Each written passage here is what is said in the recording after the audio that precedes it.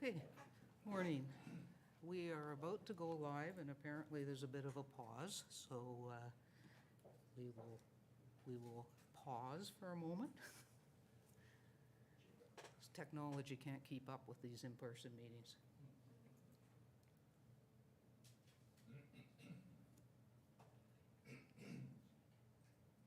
Good?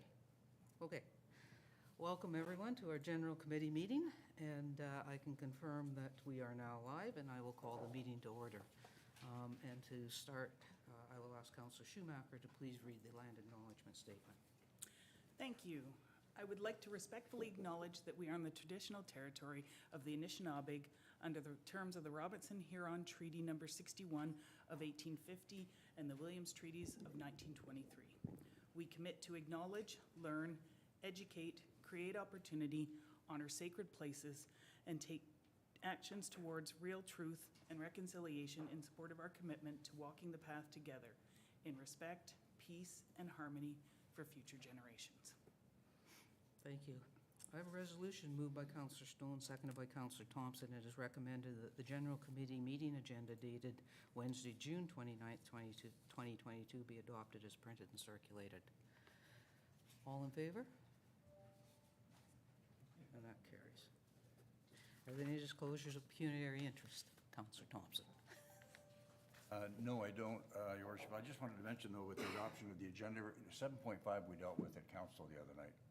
7.5 on this particular agenda, we dealt with at council on Monday. Yeah, let's check that out. 7.5.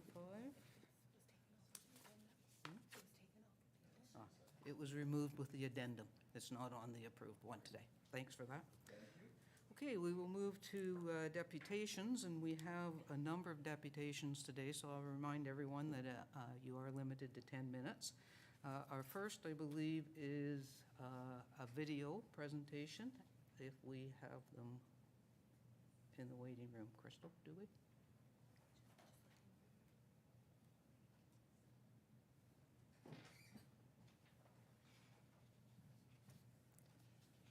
Anyways, our first deputation, if they're with us, is Jada McHugh from Kayamot, Canada. And she's not here. So we will move on to deputation number 2, which is in person, Michael Mcguire, Haynes Road Traffic Concerns. If you'll come down to the table.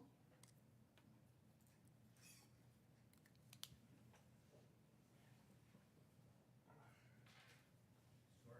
That's okay. I'm having a hip replaced next week. No rush.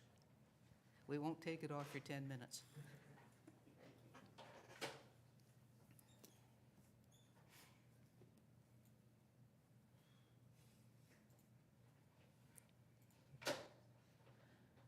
I'll just ask you to turn the mic on in front of you there, just by pressing hard on the button.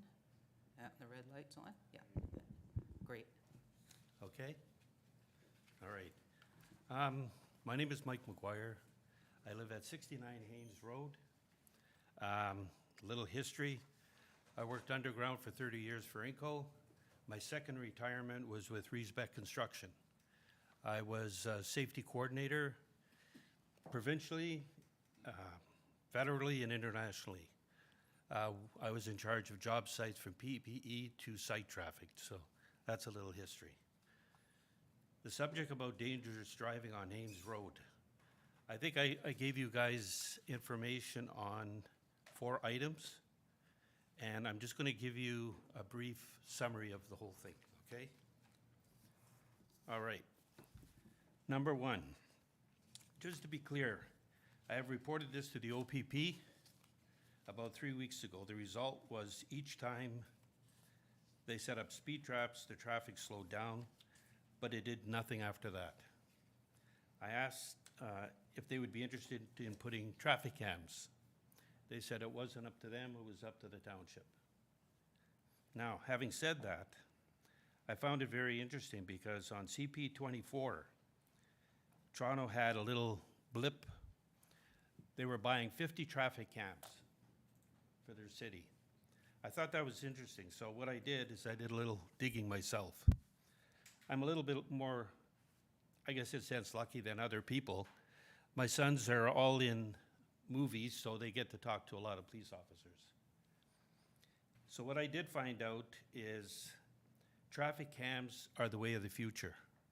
For them to put 50 traffic cams in Toronto has a huge effect, and in fact, it has dropped. A big single most deterrent of speeding, as well as helping in neighborhood watches.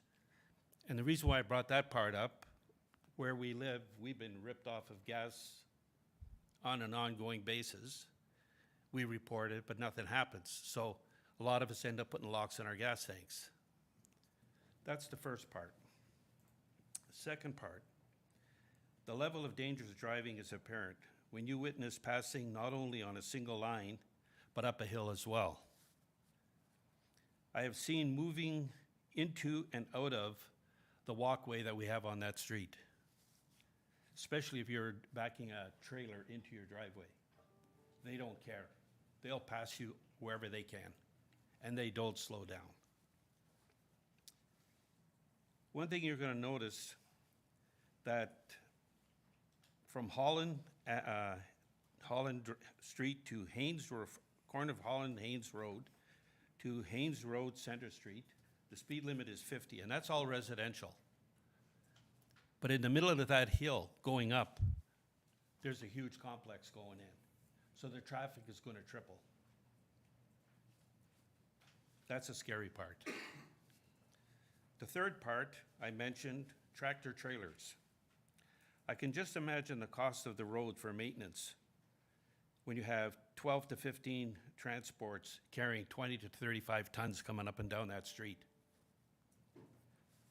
And the worst part about it, what happens when it snows?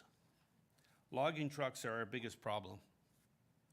But when I'm snow blowing my driveway, to watch these guys come down the hill, whether it's a tractor trailer full of logs or even a dump truck, when they come down that hill, they're coming. And the inertia of them coming down the hill with that much weight, they can't stop. They can't even swerve. And they fishtail half the time they do it. Going up the hill is the other part. You can hear them screaming all the way up there trying to get up the hill. When Howland Road is right there, they just go around. I don't understand it. They don't have to go up that hill. That's all residential. And then having to listen to them use their engine brakes coming down. Like it's getting out of control. I think the biggest thing I notice is when I talk about tractor trailers, it's scary. Just imagine in the snow, them coming down the hill, children are being picked up in a bus, trying to cross the road, whatever you have. They don't have a chance. They will not have a chance. And the fourth one is about families. My wife and I really like this town. We moved here 2 years ago. It's the best place we've ever lived. We got neighbors moving in too. But some of the neighbors have come up to me in shock at the way that people drive. I could go on and on and on about this, and I'm not going to waste your time. But I'm going to be honest with you. I've taken pictures. I know the make, the model, the license plate of every vehicle that raced up and down that street. And it's scary. The times we have, I'd say from 5:30 in the morning to 7:30, it's a racing strip. And they go. See, we were lucky. Before they fixed the tracks on that road, we were lucky because they had to slow down there or take out their mufflers. But once they crossed that road and hit that traffic and went over the top of those tracks, hell bent for leather. My neighbor lives next to me, an elderly lady. Her and I were backing out of the driveway at the same time, so I gave her the courtesy of going ahead. But looking over top to the end of the street, I see a light coming around the corner. And I thought, well, she's got lots of time. Now that's roughly 2,000 feet away. She was 150 feet at the bottom of the hill, and that car went by her so fast that I was shocked. We got high performance Mustangs, Audis, you name them. They go through there like you would not believe.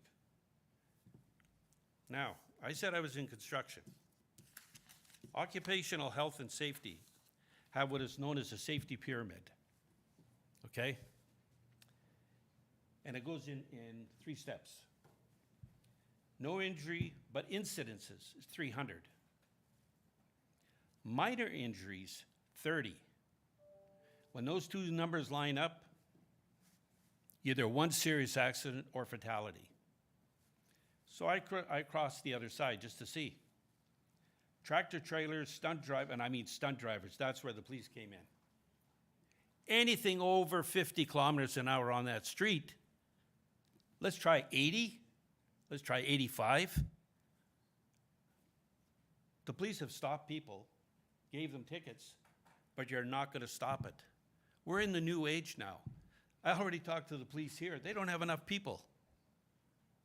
Cameras is the way to go. You put in a camera, you get everything. Plus you make money on the damn thing.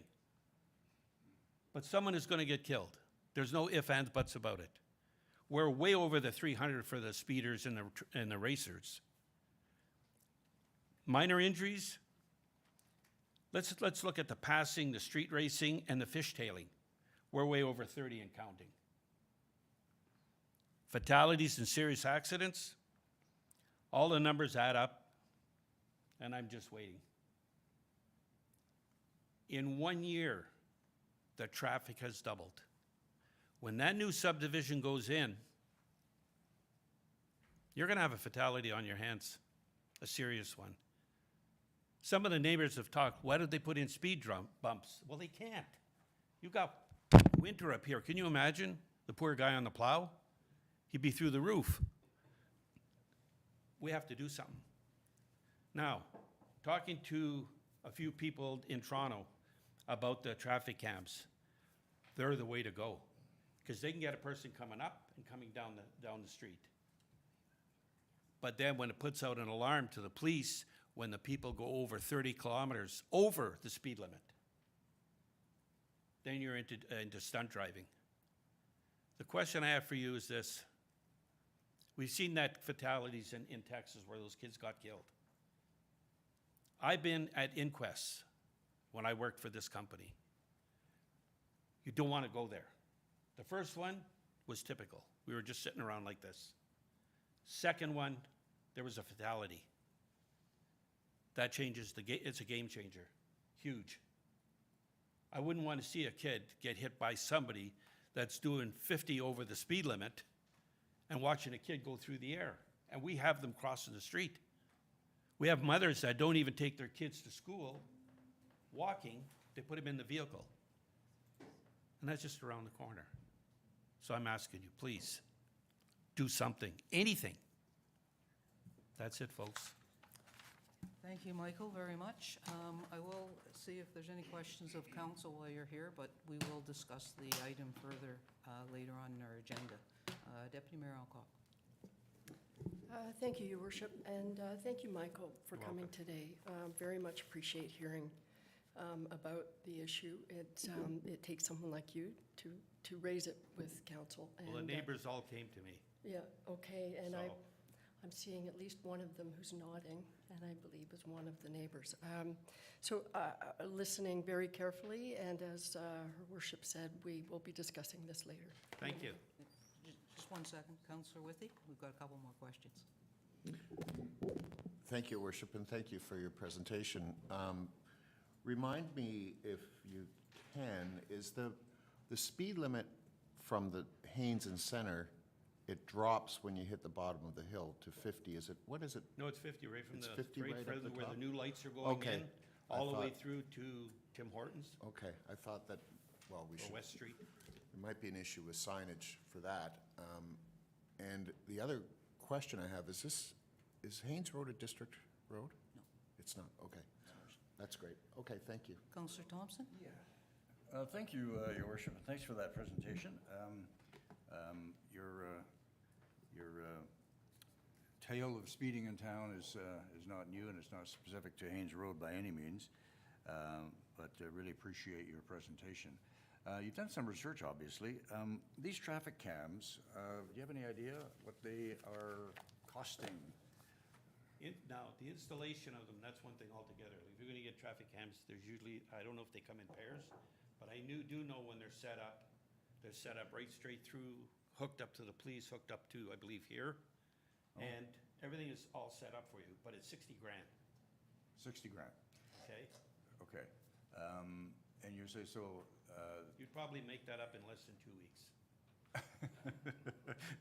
probably would, so, but you say these are connected then to the authorities and so on and so forth? Yes, So they right would- away, They yeah. would be aware? Yeah. And so these things take pictures then of the It takes vehicle? pictures, not only registers the speed, you'll see a lot of them in school zones. Right,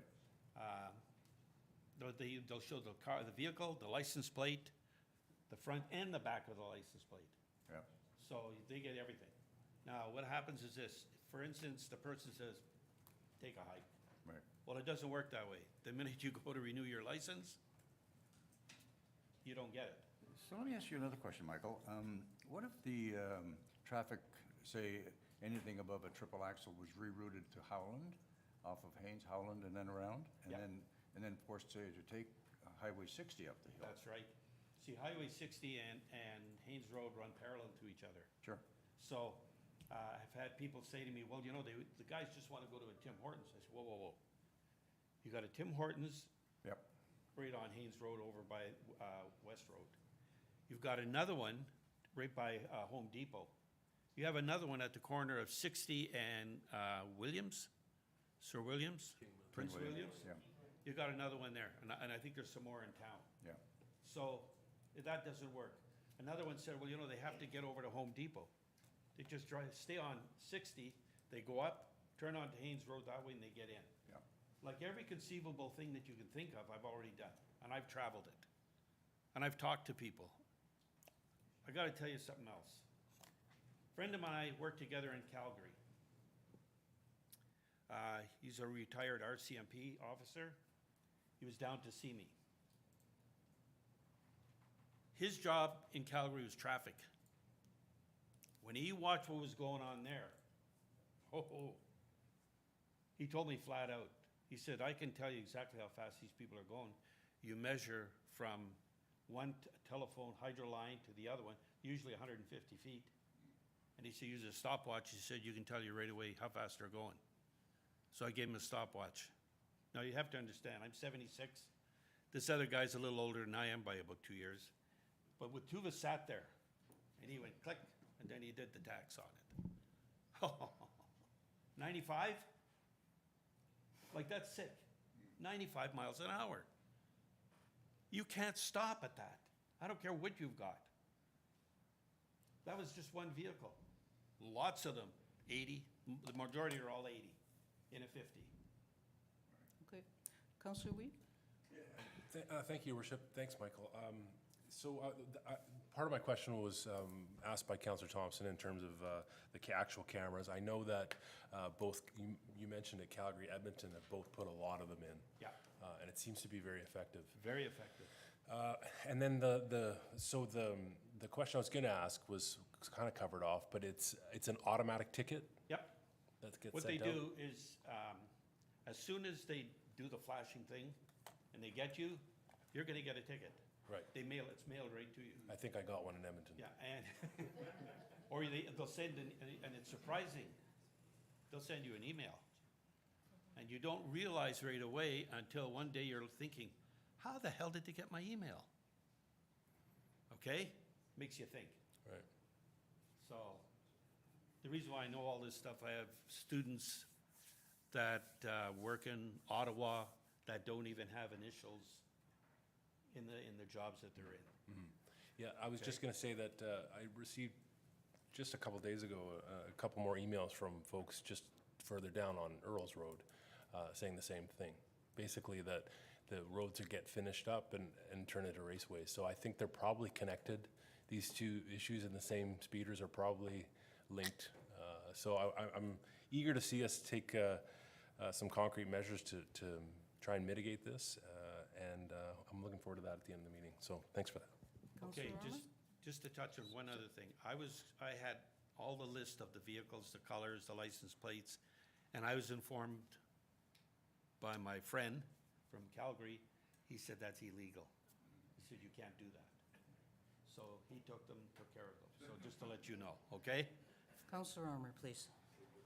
Thank you, Your Worship. Just a quick one. I know with Haynes, Bowman's Fuel there, they probably the reason why a lot of transports come down through there, right, to refuel. Yeah, their but they vehicles and fuel, stuff like that. they can fuel right before they hit Oh, yeah, Howland they can Road. come in the other way, for sure. That's right. I'm just wondering, you think one of those electronic speed signs would be efficient down there at all? That would people recognize what speed actually people are I going? would say and slow yes, them down? if you were trying to back in a driveway.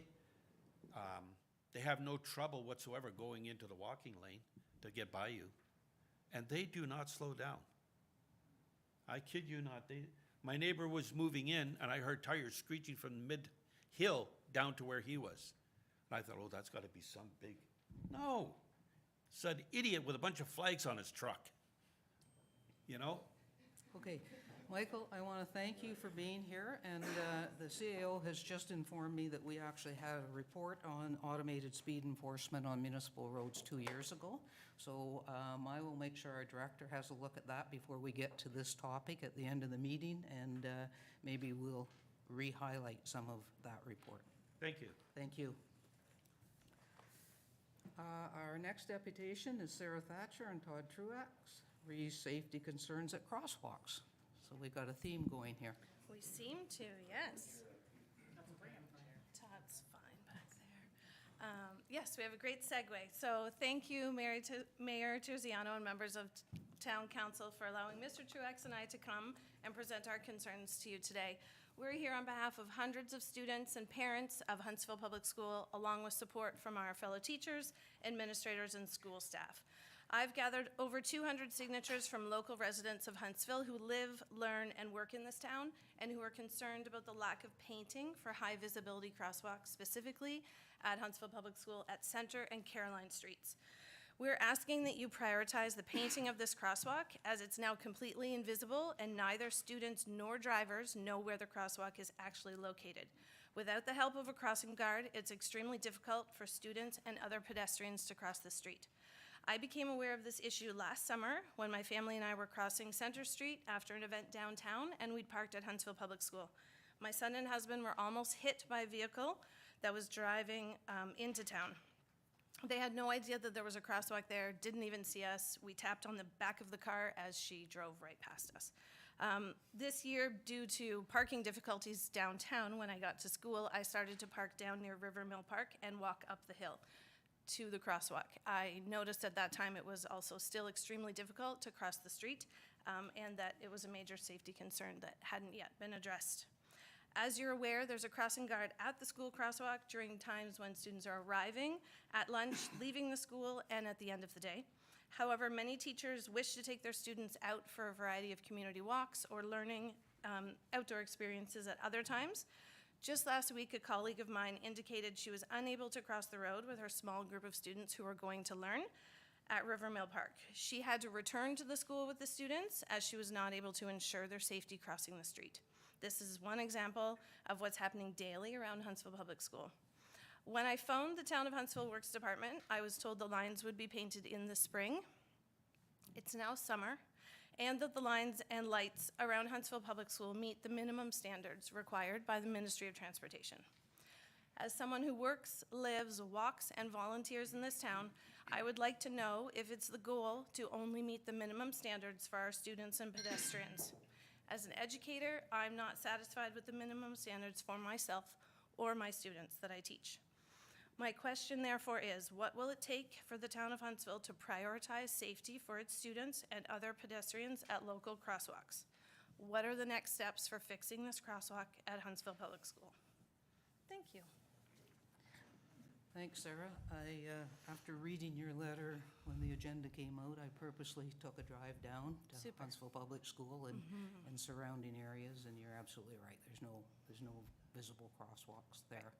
And I'm sure there's a good reason, and I'm sure we're going to hear it when we get to it, but I think I can speak safely for council. You're going to see those crosswalks get painted in a hurry. Amazing.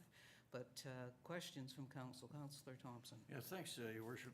Sarah, we chatted just before the meeting, and you mentioned not only Huntsville Public, but you felt this was a similar situation in different public schools and schools we have around. So, First of all, my concern is with Huntsville Public School, because that's where I work, and where my child goes to school, but also Huntsville High School, which that's a district road, so Brunel is a little bit different. But I think it would be imperative for council to look at every school, possibly on an annual or semi-annual basis, maybe in August, to determine whether the lines, like, winter's different, right? Things change, paint doesn't stand up the way that it should. I really think that there should be consideration every August prior to school starting to ensure that those are optimum, that the best paint has been used, and if not, then we rectify it prior to school starting. My mind works in a school calendar. Today is our last day of school, so the crosswalk hasn't been painted prior to the end of school, and so by September, it has to be prioritized. It can't be a next spring type thing after another winter. So that would be my first concern, Huntsville Public School, but then taking a look at the rest of the schools in our community for sure. Follow-up? Yeah, thanks. So maybe the challenge we have with painting nowadays, of course, is the type of paint that we have to use, right? We can't use oil-based anymore, so we have to use water-based. So maybe what we should be looking at as Public Works is maybe applications twice a year, maybe in, as you say, in August, which is timely for sure, and then again, maybe springtime, whenever. Yep. Okay, thanks. Thank you. Councillor Withy? Thank you, Worship, and thank you for your presentation, Sarah.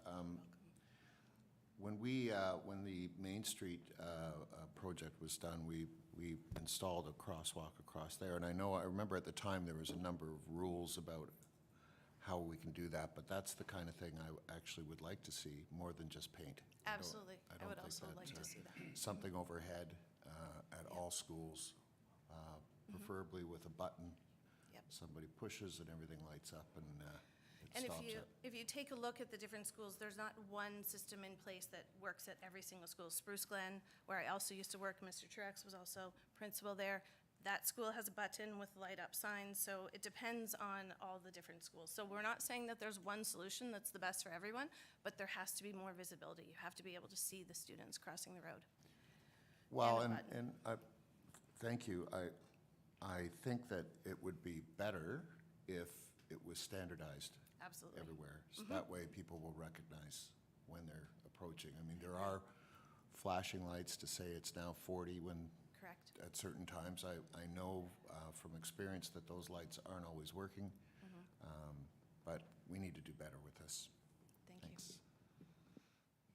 Okay, Councillor Schumacher? Thank you, through you, Your Worship. I mean, I know that there were some issues. We were trying to do 2 crosswalks actually on Main Street, and there is some issue around how far, like how close they can be through AODA standards. But how well is it signed as well coming up It is that not road? well signed. It is not well signed. So So- that's another issue that I have, is that not only is the painting there, because sometimes drivers aren't looking down, there needs to be some sort of either, side, even flashing light on the side ones. You can do something like that, upcoming crosswalk. I'd like to see maybe something better signage, at least to start with. Absolutely. Okay, as I said, Sarah, we will be dealing with this towards the end of our agenda, and Amazing. Thank you for your time. thanks for coming and raising it. Okay, our last in-person, we will do Jesse Hamilton for the Municipal Accommodation Tax Association.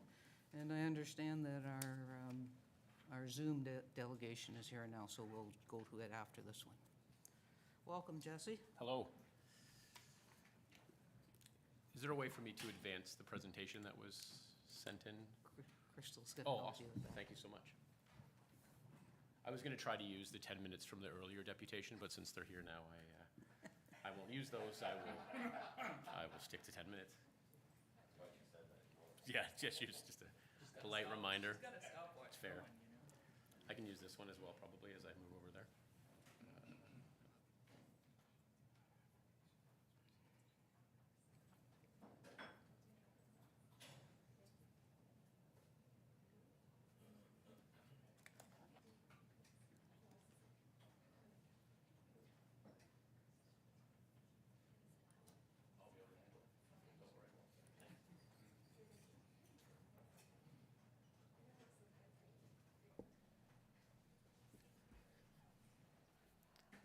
Okay, I'll get started.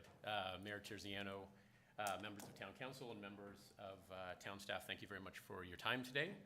I'm here to provide an update on the Huntsville Municipal Accommodation Tax Association. If it sounds at all like I'm bragging, that means I'm doing a good job today. So please bear with me. Just really quickly, I want to remind us of the last few years. When this organization kicked off almost 3 years ago, we had sort of two initial plans. The first was to create an initial framework that allowed us to get money into market and making a difference quickly. And the second one was to put together a strategic plan for the organization.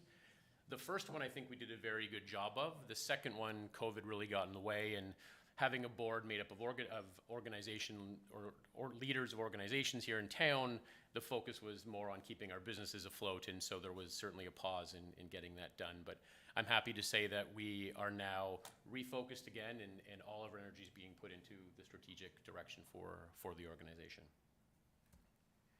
And a little bit on that, we expect to be able to have that strategic plan in front of us in sort of late summer. And so far, we're working with Floor 13 on putting together that strategic plan. And one of the things that they've said and that I've noticed that I think is worth sharing is that the engagement from members of our community is huge. And that means that the work that they're doing is going to be more impactful. And so I think that's definitely worth celebrating. That strategic plan will be pretty overarching, looking at setting sort of the future direction for HMATA, and I expect that the initial discussions that we had about a framework will be changing when that plan is in front of us. And a survey just went out today, so if it hasn't hit your inboxes, please take a look for it and complete it and send it along to anybody else that might have some input to share with us. Just quickly on the screen, some past funded projects. Most of those you've already heard about. I do want to point out the voucher campaigns that we initially did with the RTO and that we are doing now on our own. There's been 4 of those in total, and I think one of the most important parts of that project is to understand the impact that they have here in town and not just as a way to get overnight visitors to town. So the RTO traditionally uses a multiplier of 5 times the voucher value. And so I'd say roughly those programs have probably put somewhere between $25,000 and $30,000 in vouchers into the town of Huntsville. So a guest arrives, they're given vouchers to spend in any number of businesses in the town. And so you multiply that by 5 and you know we've got the financial or economic impact is quite big to the town. And in another slide, you'll see that we have done one of those on our own. It was this spring. We found that hotels are actually very, very busy, so it had less of an impact in driving overnight stays. But we refocused on expanding the number of businesses and communicating with the businesses that could be involved. And I'm happy to say that the number of other businesses doubled from the past RTO program. So that's definitely something worth celebrating as well. Eclipse Walk with Light, something I imagine everybody in the room has gone to take a look at, and something that HMATA is quite proud of, and probably the biggest thing to come out of the work that we did around the pandemic. We did work on things we thought would help, and then we couldn't do them, or we funded other projects and they were stalled out. So I think, first of all, thanks to the town for your financial participation and the energy that you put into that program. I hope you feel the same way that I do about it being at Heritage Place. What a cool way to have that asset celebrated in the winter as well. And I think doing it there turned out to be even better than we had imagined. And I think some stats here you'll find interesting. 34% of those who went were from Huntsville. 12 or 11% from other places in Muskoka, which is always nice to highlight what Huntsville has. And then just over 50% of them were from outside of Muskoka. So I would say that tells the exact story we wanted Eclipse with Light to tell, which was there as much for the local population as it was for visitors to Huntsville. Just a quick snapshot of community partnerships, the work that we've done with the Chamber, obviously, the BIA, Huntsville Festival of the Arts, and also with Discover Muskoka. I do want to point out on that list, we've actually increased the funding to the BIA from $20,000 a year to $50,000 a year. That was a result of a deputation that the BIA did to our board just last week. They did a fantastic job of it, so that funding will be increasing to $50,000 a year. The Discover Muskoka campaign is an interesting one. They've brought to us an opportunity to partner with them, but also with Destination Ontario for a campaign opportunity that Destination Ontario is putting in market. So Huntsville will really, really stand out in that campaign as well. Just additional community support worth mentioning. Obviously, we've continued with the funding of Ironman, and also put some money towards Muskoka Hornets and the Knights of Columbus hockey tournament. So, you know, continuing to find those opportunities for community support. And now that things are getting back to normal, and once our strategic plan is in place, there will be much more opportunities and clear communication to other organizations in town that might turn to us to support their initiatives as well.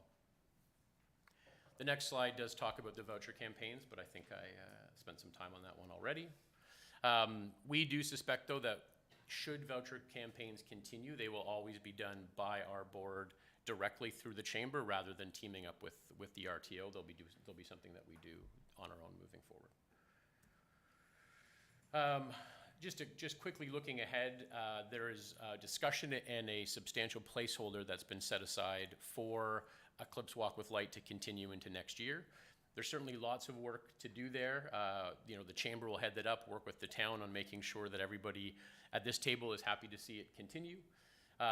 Also making sure that we're applying for Celebrate grants to make sure that we can sort of amplify the money that we're putting there. But we will sort of make sure that our strategy that comes out of the work with Floor 13 does support that, that initiative. We really do suspect that it will, but we want to make sure that we're aware of how that lines up. And I think just a quick slide that you can take a look at, highlighting our board of directors, and just to make mention that we will be replacing Scott Dowdy, who has stepped down from the board during a Halabra meeting, which is upcoming next month as well. So thanks for the opportunity to provide you an update today. If there's any questions I can answer, I'd be happy to do so. Thanks, Jesse. I think there's questions. I can see Councillor Stone's mic. A comment more than anything. So when we approved the first opportunity to collect the accommodation tax monies, I said then that it was a game changer, as did the mayor at the time, and you're proving it, and it's well on its way. It's still in its infancy, as I'm sure you'd agree, but the potential is gigantic. This is a game changer for Huntsville, so thanks for the good works. Specifically, thank you for the monies for the voucher program for the BIA and the other businesses in the chamber, of course, because that really made a difference to the businesses through the pandemic. So keep up the good work. I look forward to all the new things you're going to come up with. Great, Councillor Stone, thank you very much for saying so. Councillor Thompson. Thank you, Your Worship. Thanks, Jesse. Looking ahead, funding for the Walk with Light Season 2. Initially, the setup was $300,000 for the setup. What kind of budget?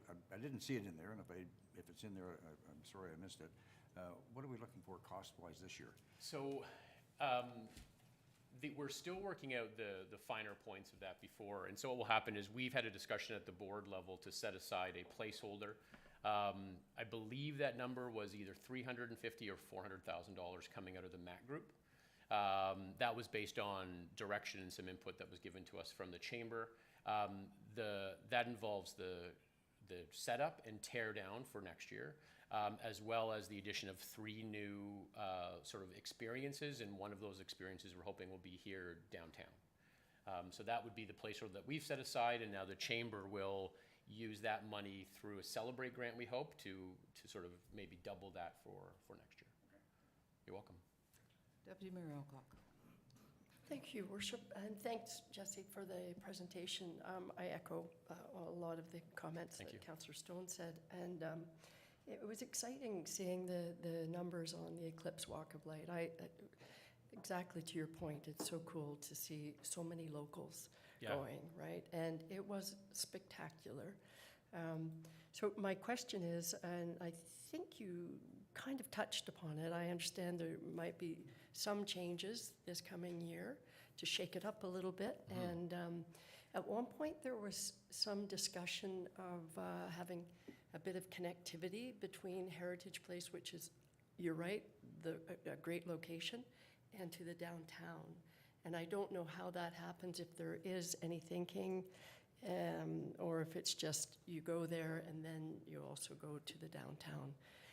Maybe it's entirely impractical, and so I'm throwing it out there and hoping that you might have an answer. Yeah, I don't know how that happens specifically, but I know that it's on the list of it's on the wish list of something that the chamber will be working with sort of all of those that were involved, the experts, the lighting experts, et cetera, to figure out how that happens. So it's definitely on everyone's mind. I think the feature in town, the next feature in town, is meant to sort of extend it that way for sure.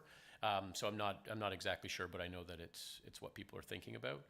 And I think the comment about our local population being able to visit it, that was one of the, not longest discussions, but one of the points of that program that we were most careful with was the pricing of it. And that's not to say that if the price was higher, that people from Huntsville wouldn't be willing to pay it. I'm sure that they absolutely would be, but it just made it so much more accessible. And we saw, just through the chamber's feedback to us, families that went time and time again. There are things like it. I don't think there are places in Ontario that are doing it quite as special as we are with Heritage Place as the backdrop. But they're charging an arm and a leg and sort of ignoring the fact that there's funding there to make it more accessible. And I think that's part of the program that I hope will definitely stick around. You're welcome. Councillor Schumacher. Thank you, through you, Your Worship, to Jesse. But I also think what the great asset of the Walk with Light did bring was showcasing some of the other things within Huntsville. So you had the goat walk, you had the snowshoes, you had snow yoga, you had like canvas and beaver tails up there doing things. So then it reminded everybody that there's other opportunities for them to maybe do the goat walk themselves another day and be able to spread out throughout. So I think you did kind of touch on that, and we're able to, and hopefully that's another area that can increase to create some of those other opportunities for people, and then they know about these other things that are going on. Absolutely. I think, and that all of that came out of the sort of hard work of the chamber. I mean, that's where all of those relationships exist. The MAC group said we should do a light thing, and sort of Kelly and her team working with the town took it from there. I mean, live music's another great example of that, and that is certainly on the docket to continue. And that's something about our light experience that doesn't exist elsewhere, was that sort of it not being the only experience, that you could enjoy other things sort of under those lights that were there. So I'm glad you pointed it out, because that was a really wonderful part of it. Councillor Fitzgerald. Thank you, Worship. Thanks, Jesse, for the presentation. Keep up the good work. Thank you. I like what I see, and the future only has more opportunities for us, so Agree. great job. Thanks so much.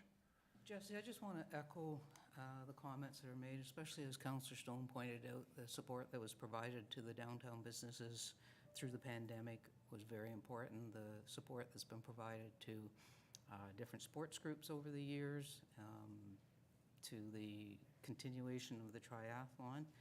And you know what, I think we need to acknowledge that the board itself are all volunteers. They all have busy lives and businesses. And so thank you very much to them for putting the work in that they do. And as you mentioned, the chamber's support is pretty amazing, because they do events best. I am going to ask our staff to reach out to Kelly, who's the executive director of HMATA, and get something before this council in July so that we can approve the use of our facilities going forward. We don't meet in August this year, so I don't want it left till the fall and everybody be scrambling. So we'll get our staff to reach out to Kelly and get that process happening in July. That would be great. Thank you for doing that. I'm sure she'll be very eager to get there too. And thanks for mentioning the board. I do want to mention sort of the passion that group has to make everything that we do about the town of Huntsville. And we're certainly passionate about sharing Huntsville with other people, but at the same time, we want to make sure that we can have an impact locally as well. And I think that's the focus of the board. And I do want to thank the chamber, the BIA as well, the town, sort of everybody coming together, having great ideas and putting this money to work. It's like Bob said at the beginning, it's only going to grow from here. So thank you very much. Okay, thanks. Enjoy your Have a day. great day. Thank you. And council, as I said, our first deputation is here now, and sorry to have kept them waiting, but are they ready to roll? We have Jada McCoo, I hope on Zoom. Let's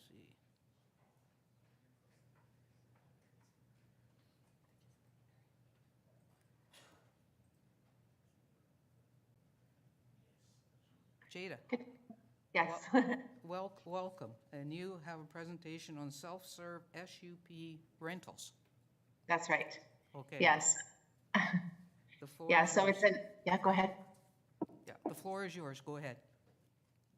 Okay, thank you.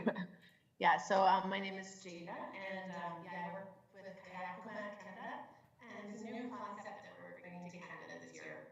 So it's been a little bit of a challenge getting the equipment here with the supply chain issues, and also helping people to understand the concept because it is so new. To think of having a rental kiosk that is unmanned and that people will be able to serve themselves. It's very much like the e-bikes and the bicycle rentals that you see so often in different places in towns and cities. So it's not such a new concept for people, kind of like a vending machine. But the fact that it's an activity like kayak and stand-up is definitely different. So we looked to Sweden where it was piloted to see how it's going there this year, last year, and this year, and previous year, since they've piloted it there. But it's going very well. People they did over 6,000 rentals last year with no problems, no safety problems to people. So I'm just going to share the screen with some pictures that hopefully you can see. And excellent. So I was just going to show you this picture first here, that you can see how it is, the concept of it, that it's a pretty small footprint. It's easy to disassemble if it can't stay on a piece of property during the winter or off season. It doesn't require electricity or water. So the locks are smart locks. Actually, it's what I'm working on this morning. We're getting all the locks set up for one of the locations here. And they work pretty cool. They're all pre-programmed with different codes so that when somebody rents one, it works for them, regardless of how long they rented it for. It only works for that time as well. And the person rents online. They also review all of the safety equipment that they need to, an end-user license agreement waiver that meets Canadian requirements so that they release the operator from liability, you, the town, from liability, and us as a distributor. And there's also videos that they can watch, tutorials. Also, the person that's renting is given all of the safety equipment that they need that meets the Canadian Coast Guard's requirements as well. And they're told that if anything's missing, they can contact the operator. So nobody would go out without the proper equipment. The operator is always on call and available, as well as a support team. So that's kind of how it works. And you can see how it sits. It's pretty simple. It's really just basically a glorified kayak rack. But it's we really like it because it's a really environmental, eco-friendly concept. There's so many issues now with invasive species in different waters, like in the national parks. You can't take a kayak or a stand-up from one body of water to another. You have to wait 24 to 48 hours.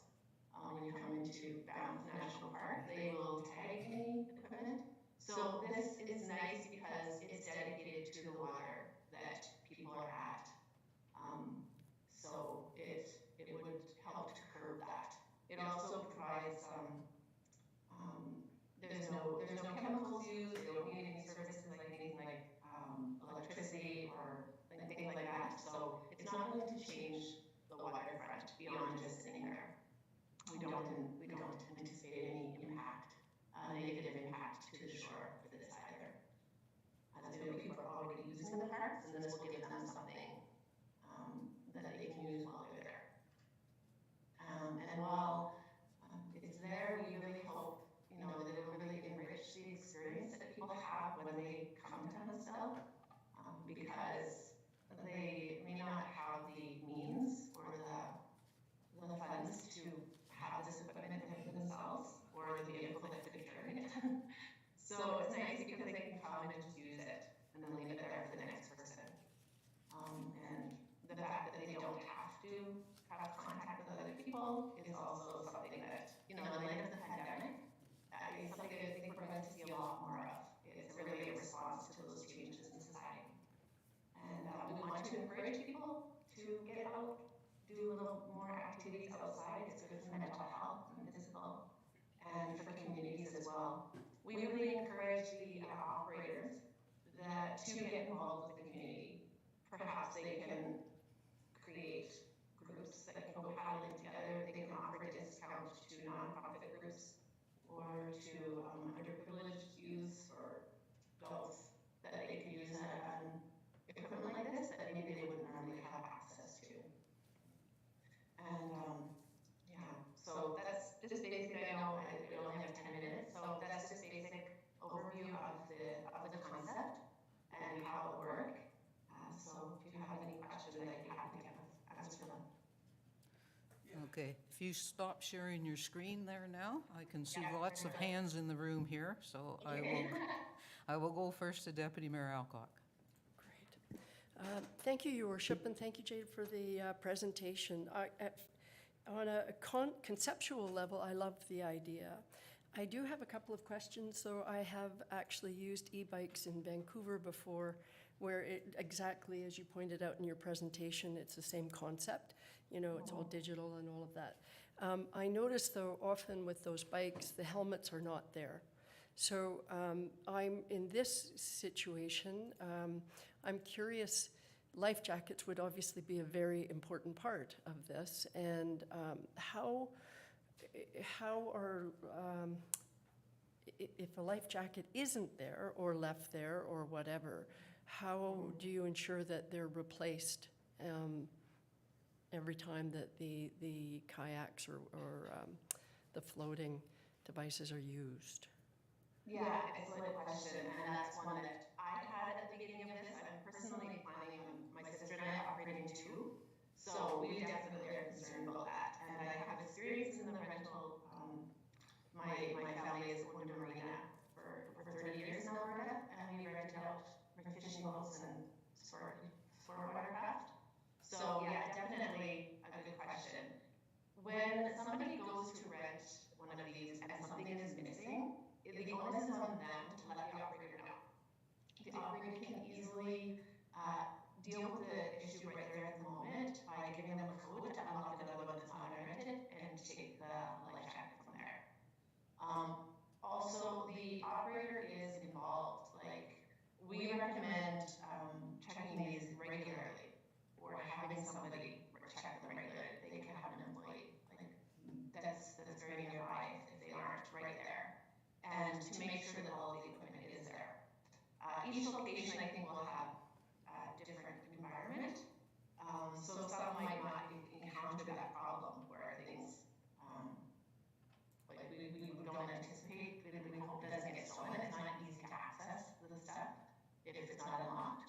But it is something that we definitely have to monitor, and the operator needs to make sure that everything is there. So they will be checking it regularly, and then we'll have the people checking back. Follow-up? Very quick, thank you for that. So it is incumbent upon the operator to ensure, and that would, I'm assuming in a busy season, be on a daily basis.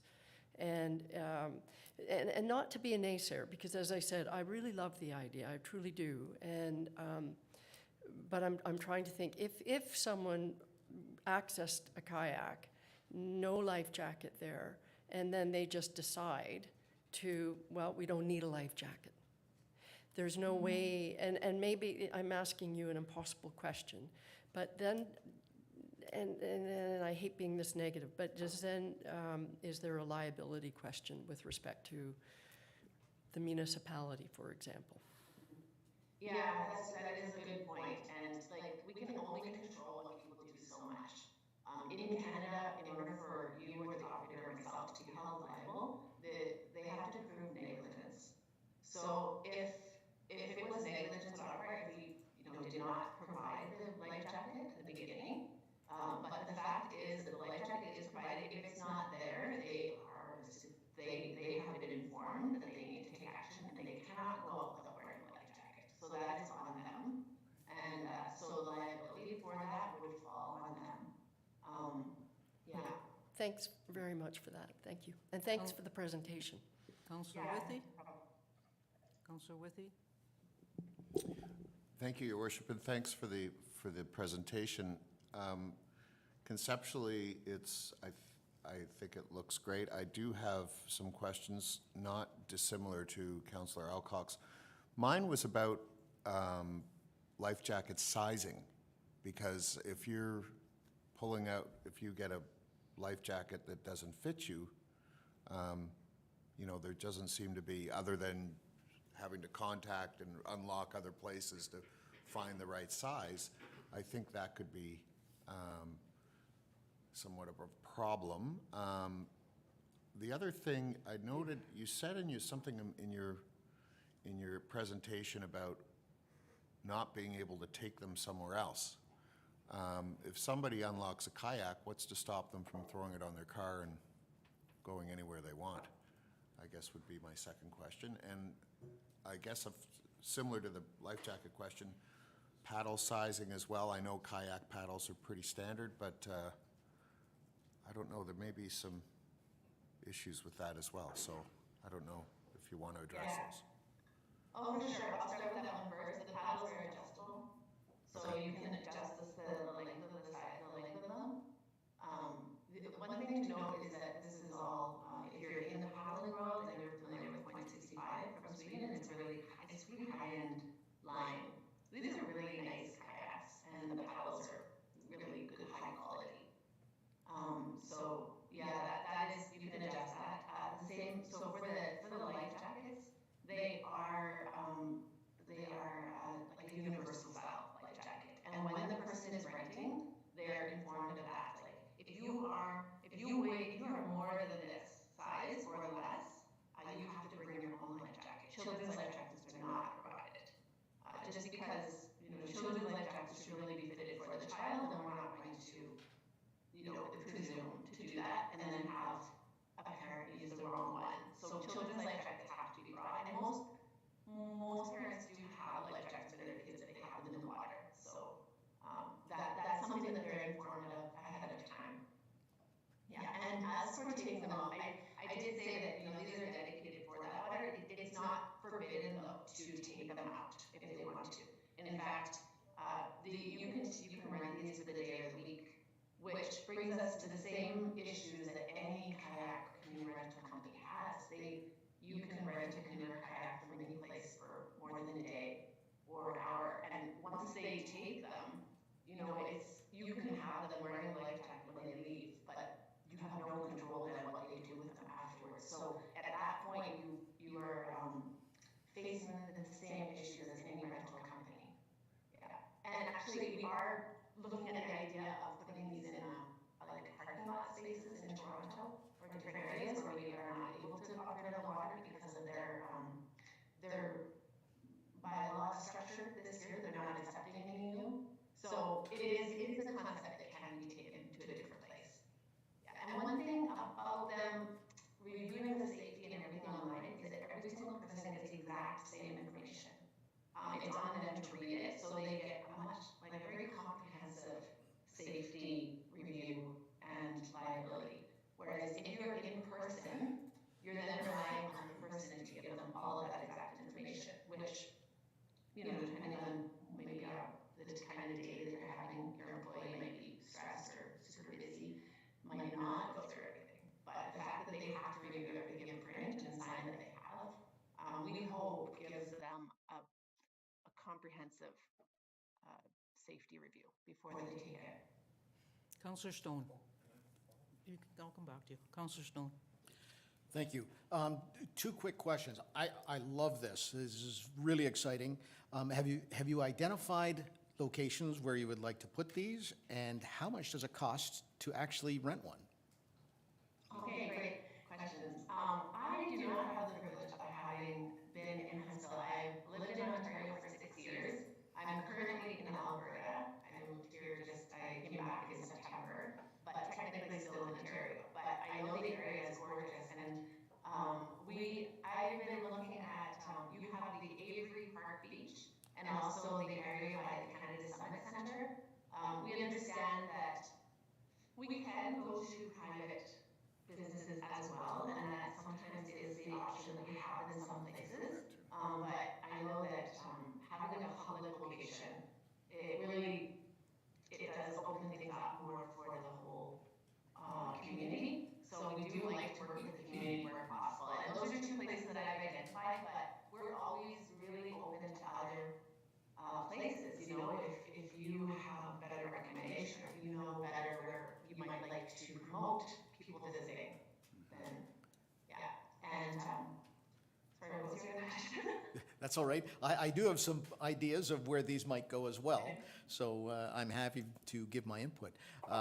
The price to rent. Oh, yeah.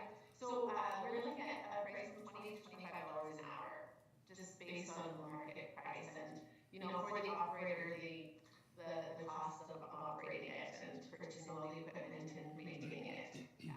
And Wonderful. for the kayaks, we do recommend a minimum of 2-hour rent, just because if anybody's kayak, you know, and especially if somebody's not really experienced, it takes a while to get used to it. And, you know, we want people to have a really good quality experience. Wonderful, thanks. Yeah, thank you. Councillor Thompson. Yes, thank you, Your Worship. Thanks, Jada. A couple of questions. The unit itself is not that large, like we're looking at about 600 square feet. But all in all, how much territory or how much room do you require to operate this? Second thing, you did mention that you would partner with a private enterprise, and I see merit in that in the sense that we already have a facility in town or a business in town that does rent out like paddle boats, and this might fit in very nicely with what they're doing. So, and that's an option that's open to you, you're saying? Yeah, absolutely. Yeah. Yeah, that's open to us. Yeah, like, and the thing is that we had been approached by a local operator. So if that person doesn't pursue it or decides to wait, then we would, you know, once our attention has been drawn to it, like that's such an awesome location in Huntsville, that we might, you know, say, okay, maybe we don't have an operator right now, but maybe one of the local businesses would like to do something like this. Yeah. Yeah, I'm just thinking it would give you a lot more control, you know, from an operational standpoint as well, if you had a private enterprise, you know, being there on site, and then allaying some of the concerns that other councillors have mentioned with regards to life jackets and sizing and that kind of thing as well. So, okay. And how much overall, Jada, how much overall space? I said the unit's about 600 square feet. How much overall space would you require? Yeah, it's like 3.5 by 2.5 meters, and so it's really quite small. And like the front is pretty straight, and out the back, the longer kayaks will stick out about 3 or 4 feet. So beyond that, we don't really require any other space. Like I've seen that in some places where there's an angle on the shoreline, some operators will build a little platform so that it can sit on it flat, or put a little docking or entryway ramp if it's necessary. But I think it really just needs to sit there, and people are just dragging it out. So just the access to the water is really what's most important. Thank you. Councillor Withey, one more? Yes, thank you. A concern I have with this, and I mean, conceptually, as I said, I think it's a great idea, is that kayaks can be tricky.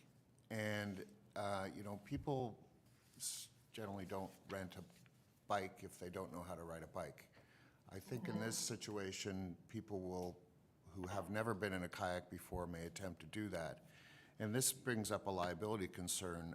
I'm in the insurance business myself, so my concern is that somebody who's never even looked at a kayak before will attempt to do this and run into issues. I know from personal experience in kayaks, they can be very tricky to get in and out of, particularly if they're paddling somewhere and they stop and try to get out on shore and things like that. So instruction is something that I think is perhaps lacking here in this concept, and that concerns me very much. I don't know if you have any comments about that, but kayaking isn't necessarily an easy thing to do from that standpoint. So. Yeah, I think it's a very valid point, and it is important then to have a docking point, like an entry point that's nice, that's not too steep or difficult to get into. Also on the app, like when somebody books, there are instructional videos that we encourage ones to watch if they're new to the sport, so that they can watch that and get a feeling for it. And they're encouraged to stay in shallow water, get used to it before they go out or explore further. Jada, And, yeah, sorry. thanks for your presentation today. We're going to deal with this at the end of the meeting, but I'm still a little bit unclear on what your actual ask is of us today. Well, I had approached the town originally to find out what the process would be to apply to be in your public spaces. What I've learned from working with different communities is that each community has a different process. So sometimes it's just filling out an application, or sometimes it's doing like this, presenting to council, or talking with your Parks and Rec department or your economic development. So my basic question was, okay, we would like to set up on your public property. What do we do to get that kind of approval? Okay, and we will discuss that later on. And I guess just further to that, summer here in Huntsville started about a week ago, and it's a short season. So how quickly were you hoping to be set up and running if we were to approve it? Well, it's true, and I know that it took a while for me to get to this point with your community.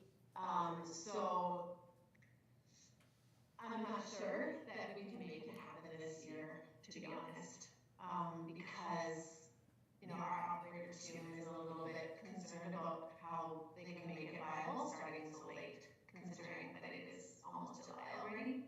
I mean, if you guys had a place and said, let's go, maybe we could get it going, by the mid-July, and it would at least give us an idea of how things are going.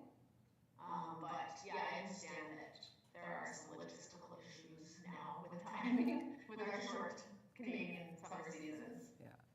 Okay, that's good. So we have our discussion. We'll keep all of that in mind. But should it be something that we were interested in and it didn't end up happening until 2023, you still have that interest as well? Absolutely. Yeah. Okay, perfect. Thanks so much for being here. Have a good day. Thank you very much for the time and all the great questions and interest. I appreciate it. Bye-bye. Bye. Council, we're going to go into the corporate services portion in a moment, and I'm going to suggest a quick break because we do have a long portion. It makes the most sense to take it now.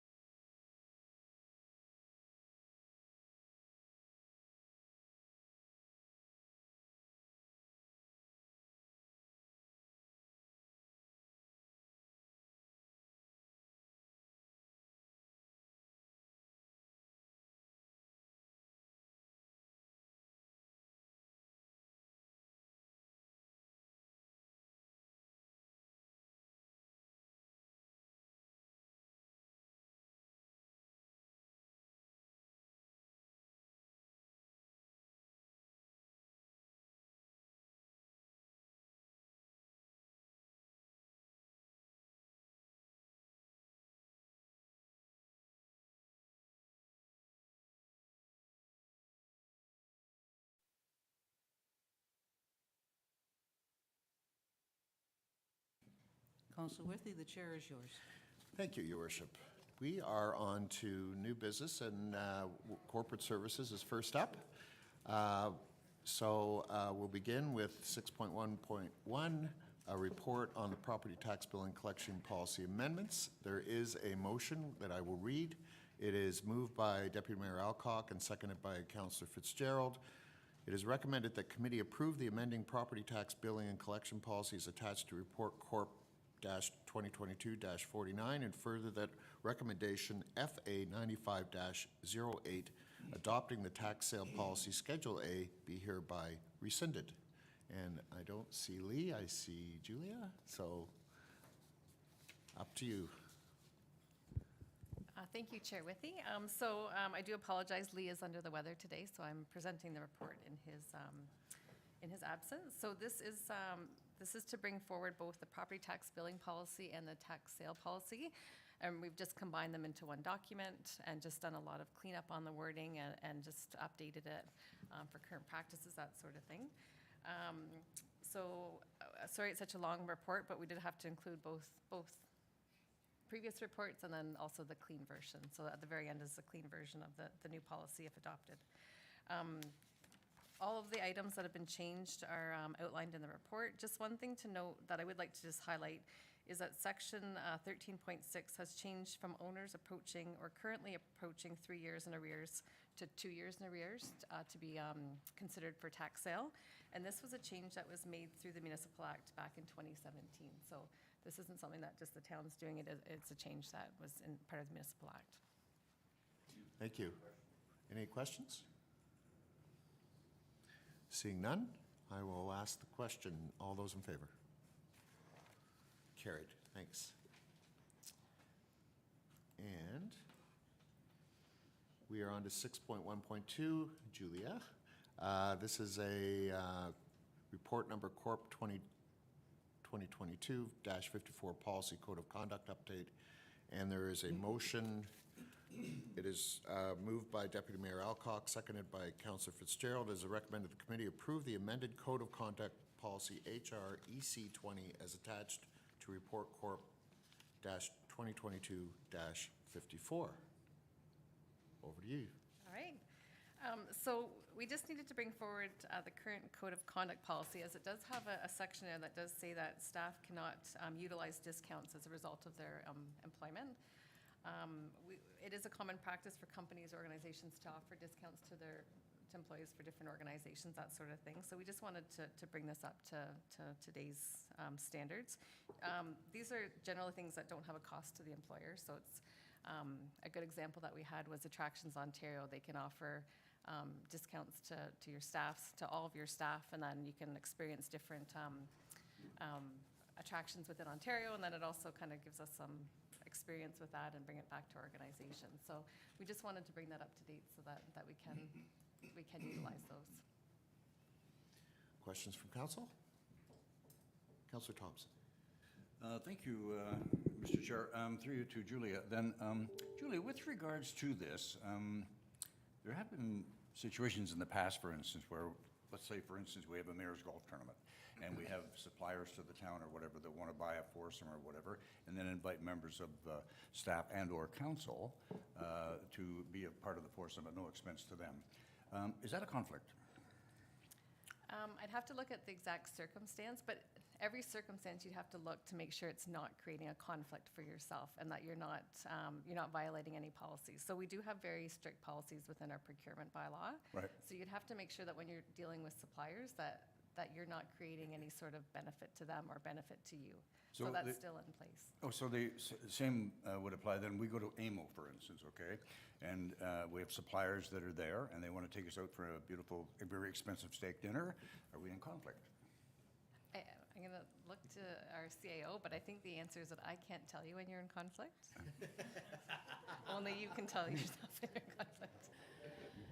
Through you, Madam Chair, I would have to agree, and I might actually defer it to the clerk. We're just passing the ball here, but typically a conflict would be something declared by yourself. We certainly could get clarification. I believe through our integrity commissioner perhaps might be able to assist us, but I will have the clerk follow up on that, and she can get back to you if she's able to provide a response. Thank you. And the third question I have, Mr. Chair, is are councillors considered employees? Anybody? Oh, I'll defer this over to our CAO, but the question is, are councillors considered employees? And I do actually believe that this is just for employees, that councillors have a separate code of conduct policy. So through you, Madam Chair, I can confirm that counselors are not considered employees. No. Oh, I'm sorry, Mr. Chairman. My sincere apologies. I was confused on where it was. So, Mr. Chairman, through you, no, the counselors are not considered employees. Thank you. Sorry, sir. Yes, Julia. Just to add to that too, there is the municipal conflict of interest, and council members would fall under that policy. Further questions? Seeing none, I will call the question. All in favor? That's carried. Thank you. 6.1.3, Corp 2022-55, Better Homes Huntsville, number 1. This is a long motion. It is moved by Deputy Mayor Alcock, seconded by Councillor Armour. The committee approves staff to advance the Federation of Canadian Municipalities Community Energy Financing Program application, and further that committee approve providing 20% of total program costs as recoverable debt, and districts and direct staff to include the related funding for the Better Homes Huntsville program in the 2023 draft budget for consideration, and further that the treasurer be delegated the authority to sign applications for the Federation of Canadian Municipalities Community Energy Financing Program, and further that a local improvement charge bylaw authorizing the undertaking of energy efficiency and water conservation works on private residential property as local improvements under the Better Homes Huntsville program be presented to council for consideration if the FCM capital grants and application is successful. And further that staff be directed to report back to General Committee following notification from FCM on the town's funding application and the final program details, including the results of additional stakeholder consultation and a recommendation regarding the implementation of the Better Homes Huntsville program. And further that committee directs staff to continue to work with Better Homes Ontario for the turnkey delivery of the Huntsville Residential Energy Retrofit Program, including the preparation of the FCM CEF application. Julia. I do apologize for that lengthy recommendation, but there, as I noted in the last meeting, there's quite a few items that that council needed to consider and then come back and make recommendations if we want to proceed with the application or not for the FCM grant. The first was the capitalization, so we do need to determine if we will provide the 20% of the program cost. We would put this, our portion of the cost towards recoverable debt. So if we were loaning that money out, then it would end up on the person's property taxes. So it's highly likely that we would always collect that money because it would be put right on their tax roll. We would recommend that we go for the full amount of the grant, which is $10 million, and that would allow us to provide the program to as many houses as we can within Huntsville. So then that would be the $2 million that we would need to put forward in our budget for our portion of that program. The other one that we talked about was the LIC for the financing mechanism, and that's to have the program done through the town for billing, so that it would go as a charge on their property tax account. So if there was a sale of the house, it would stay with that property, which makes sense because that's where the loan and the equipment is. The next is just that council does want, or committee does want us to proceed with advancing the FCM application. We just need a commitment from council. And the last one is just our program delivery model. So we have been working with Clean Air Partnership. So they were given the grant back in 2020 to go ahead with a pilot of municipalities in Ontario to develop this program and do all the background work. So we're recommending that we stay with them, and they've now become a part of a consortium called Better Homes Ontario, and that's a joint program of the Association of AMO, the Clean Air Partnership, and Heating, Refrigeration, and Air Conditioning Institute of Canada. So it is a consortium that was set up to be able for municipalities to be able to deliver these programs, because it would be impossible to deliver them on your own. So we're recommending that we continue to work with them, and they would actually be doing the application for us and then doing the whole modeling for us and service delivery. Great, thanks. Questions from council? Deputy Mayor Alcock. Thank you, Chair Withy. And I just wanted to say thank you, Julia. I absolutely support this. I think it makes all the sense in the world, and I'm excited by it.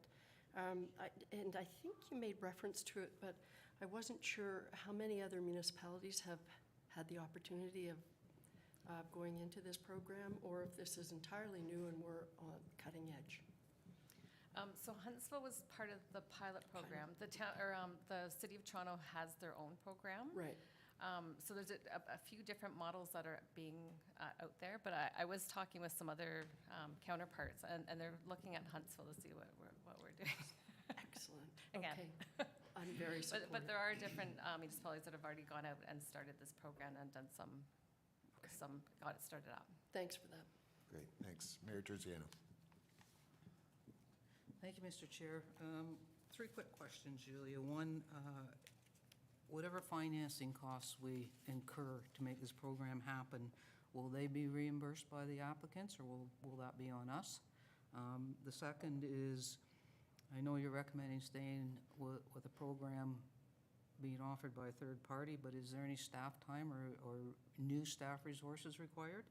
And third might be a question for a Realtor. Does putting liens on property make it hard for owners to start selling them?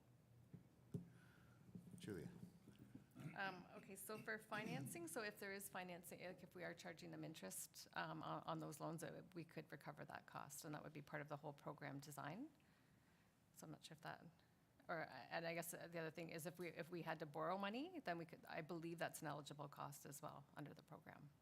So the proposal is that all of the costs would be placed on the person making the application. We wouldn't incur anything. That's the premise of the whole program. And it's Okay. also you'd want eventually the program to be self-funded, so you'd want to actually have a cost in there for administration so that you could make it self-funding. Right now, the FCM has administration as part of the grant, like it's a separate grant, so you can access that money, but it won't be there forever. So the intention is to gradually get off of that, so it's self-funded. The next one is staff time. So the purpose of the Better Homes is to have it as a turnkey solution. However, as you know, I've put in staff time on this.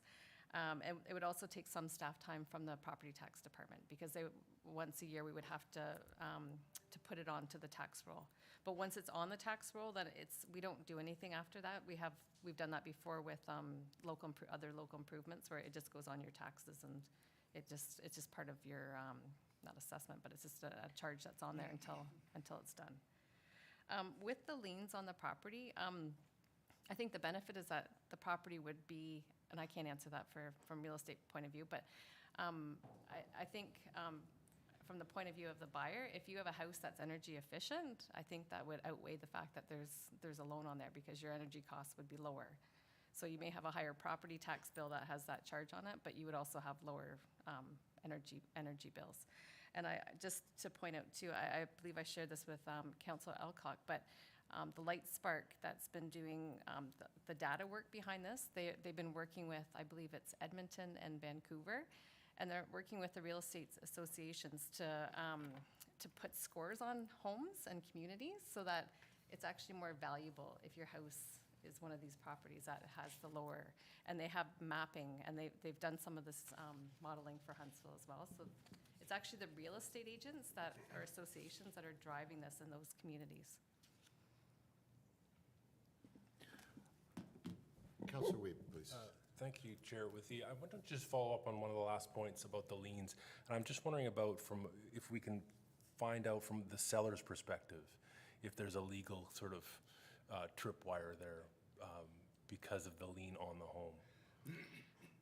That, and just a comment, and that is that most parts of Europe have already implemented similar programs, and they're seeing that the values of homes, it's really becoming worth it, and making a really real impact on how people shop for homes and et cetera. So anyway, but the first part about the selling.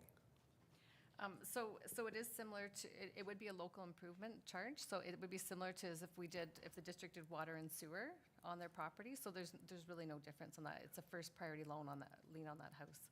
So it would be part of if we had to do a tax sale, that kind of thing, we would still be first priority on that. Councillor Armour? Thanks, Chair, with you. Just a quick one.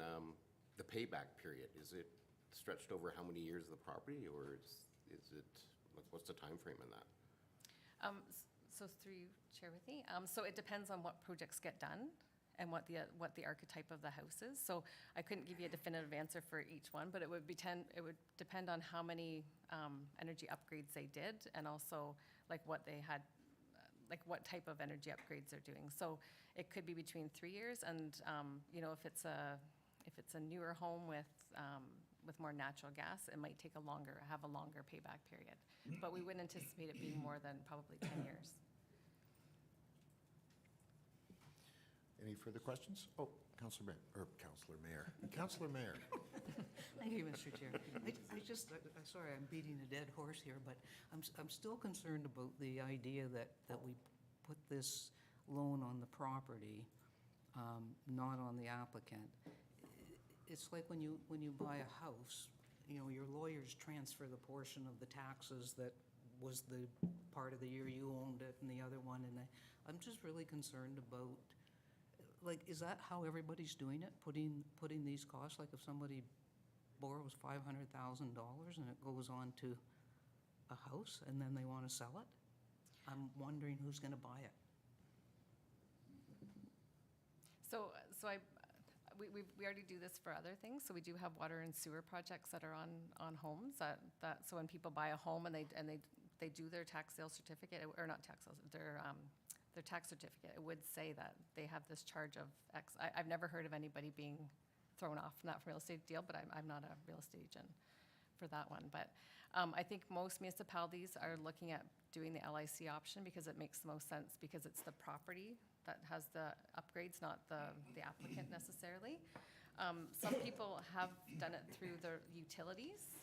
It's not a viable option for us because we have 2 utilities in town, so we would have to have a program with 2 different utilities, and that would make it very convoluted, so I wouldn't recommend going that route at all. But if some municipalities have their own utility and they've gone that route, but if the loan went into default, it would still probably go back to they probably have a mechanism to put it back on the roll of that property if they were in default. Anybody else? Okay, seeing none, I'll ask the question. All those in favor? Thank you, carried. Okay, we are on to 6.1.4, report number Corp 2022-56 development charges, credits, Rayville Developments, Woodstream. And the motion is moved by Councillor Armour, second by Councillor Fitzgerald. It is recommended the committee approve a credit for works as it relates to the outdoor recreation portion of the development charge for the units covered under Phase 2 Woodstream subdivision agreement, with the maximum credit being the lower of the outdoor recreation portion of the DC payable or the cost of the work relating to the trails and parkland. Julia. Thank you, Chair Withy. So we have had a request with regards to the development charges related to the Rayville Developments Woodstream agreement. They are proposing that they're going to build a toddler playground and multi-use pickleball and tennis court, which is in addition to what is normally required. And if I do need some help, I may have to consult our Director of Development Services. So we can give us a credit for certain works if it is something that the town desires to have, and also it doesn't exceed our current standards for service, which I don't believe it does. So we can give a credit for the portion of the development charges relating to outdoor recreation, which is the $413 on each development charge unit. Yeah, so this is just to see if council is in agreement with this, and if so, then we can give them a credit once that work is done. Questions from council? Councillor, Deputy Mayor Alcock. Thank you, Chair Withy, and thanks, Julia. A quick question. So I think it makes lots of sense if they're going ahead and they're proposing to build the pickleball courts, or is this they're thinking about it? That's the first part, and I do have a follow-up on that, if I may. You may. Do you want to wait for the answer first? I could wait for the answer. I think I'm going to let Director Maxwell answer this. Through you, Chair Withy, yes, they are proposing to construct all of the infrastructure associated with the 2 parkland blocks. That's great. So infrastructure being pickleball courts, et cetera. Yeah, I think it's multi-use courts, so that Okay. they would be pickleball, tennis, and a basketball net. That's From what brilliant. I understand. Yeah. Brilliant. So my follow-up is, and those courts will be open not just for that neighborhood, but for the public? Yes, that's correct. That's brilliant. I absolutely support this. Thank you. Councillor Stowe? Thank you. And those park facilities will be maintained by whom?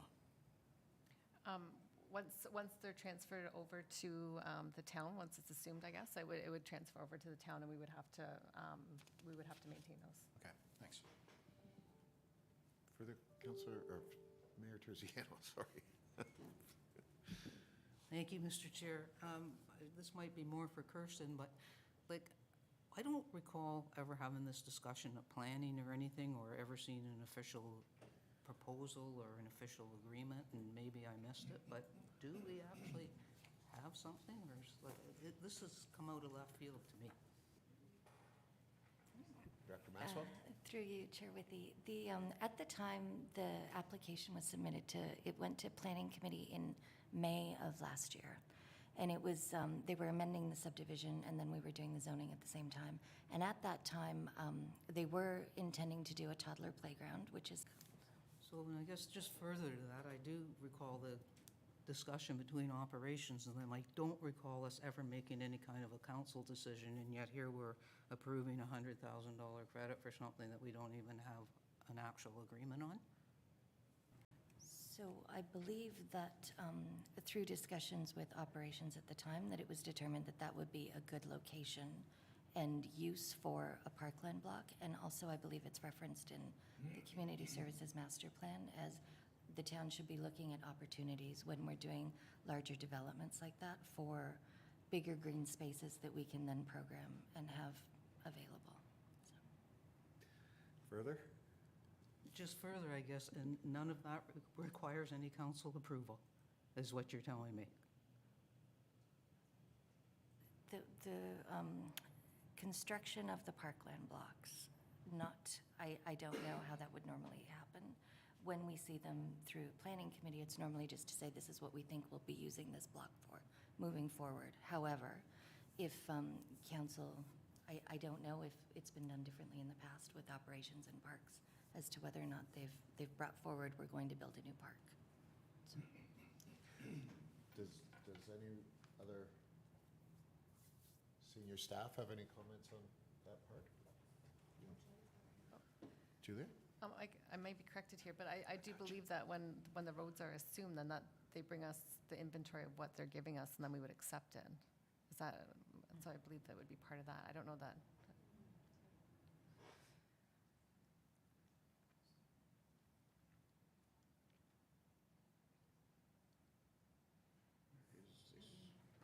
Madam CAO? Thank you, Chair Withy. So it sounds like obviously when discussion took place at the Planning Committee, that was a recommendation from the Operations and Protective Services Division. What's before you today is actually to proceed with the development charges. So I guess at this point in time, committee cannot support that, and they would still have to move forward with what was committed to in the planning application, I would believe. But to your point, Your Worship, we can certainly follow up if this is something that, I don't know if deferral is an option, but we don't have an answer for you on the process that's happened in the past at this time. But it is before you today for consideration, so if committee doesn't support that, then that's absolutely, that would be your decision. Councillor Weep? Thank you, Chair Withy. I guess I would be interested in hearing from a few more perspectives, especially when it comes to installing a pickleball court in a residential area, because as we know, it creates a bit of controversy. It's very loud. If we have 40 cars to send on that area to park and play all morning, how does that go over, right? Do the residents, are they in favor of it? I don't really know at this point. So I'm not totally on board with just saying build whatever we like, and hopefully it works out, because we might be trying to unwind a few things if we're not careful there. So those are my thoughts on it. Deputy Mayor Alcock? Thank you, Chair Withy. It's interesting, the discussion. I was a bit quick to say this is brilliant, partially because I think there's always a need for things like pickleball courts and all of that.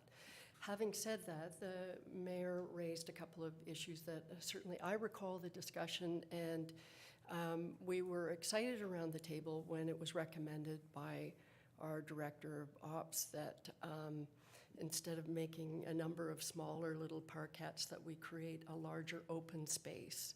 And I think, some of us talked about being able to fly kites and do things like that. But beyond that, you're absolutely right. There was some chatter about the possibilities of the space, but not around the table, not officially. And it was really the concept of creating a larger open space that would be connected to the surrounding area. And we talked about trails as well. But we didn't have the discussion around the use of that space. And so, as I said, maybe I was a bit quick. I think the comments raised by the mayor and by Councillor Wiebe are very good in the sense of, I think it's a good option. If we had agreed to the pickleball court or whatever, I would be supportive of what's before us. But perhaps we've jumped forward about 4 steps. Councillor Stone, please. Thank you. Well, yes, I agree. More parkland is better. I love the idea. Like the Deputy Mayor said, we do need some more information, especially if we're going to be assuming this. Are they putting in something that is going to be expensive to maintain or replace? I think Planning Committee needs to weigh in on this. So having said that, and what's all been said, I'd move to defer this to planning. Okay, thank you. Councillor Thompson. Yes, thanks, Chair Withy. And I agree with Councillor Stone on this. First of all, I guess on basic principles, I hate giving money back. $100,000 after all. But aside from all of that, there seem to be questions here with regards to this that we're not getting the answer on. And I would rather we get more information if we could with regards to exactly what the purpose or what the possible usage of this space would be and how they would use that. So I would support deferring this as well and get more information. Mr. Chair, thank you. Thank you, Councillor Thompson. Director Maxwell has a comment. Thank you, Chair Withy. I do recognize that for many of you, this might be something that's a bit different, but I would note that the Operations Department has development standards that were approved through Council, I believe last year, and those standards dictated what amount of parkland we should be having in each subdivision in each area, and what needs to go in depending on the number of residents that would be using a certain area. So in this instance, the Woodland Heights, this Huntsville Haven subdivision is going to have, I believe, 350 dwelling units by the time it's fully built out. At this time, there are no units in the area where this pickleball multi-use court would be installed. It is a phase development. There are 5 to 7 phases going in, and these are all being done as part of the first phase, so that it would be available sooner rather than later. The other thing to mention as well is that operations would have to review and approve any design of any of the parkland blocks to make sure that whatever materials are being used are going to be able to be more easily maintained than others, and that they would have final sign-off on it. I would also note that that subdivision, the very first phase of the subdivision, we received, I think, a 20-acre parcel of passive green space that was also going to be trails. And then when this subdivision is fully built out, there will be another section of land, and I want to say it's maybe 5 acres that would also be trails and more passive green space too. So we are doing, through our review and recommendations that are being made by staff, we are looking at the development standards, the community service master plan, what's meeting our official plan policies when it comes to how we want the Huntsville to develop for the future, and making sure that we do have appropriate green space, but also active programmable space that residents can use. Thank you. Mayor Terziano, please. Thanks, Mr. Chair. Thanks for that, Kirsten. I still would feel more comfortable, and this isn't about not approving the credit for development charges. The developer's going to do this. I have no problem with that.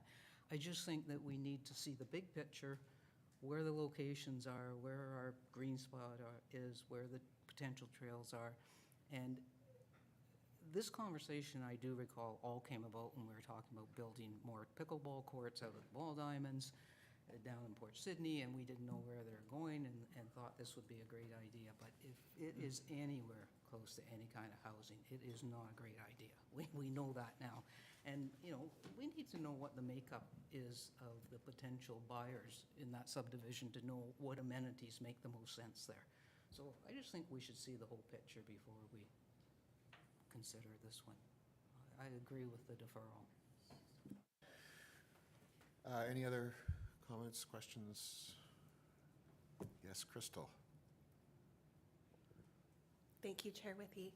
I do hear that there's a motion on the floor. I just am looking for some clarification amongst committee and perhaps some senior staff. If you are looking to postpone this to another general committee meeting, or if you're looking to refer this to the planning committee. I would think it should go back to planning myself. Thank you, Mr. Chairman. It shouldn't actually go to the planning committee. I think if committee is wanting some more information, we can refer it to another meeting and we can gather the information that's been requested and present that at the next meeting. Is that, you good? Yeah, okay, so, yes, please. So it sounds like Councillor Stone wants to move. Councillor Thompson, you second?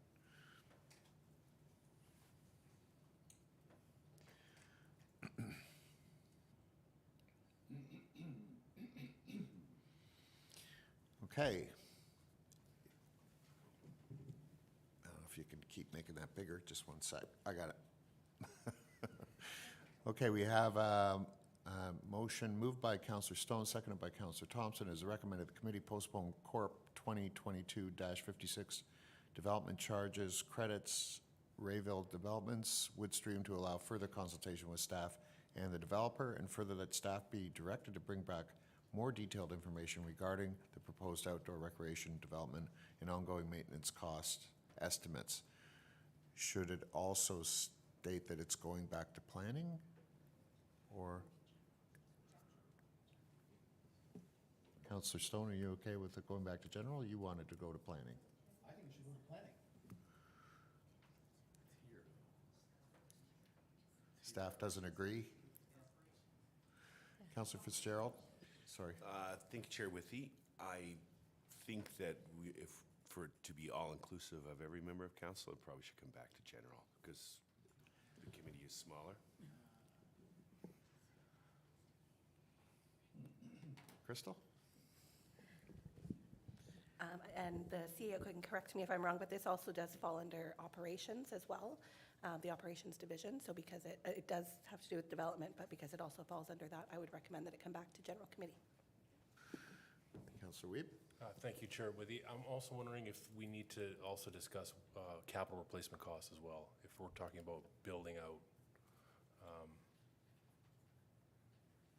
actual infrastructure there.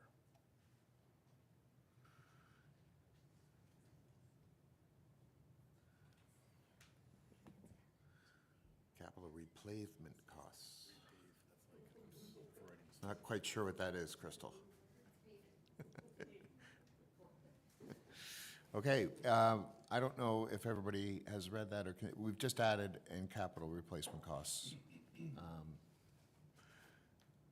Okay, I will call the question. All in favor on the amendment? That's carried. And what do I do with this? Just put it aside?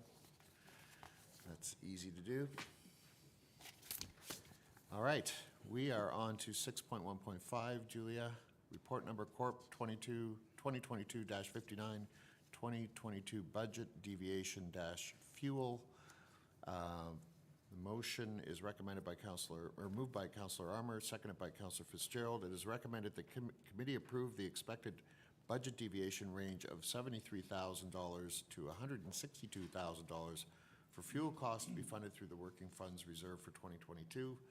And further, the committee approved the expected budget deviation range of $29,000 to $35,000 for transit services related to the increase of fuel costs to be funded through the Working Funds Reserve in 2022. Probably no surprise to anybody. Are there any questions or comments? Seeing none, call the question. All those in favor? And that's carried. Thank you. You didn't really have to say anything to that, did you? It's pretty self-explanatory, I thought. 6.1.6, we have a new presenter. Report number Corp 2022-53, proposed amendment to bylaw 2021-51 road name approvals. The motion moved by Councillor Armour, seconded by Councillor Fitzgerald. It is recommended the committee recommends the following proposed road names to be added to bylaw 2021-52 in brackets consolidated list of road names for 911 civic addressing purposes. Number 1, Winfield Court. Number 2, Collins Court. Number 3, Montroy Lane. Number 4, I'll probably item Chow Ha Circle. 5, Tang Lane. 6, Suncrest Lane. And further that the amending bylaw be forwarded to council for consideration. Margaret, welcome. Good morning. Thank you. I'm here today to answer any questions with the report. We've seen a few of the reports that I've presented similar in the past few months. This one in particular with the 6, 4 of them are referring to original owners and a business gentleman in the area.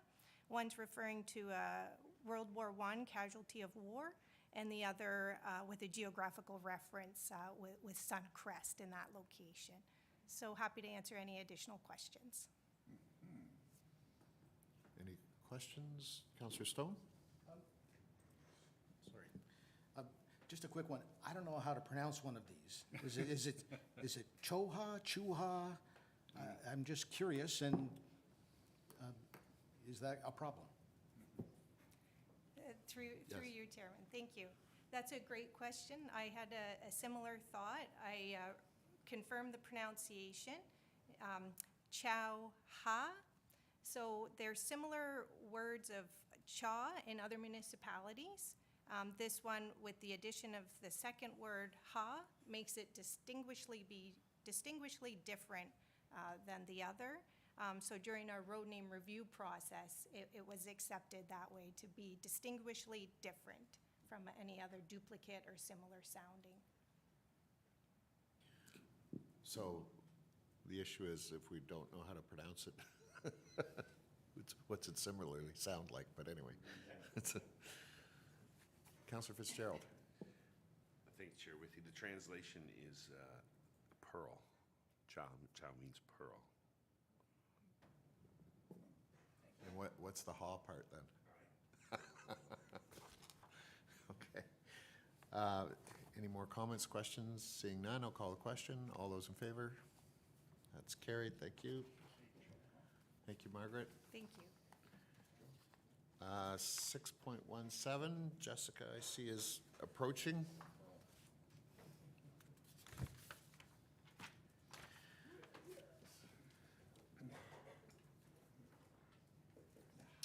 This is for information only.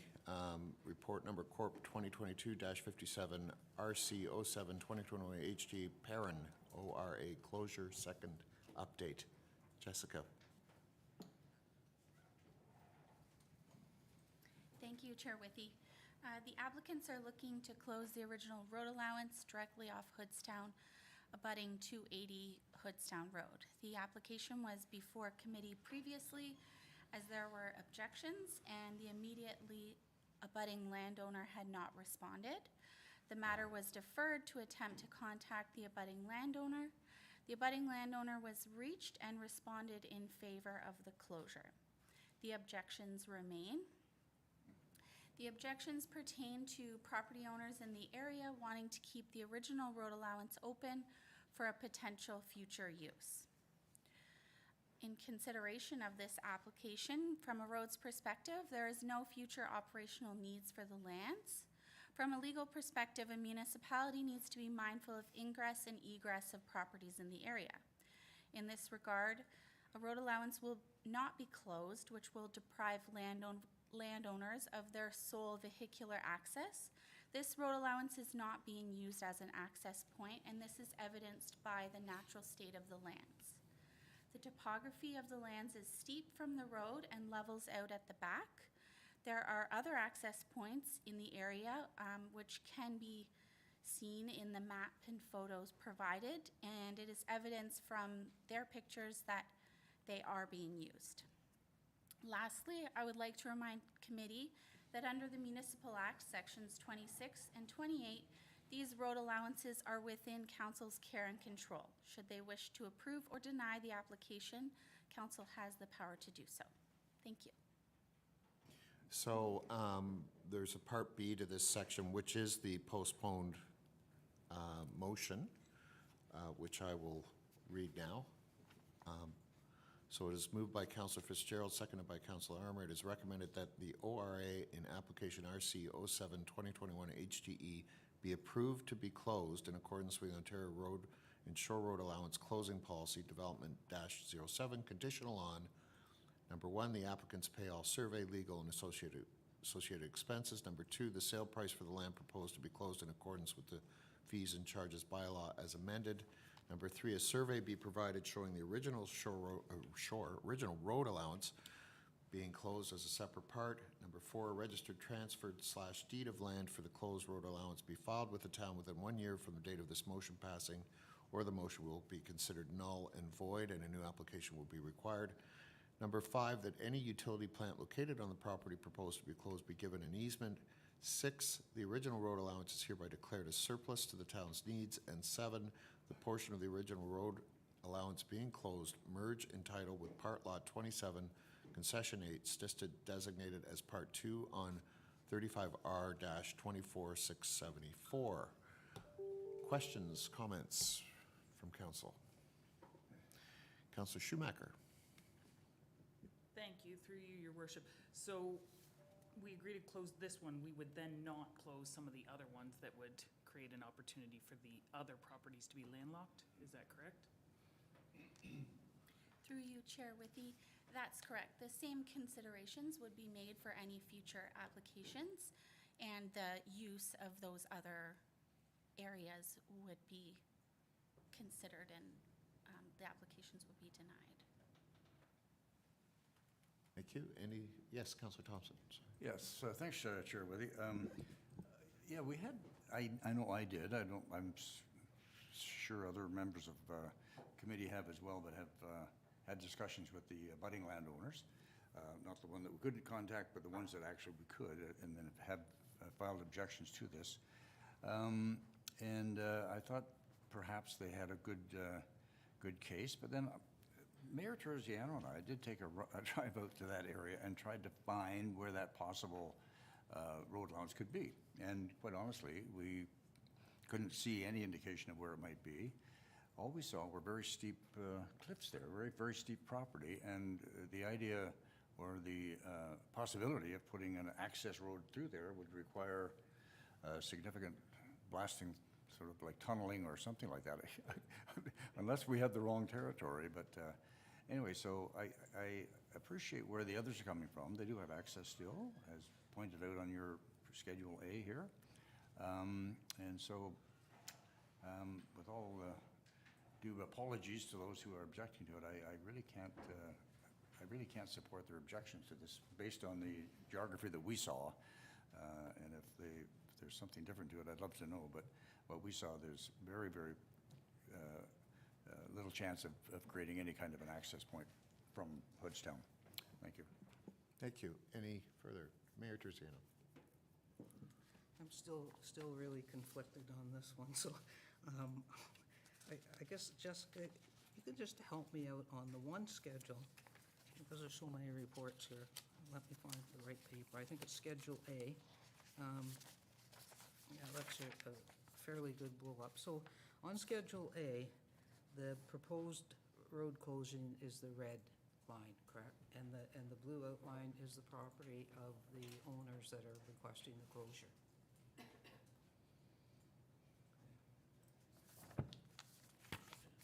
You know, thanks for all the work you've done in this. I'm still really, really unsure about this one. Deputy Mayor Alcock. Oh, sorry, Jessica. Oh, I'm sorry, Jessica, did you want to respond? Yeah, I just wanted to make one point to Councillor Thompson's point as well. There is still, you know, you said unless other information came to light, there is still one last opportunity at the bylaw stage if someone wanted to make comments and if there were any comments in addition to what we have received to date. Thank you. Deputy Mayor Alcock? Thank you, Chair Withy. It's funny, and again, Jessica, thank you for all of the time and work you put into this.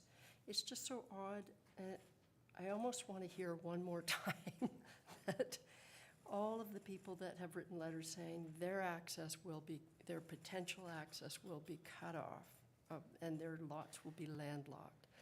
And I'm reading letter after letter that reiterates that point. And so, but I think it's Schedule D that you're showing, no, that's not the case. In fact, the other access points are likely better than the one that they're saying should remain open because the physical geography of the others is probably not as cliffy. Is that correct? That's correct. I will say that from a legal perspective, landlocked is not considered something on an original road allowance. That's not considered landlocked. Something on an original road allowance, like these backlot properties, are not considered landlocked. Okay, so when they say that, there's just a, right, okay. Thank you. Councillor Armour? Just a quick question too. Is there any sign of this piece of property being used for access right now by anybody? There is not. When similar to Councillor Thompson's comments, when I attended this site, there were no tracks, there was no visible access to it. We actually went through the applicant's property to the back of the area being closed and walked forward to look over the steep area.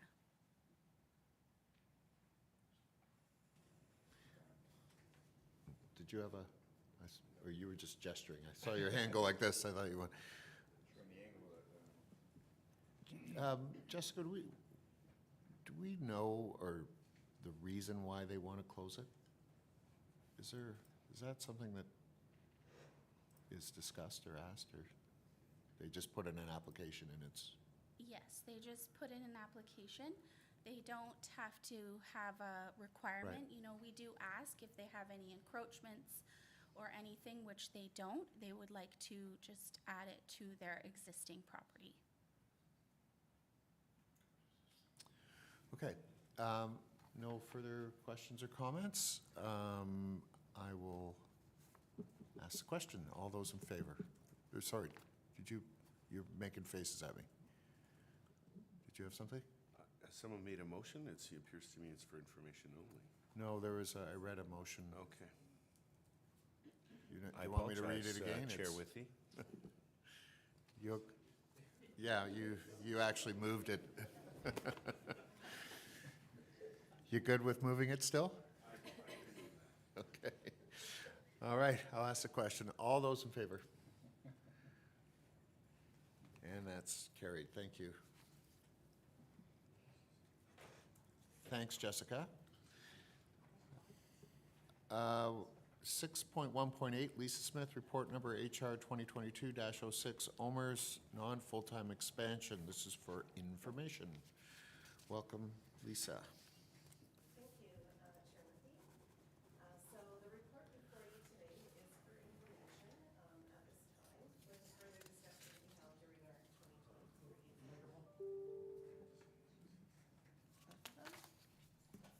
Can you Oh,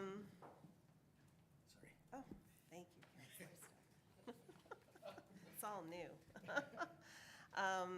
With further discussion to be held during our 2023 budget review process. So OMERS, which is a municipal pension plan, will be removing the current eligibility requirements for non-full-time employees effective January 1st of 2023. So non-full-time employees include seasonal employees, contract, temporary employees, and part-time employees. Further definition of this is actually included in the report. In doing so, any employee working for the town can opt in or opt out of the OMERS pension plan. The significant change here is that we must offer the OMERS plan to all employees. Whereas in the past, employees would need to have a certain amount of hours worked or earned a certain percentage of the YMP, which is your yearly maximum pensionable earnings, within a certain time frame, and the amounts of the percentages are also included in the report. This change will most likely have a cost impact to the town because OMERS is a defined benefit plan wherein the employee contributes a percentage of their earnings and the town also contributes an equal amount. So the percentage amounts are also included in the report.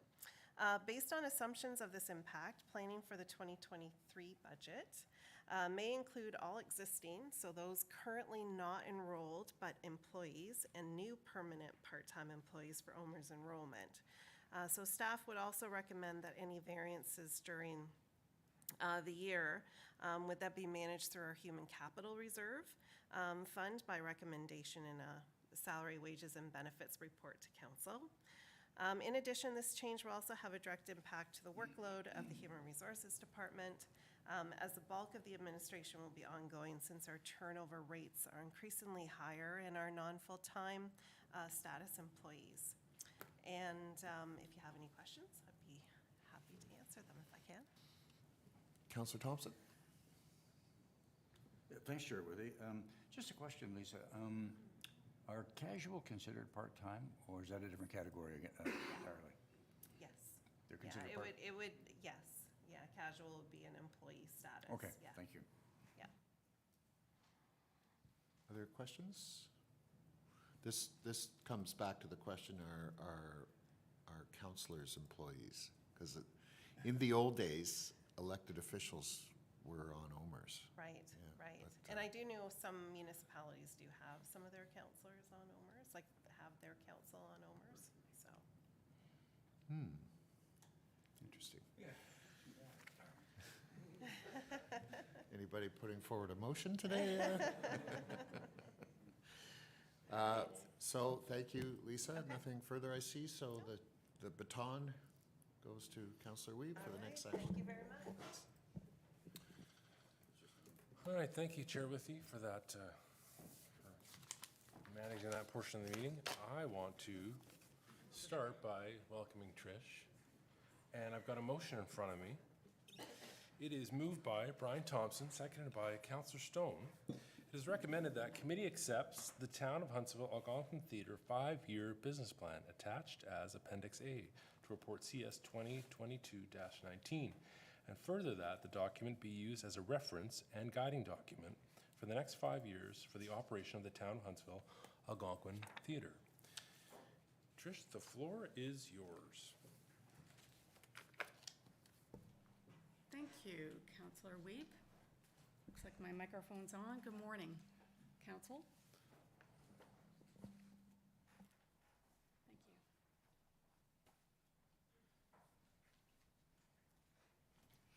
Thank you. You've waited a long time for this. Thank you for your patience. I'm excited to be here today to present to you the Algonquin Theatre 5-year business plan. I've prepared a presentation for you just to give you a little bit of a snippet of what's in the actual business plan that you have in front of you. So this is really just high level to kind of go over the entire business plan. And I would ask, if you don't mind, to hold your questions till the end so I can get through it and hopefully I can answer some of your questions through the presentation. So Crystal, do I just hit the arrow button? Gotcha. Thank you.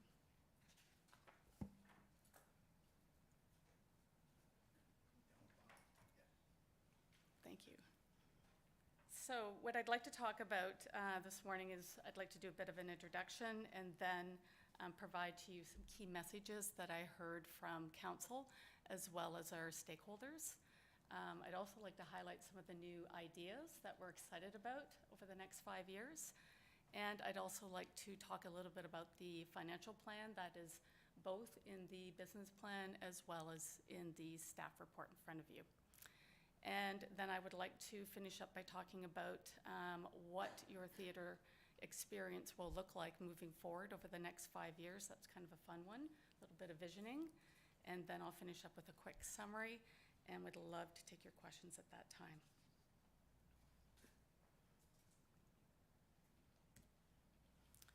So to start, the next 5 years at the Algonquin Theatre is really an exciting time. We consider it really entering into a renaissance. Essentially, you know, having been through, all of us been through COVID for the last 2.5 years, it's been pretty tough on everybody. And we're starting to see the restrictions dropped. And so we see this as a new beginning and a time for discovery with arts and culture. That pent-up demand that we've seen over the last, just recently, we're seeing people coming back to the theater. COVID-19's been tough, but at this time, all trends are pointing to a busy couple of years at the Algonquin Theatre. We're ready. Our space is safe, it's clean, it's affordable, and we know that we've been deeply missed by the community. It's time to reconnect with a new focus on children and youth and young adults, and we're thrilled to deliver a number of new things, including edu-entertainment with culture and art reimagined.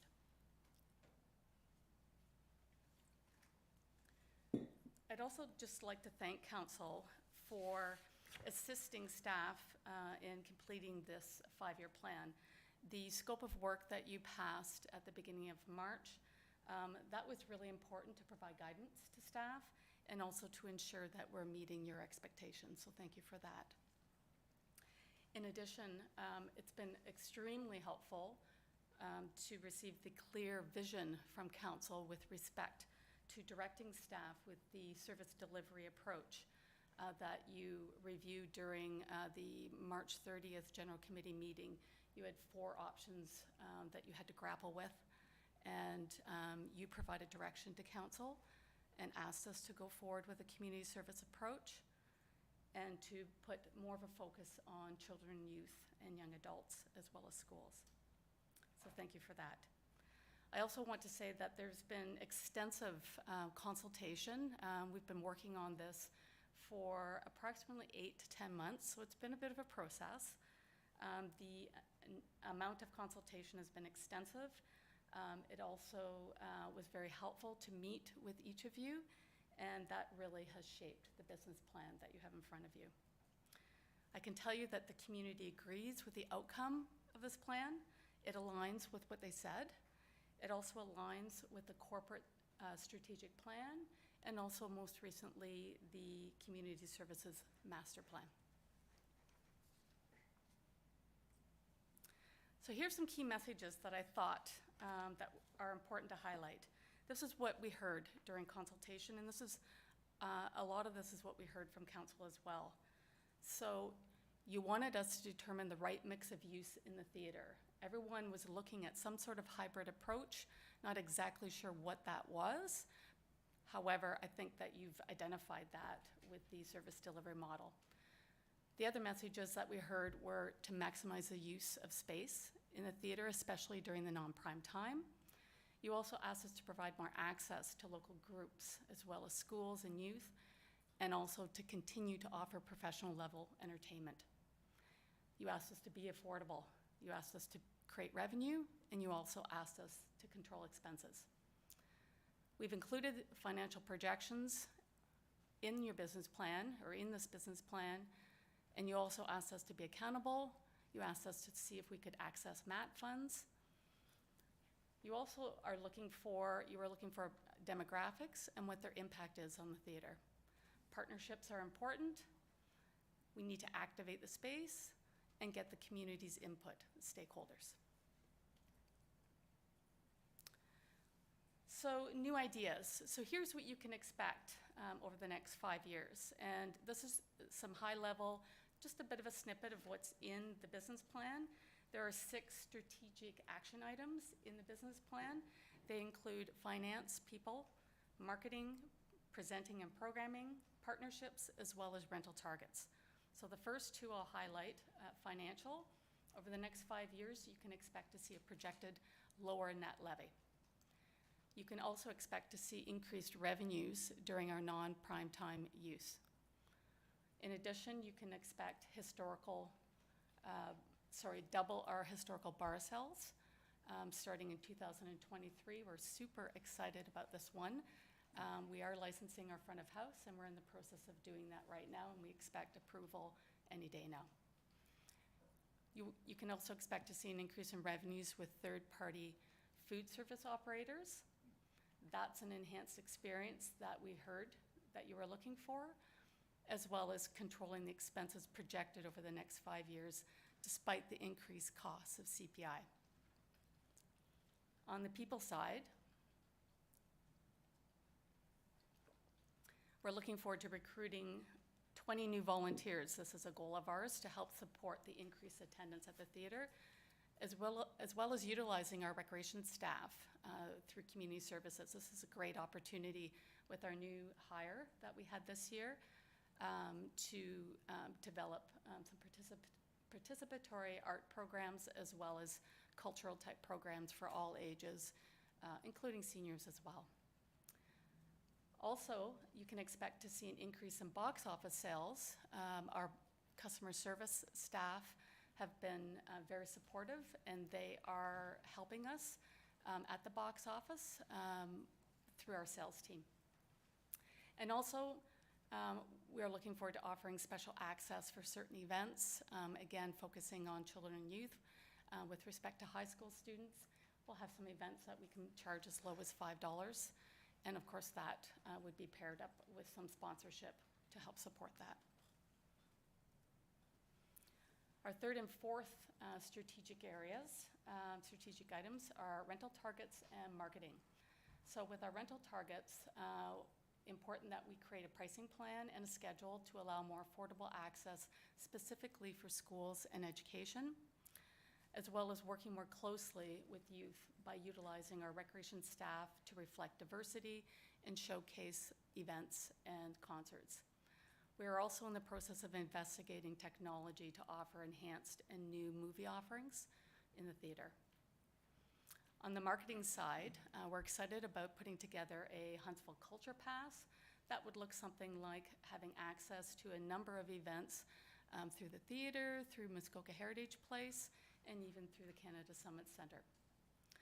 Also offering specific packages that include art and wine nights, shop and show, and also dinner and theater.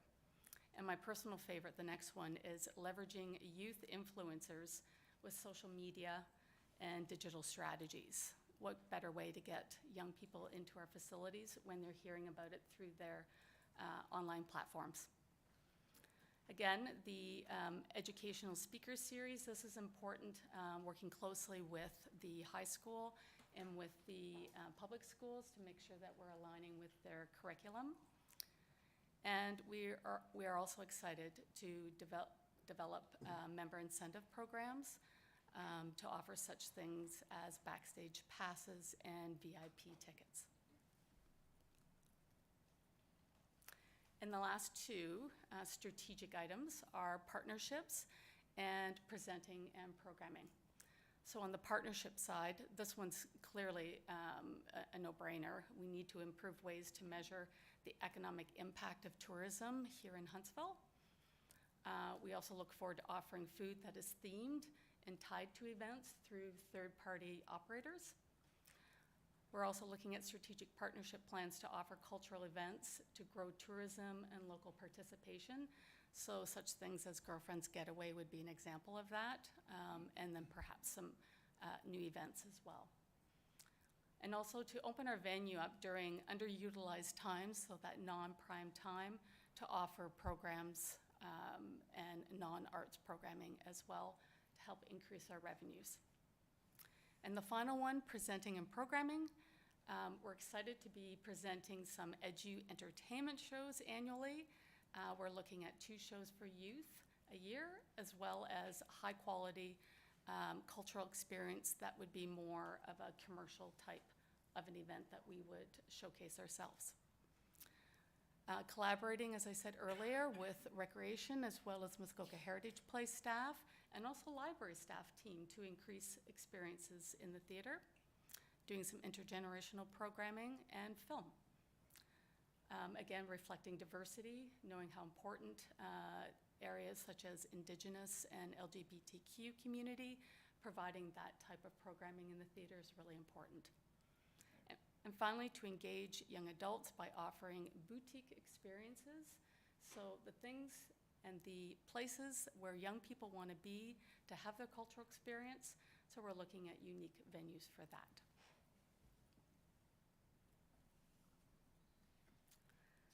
Now I'd like to talk about the 5-year financial projections.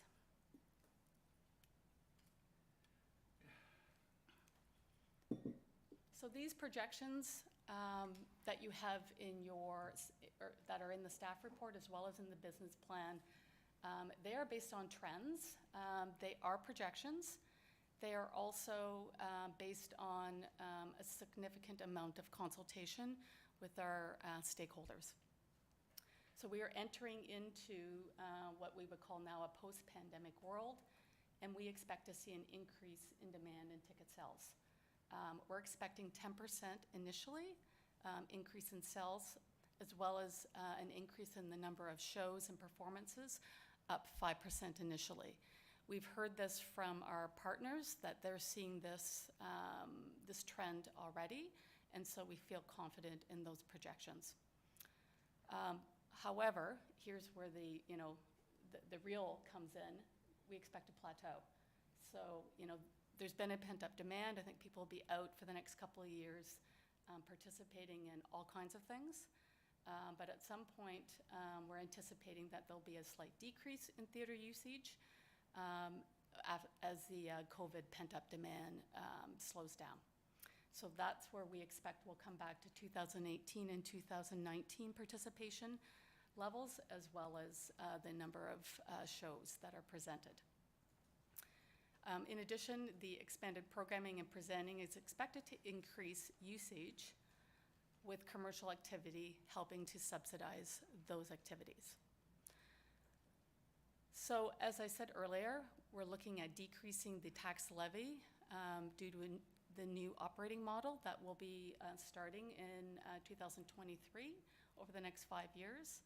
We'll be closely monitoring our budgets, both operating and capital, and doing our quarterly reporting as we currently do, controlling expenses, and also continually pursuing revenue targets. So looking at opportunities for sponsorship, looking a little more deeply into those MAT funds, and also any potential grants.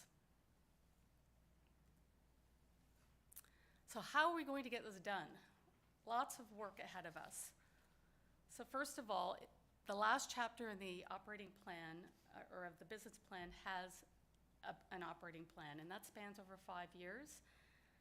The next 18 months, I'm not going to lie, it's going to be ambitious. There's a lot of things that we want to get done to move this business plan forward in order to achieve our successes. Within the operating plan is a number of key performance indicators, and those are basically tied to the 6 strategic items that I just reviewed in the PowerPoint. So the timing of those KPIs will ensure that staff will stay on track and that we realize results. We're committed to seeing this through. Your team, your community services team, that will see this plan through will be your Algonquin Theatre Manager, Matt Huddlestone, as well as myself, and will be overseen by the CAO and the Director of Community Services. So, what's your experience going to look like over the next 5 years? Well, it might be a glass of wine, or maybe it's a beer, sitting in front of a house while you're watching a show or a concert. No more rushing during intermission. It might look like a revitalized new look of the foyer and Partners Hall, a more beautified interior, sleek and modern, a change in demographic in the audience. It's probably going to look younger, a little more energy with that youth. It'll be diverse, dynamic. The shows will be local as well as featuring Canadian talent, and we'll be celebrating our culture. Coming out of COVID, coming back to the theater, that feeling of connection and belonging in your community. So in summary, we're really excited about the next 5 years at the Algonquin Theatre. You're going to see more children and youth engaged in arts and culture. That's what we heard. That's what we're looking to move forward with. There will be a healthy balance of commercial use in order to satisfy our customers and also to help offset costs. The new initiatives will bring more use and interest to the Algonquin Theatre. And finally, I'd just like to end with a couple of quotes. The first one by Eleanor Roosevelt: "Great minds discuss ideas, average minds discuss events, and small minds discuss people." And certainly throughout the consultation process, we heard nothing but great ideas. And finally, the last quote: "The future belongs to those who prepare for it today." And I hope that you'll agree with me that we prepared through this business plan to be ready for the next 5 years. Thank you very much, and I look forward to getting some questions from you. Thanks, Trish. I know there will be questions. So I'm going to open it to committee. I'm going to start with Deputy Mayor Nancy Alcock. I'm going to go to Councillor Stone after that. Thank you very much, Chair Weeb, and thank you very much, Trish, for the presentation. And I really appreciate the slide deck because it's so much easier to read all of the bullets, and you summarized it really well. So thank you for that. I love the second last slide where you talked about what it will look like. You know, what the future of our theater will look like. It made me very excited, actually. And I think they're lofty goals. So that's really cool, too. There were a lot of ideas in the new ideas and what to expect slides. You know, lots of really cool stuff that's being proposed, like the Huntsville Cultural Pass, right? The Youth Ambassador program and the shop and show. So lots of really neat stuff. And I think, as you said, coming out of the consultations, people want to see that. And certainly council endorsed the idea of supporting the youth in our community and our community as a whole. One of the things, though, I think you answered it, that you were saying that out of the pandemic there will be a rush of people flocking back to the theater, so therefore our revenues will be a bit higher than what you anticipate, and then they will fall. And I'm looking at the 5-year financial forecast summary, and I confess when I looked at that, and I think of all of those exciting things that you're proposing and responding to, which is awesome, I was left a little disappointed in the sense of what we anticipate for revenues. For example, third-party events. From 2023, we start at $305,000, give or take some dollars, and then by 2027, it's dropping to $284,430, and overall total revenues dropping across all categories. Now, I recognize something like food and bev going from $40,000 in 2023 to $43,000 in 2027. It's such a conservative projection, and thus the disappointment, because I think that's a lot of good stuff that you talked about. There's a lot of excitement there, and you got excited when you talked about the food and bev, right? Like that should be much greater than a projected $3,000 over 5 years, right? And I'm curious as to, do you think that's a bit conservative, and shouldn't we be striving for more?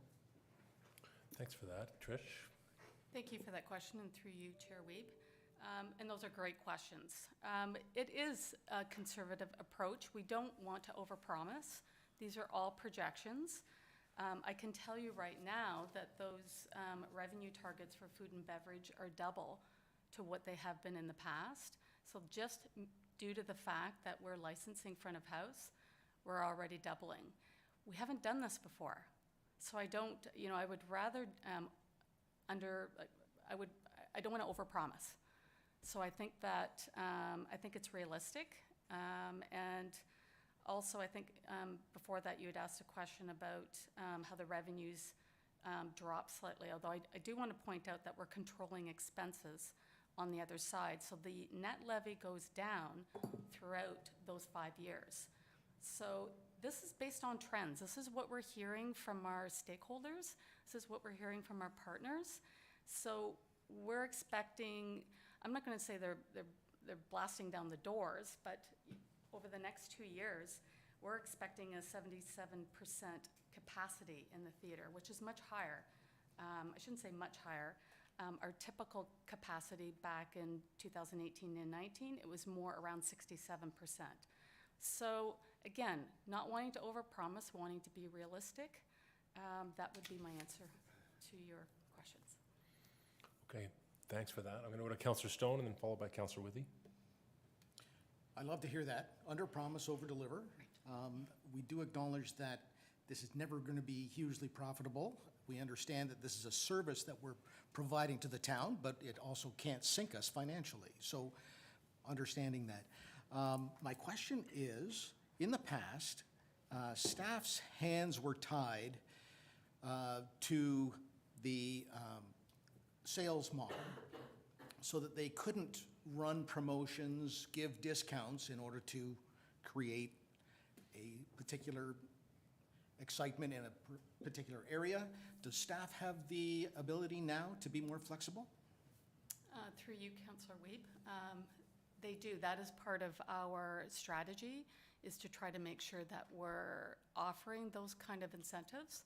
So that's actually detailed, and I appreciate the question. That's detailed in the operating plan to build some of those relationships, for example, with the high school, so that we can ensure that we're getting them in our facility, especially during that non-prime time, and working with marketing, right there in terms of offering the cultural pass and some of those other strategies to make sure that we're providing those incentives. Awesome.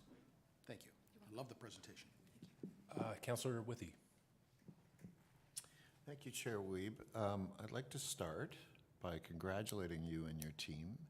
I think this is a very comprehensive document. I think it's taken probably a lot of time to pull this together.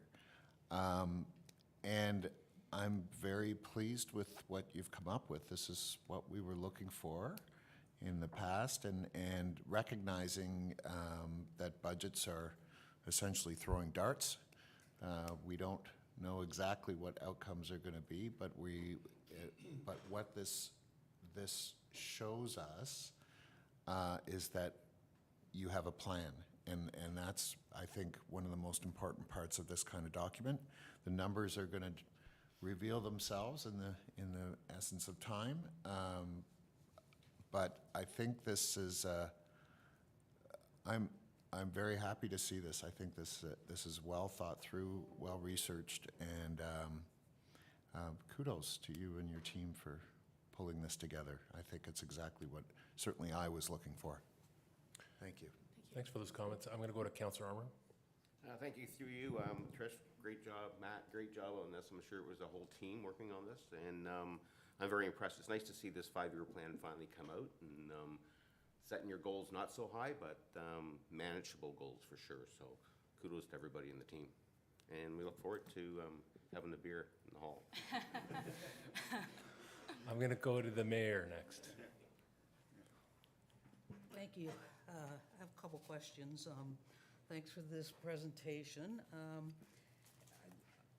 I would have liked to have seen some of the supporting documentations on some of your statements, such as we're going to increase attendance by 10%.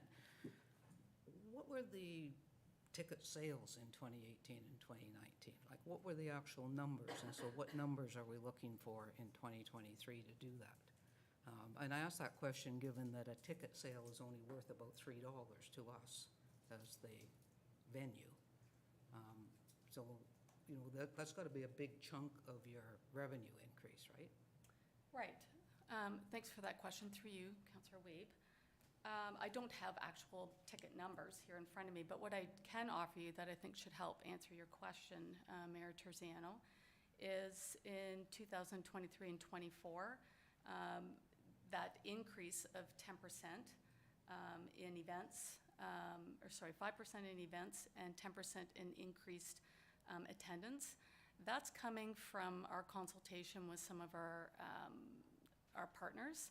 So Huntsville Festival of the Arts, we had extensive conversations with them, and also some of the other theaters in our area as well, and what they're starting to realize and what they were projecting. So they are projections. They are seeing, you know, at this time we're seeing a surge in more people coming out. We're also seeing more bookings from promoters as well. So that's increased. As a matter of fact, there seemed to be a bit of a scurry around to try to find a place to book because there's more promoters coming out of the woodwork. So it's really based on what we're seeing in recently, and also what we've heard from our stakeholders. So that's where those numbers are coming from. In 2018 and 19, we're basically, the increase, it amounts to about 6 shows. So it's not like crazy in terms of the increase. We're also looking at a slightly higher attendance at the shows. So to go from 315 tickets is what we're projecting for the next 2 years. That's basically 77% capacity of the theater. So it's not full. We're not suggesting that at all.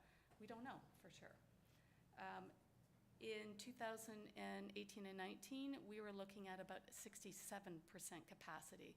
So that was about 275 tickets per show.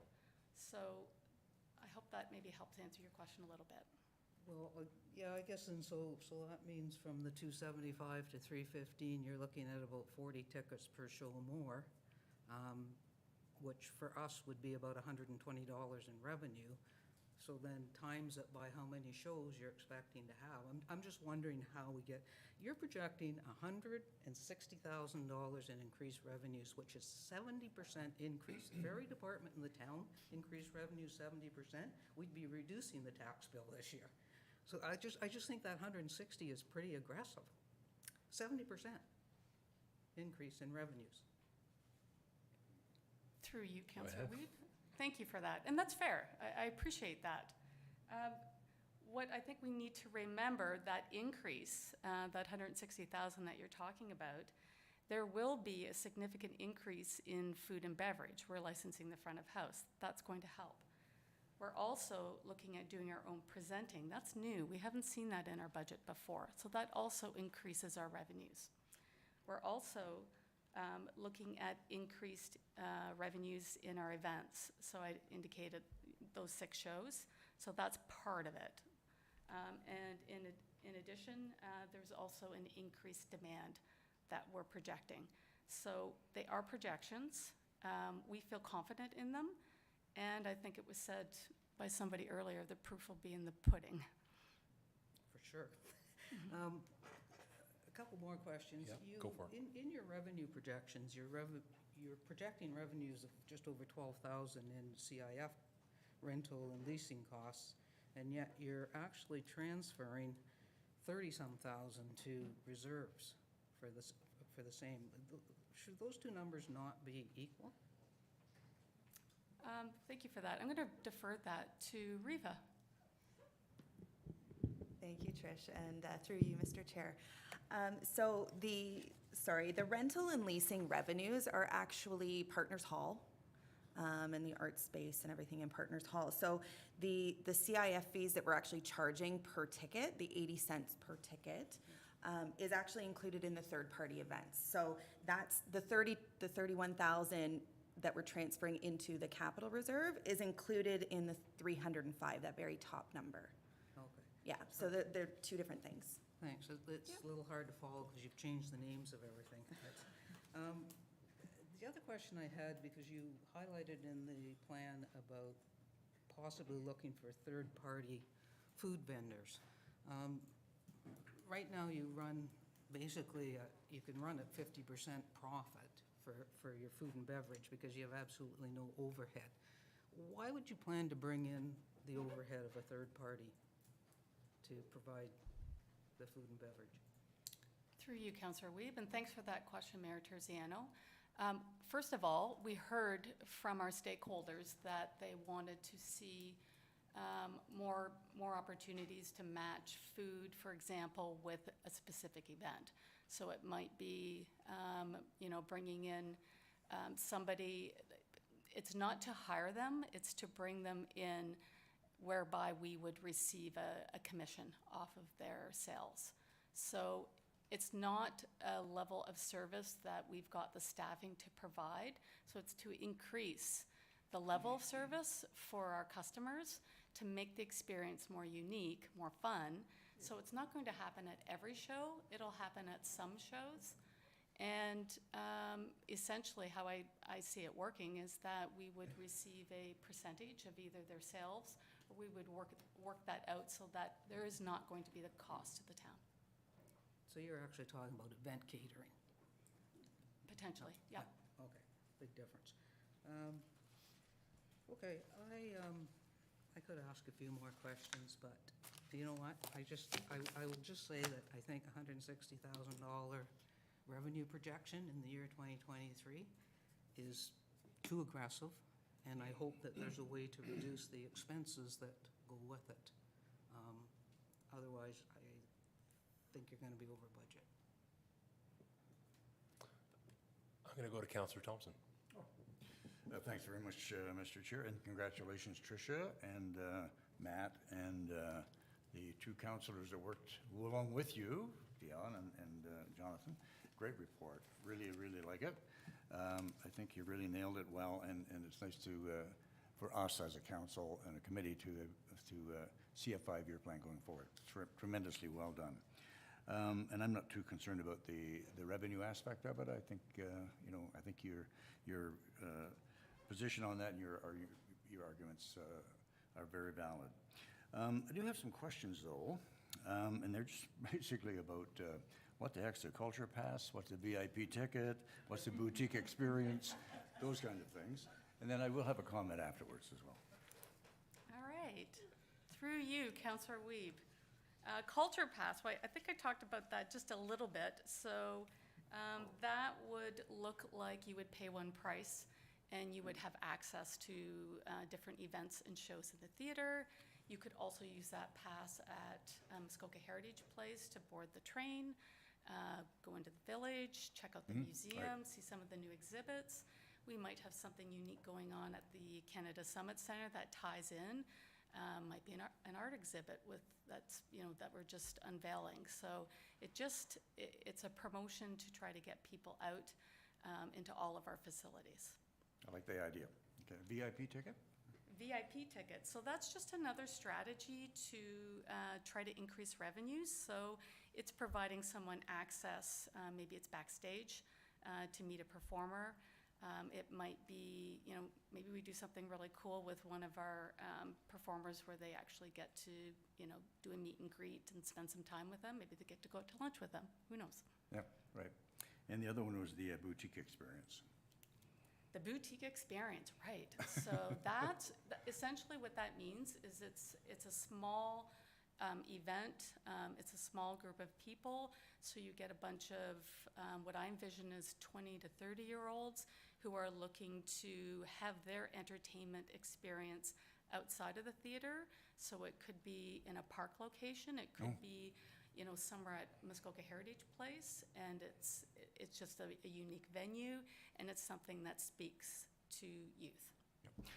One more, if I might. You may. Okay, and this is just a question as well, Tricia, but when you and I were discussing on the telephone, you probably don't remember, but one comment I had, and I was not concerned about, the competition per se that the Algonquin Theatre has with Canvas and Deerhurst and so on and so forth, because we'll hold our own. I feel very confident about that. But the one point I did make with you, and I didn't see it covered here, is the opportunities for, say, expanding the whole cultural experience in Huntsville in terms of, let's say, for instance, we have a theater, Canvas has a theater, Deerhurst has a theater. Putting together something even on a larger scope, like, let's have a festival or something like that. I think we had that touched on by a couple of youngsters a few years back, right? But something like that, and that's probably not a fair question, given all the work you guys have put into this particular report. But do you see something as that as a potential down the road that we could maybe work with? Through you, Councillor Weeb, thank you for that question, Councillor Thompson. It's in the business plan, in the operating component, where we're going to be developing partnerships with the private sector, strategic partnerships. So similar to what we've done in the past with like Girlfriend's Getaway, where we've got everyone involved in that type of event, there's definitely a need and a desire from those organizations, those businesses, as well as our Chamber of Commerce and our BIA, to work together to doing more of that. So I did listen, and I do remember you saying that. Thank you. Thank you very much, Mr. Chair. You are welcome, and it sounds like you're signing up for all of those, so that's great. Councillor Fitzgerald, you're up. Thank you, Chair Weeb. Trish, thanks. Matt, thank you, and the councillors who helped out. Great plan, and I can't imagine how much effort went into it. All I can say is have fun implementing it. Yeah, I look forward to the changes. Anyone else around the table that wants to say a few words or ask a question or get some more definitions? No, we're good. Councillor Schumacher. Just a comment, just to say thank you, and yes, I appreciated being able to put this into place, and I have seen some of the strategic vision already with, the partnerships with spinning or Real Alternatives, and I've attended those events, and I think it's been a great opportunity in our theater to see that expansion. Thanks for that. And I'll say thanks as well to the group for your efforts. In being right on the front lines of this project, in a sense, I think that over the years being around this table and with various various councillors, et cetera, and obviously the situations that have come our way over the last few years, it's been, I feel like the theater has always been something that we, as a group, we treasure and we prize, but we couldn't quite put our fingers on what to do or what to ask or what to expect. And I think that we finally have reached that place where we've assembled the right team and we're starting to finally bring some ideas forward that are new and are dynamic and that are exciting, because to be able to leverage this asset with all our other services in town and with all the great volunteers and businesses, frankly, I think that we finally are tapping into an energy and a potential for this asset to really be something exciting for the town, for the community, and especially for all of us. So I really look forward to it. I think the projections are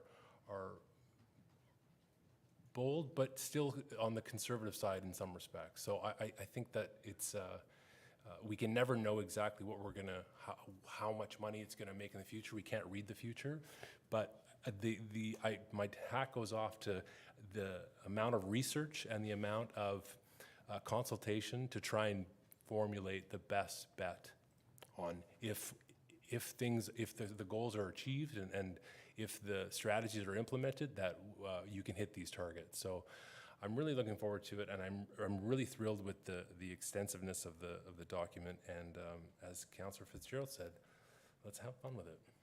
So thanks for that. If there's any other questions, or if anyone wants to, I'm going to call that question. All those in favor? And that carries.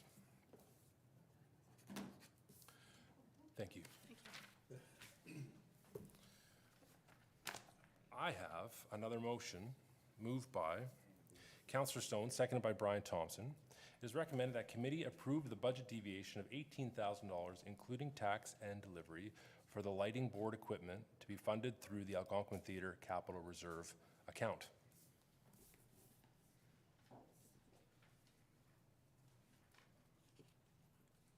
Is that, so, is that you or is that so?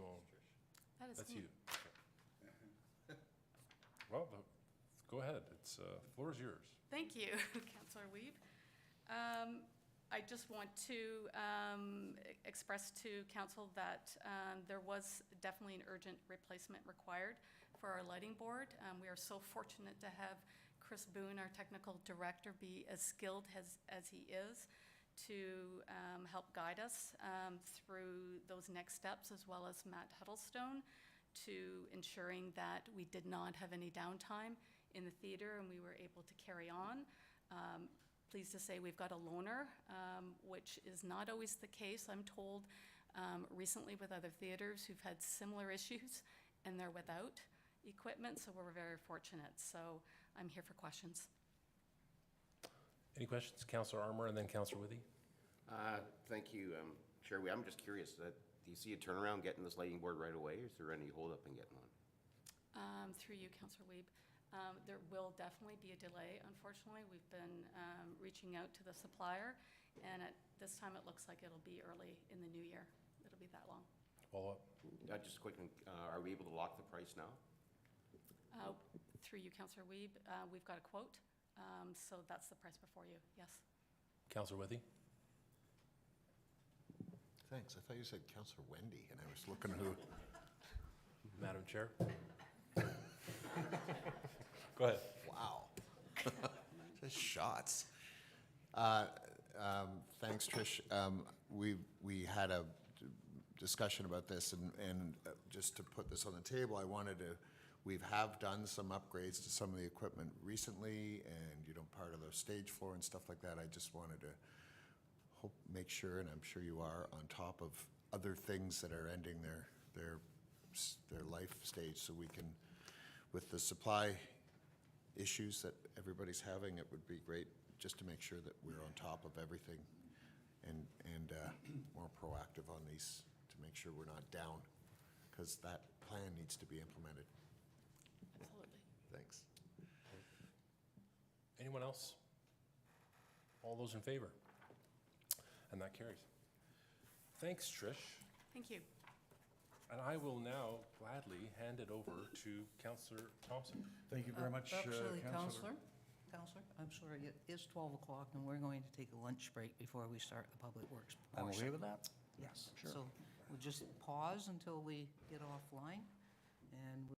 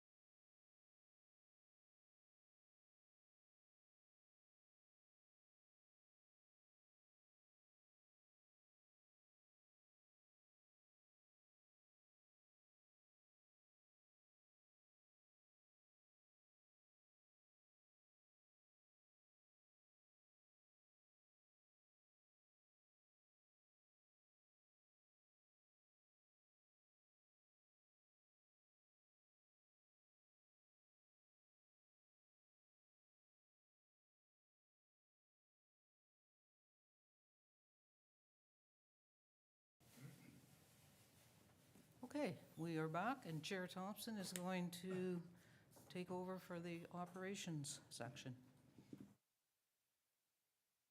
Finished chewing my sandwich, Your Worship. I'm ready to go. Yeah, so now we're at the important part of the agenda, everyone, so glad you're here to be part of this. We have a report from Tarmo, and it dealing with the fire services master plan analysis and recommendations. So I'll read the resolution, and then Tarmo, you can go forward and do your bit.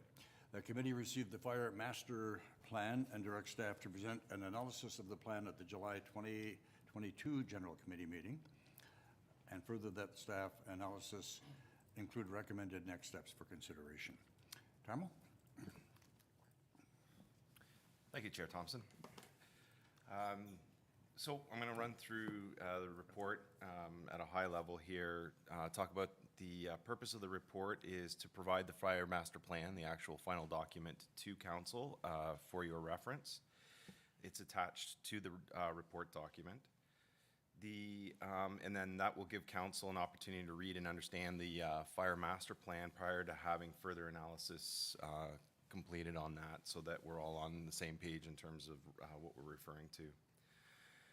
I'm also looking to give you a quick overview of what I've read a number of times already and to receive further council direction as it relates to that master plan. And the further direction I'm really looking forward for here is to report back to committee with an analysis, and it's a detailed analysis of the cost implications of the recommendations, and to look for, to provide recommendations to council to consider certain portions of the master plan. Overall, so far, the approach would be to recommend to council that the plan be considered as a reference document for council and staff. The report itself is nearly 300 pages. The report is divided into 9 sections. The recommendations in 9 sections actually fit together very, very nicely and break down into a series of 5 different themes.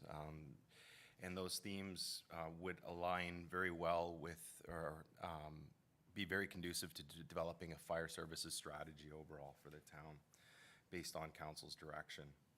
The common themes, the first one are agreements, beginning with the Fire Department Administration Services Agreement. So that's the agreement between the town of Huntsville and Township of Lake Bays for operation of fire services.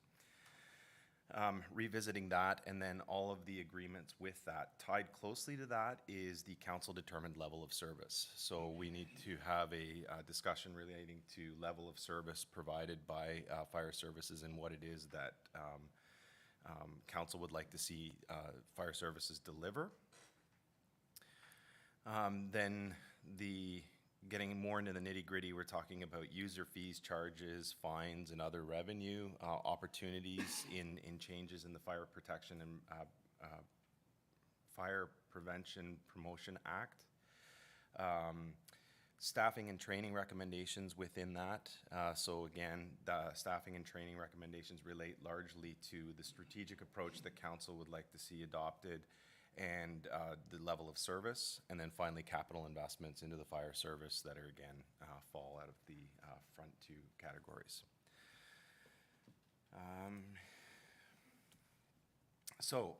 With that, I welcome any questions on the fire services master plan that's being presented simply for release to council and to public.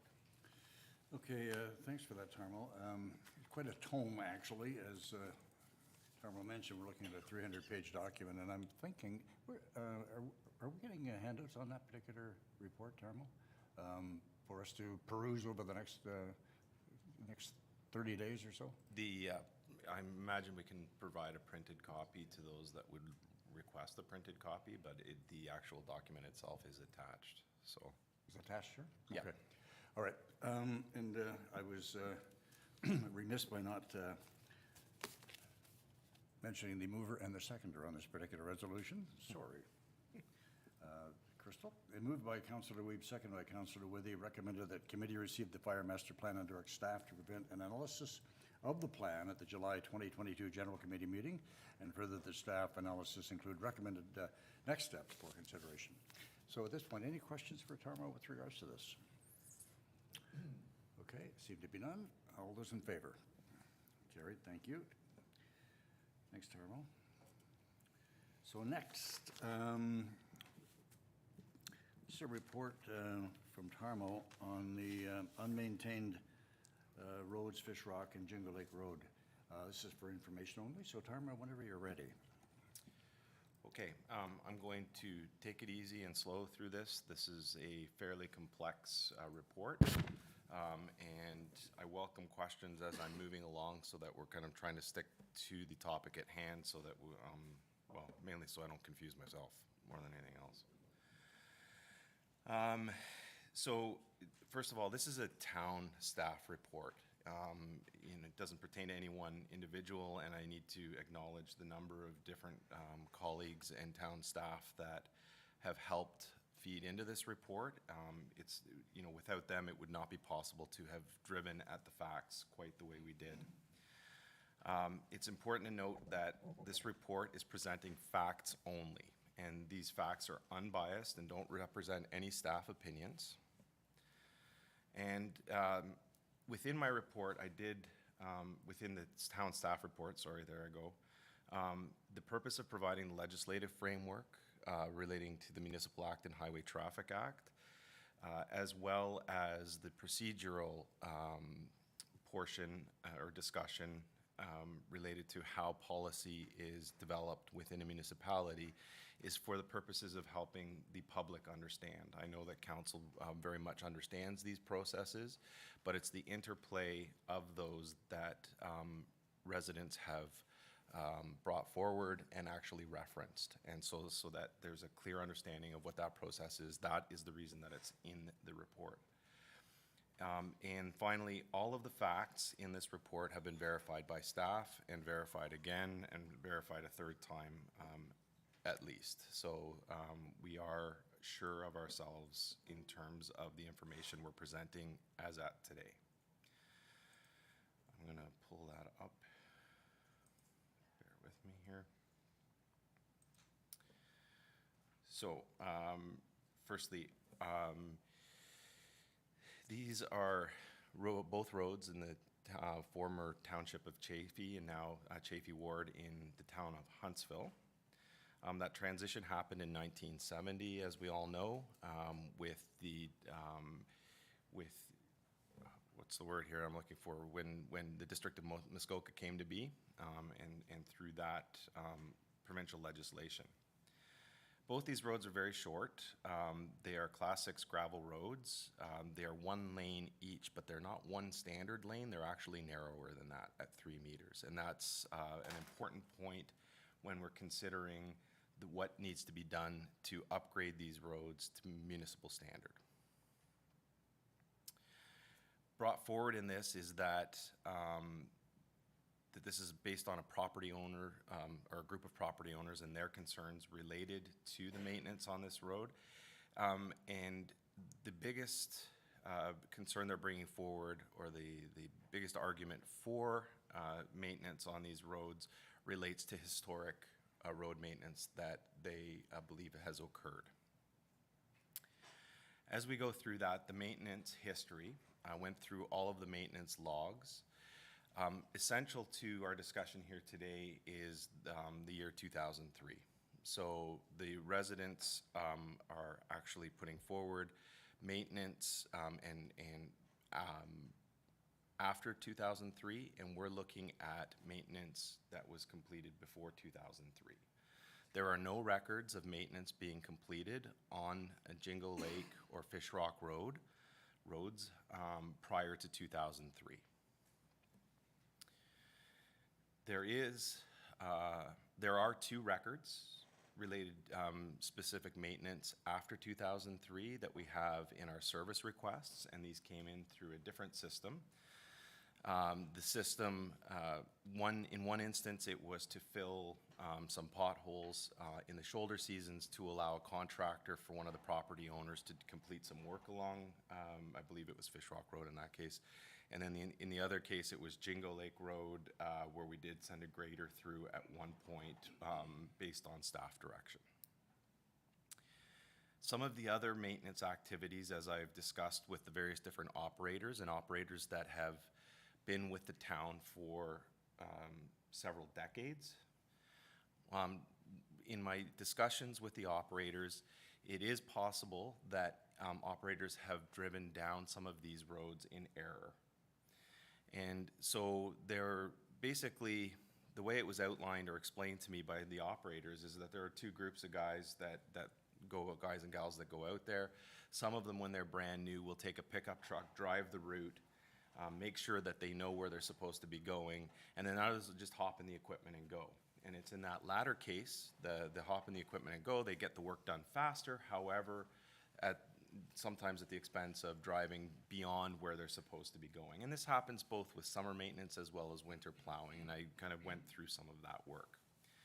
From a legal perspective, that type of maintenance is not binding to the town. So that is not council directed, therefore not a town-funded maintenance in terms of activity. So that's an important distinction there.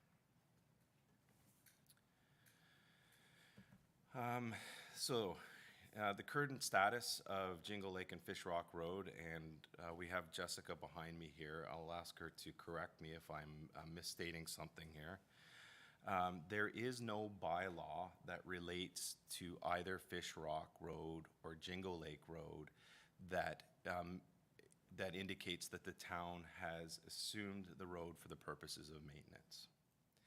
The roads do exist on a plan of subdivision that was filed back in the 1960s. However, there is no bylaw that we would normally go through that process back then as well as at present day to assume that road for the purposes of maintenance. So today the process is we get the plan of subdivision, the roads go in this plan of subdivision. Once they meet certain minimum requirements, the minimum maintenance standards for the municipality, those roads get brought to council for consideration, bylaw gets passed, and we assume those roads. Back when the plan of subdivision for Jingo Lake and Fish Rock Roads was filed, there were other plans of subdivision in that area in Chaffee Township, or in the former Chaffee Township, now Chaffee Ward, that did have bylaws passed. So it was not an oversight. It was not. It was just never intended to be assumed by either Chaffee Township or by the town of Huntsville. So the road assumption process, I'm not going to go through this in detail. Suffice to say that there is an avenue that the residents have available to them, and that is to bring the roads up to municipal standard and then bring that to the roads department attention, and then the roads department would do a submission at council to have a bylaw passed, and maintenance activities could occur should council agree to that, or should council pass the bylaw. That roads assumption process requires work to have, first of all, surveys done. Secondly, to have engineering studies done to see what work is required to bring it up to municipal standards. Then to get the permits and approvals for that work from the town. And then finally to hire a contractor to do that work. And then with all of our inspections, engineering inspections after the fact.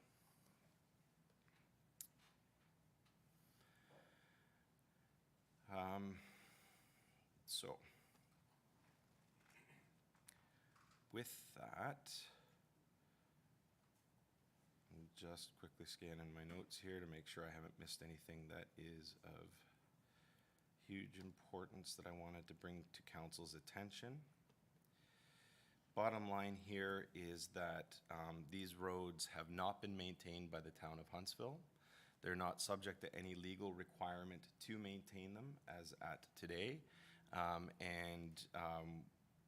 you know, if we were to recommend anything, it's just to remain with the status quo in order to ensure that the town doesn't incur additional liability or costs.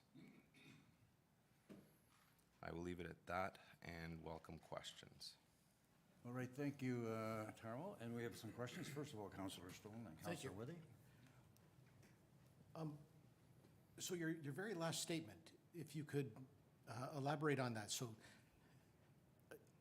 there is a level of service where we don't incur liability? Okay, through you, Chair Thompson. The town will always have liability for all roads. It's just the question, what happens is if we're not maintaining it, we're not held to the same level of care and duty of care and that standard of liability when we don't assume the road, or if it's an unassumed road, as if we do when we assume it. Thank you. And a follow-up, if I may. So obviously, if they pay millions and millions of dollars and bring it up to municipal standards, we'd assume it. Is it possible, is it possible for them to bring it up to a summer-maintained road level of service that we provide on, we do take care of summer-maintained roads? Can they bring it to that level? And we'd assume that service? Essentially, through you, Chair Thompson, essentially that's one and the same in terms of process. They would have to bring it up to they would have to widen it out to the current requirements for the width of the road. They would have to have work done to bring it to gradable standard. And all of that work would be one and the same with what it would take to bring it up to municipal standard. Thank you. Thank you, Chair Thompson. This is quite a dilemma we've got around here as it goes around and around. So what is the width required for a seasonally maintained road? Because I'm thinking of when I drive through Browns Road on that summer maintained part, there's certainly some narrow spots on that road for sure. And my second question is, I understand with some correspondence from the CAO that we've discussed things with legal counsel. Have they rendered an opinion on what, I mean, they seem to have a lot of anecdotal stuff about what's gone on in the past. I'm sure they're speaking with some legal counsel of their own as to what the opportunities they might have to sort of come back at us legally for these kinds of, for this issue. So anyways, my first question was about the width because of the East Brown Road width, which doesn't seem very wide in some places, but in any case, what do you think? So through you, Chair Thompson, the width of the road would be 5 meters or 24 feet. No, sorry, yeah, that's 24 feet. 5 meters. If you're seeing narrower roads that are summer maintained or classified as that, I would submit the likeliest scenario there is that it hasn't had any brushing or ditching work done, and it's just starting to close in, that the initial assumption of that road would have required it to be at the proper width. Okay. Just continuing on, Chair Thompson, to the second part, the legal opinion put forward, submitted by the residents on this was from 1965. And any discussion related to legal opinions, either that the town has received about that legal opinion or otherwise, I would respectfully submit should be discussed and closed to maintain solicitor-client privilege for the town. Yeah, I wasn't asking for disclosure of legal stuff. I'm just wondering about exposure to legal stuff. So I'm sure that they're probably going to not give this up, but I guess we'll wait and see if they take action. And through you, Chair Thompson, I don't think it would be staff's position to comment on the position of the town legally speaking. Deputy Mayor Alcock, and then Councillor Armour. Thank you, Chair Thompson. And Tarmo, forgive me if you referenced this. I just, if you did, I missed it. So in the note, it makes reference to deeds, titles, and building permits dating back to '89 for both Jingle Lake and Fish Lake roads have an agreement in which it is clearly identified that owners agree and acknowledge that they shall not expect the corporation to supply any winter or summer maintenance services to their property.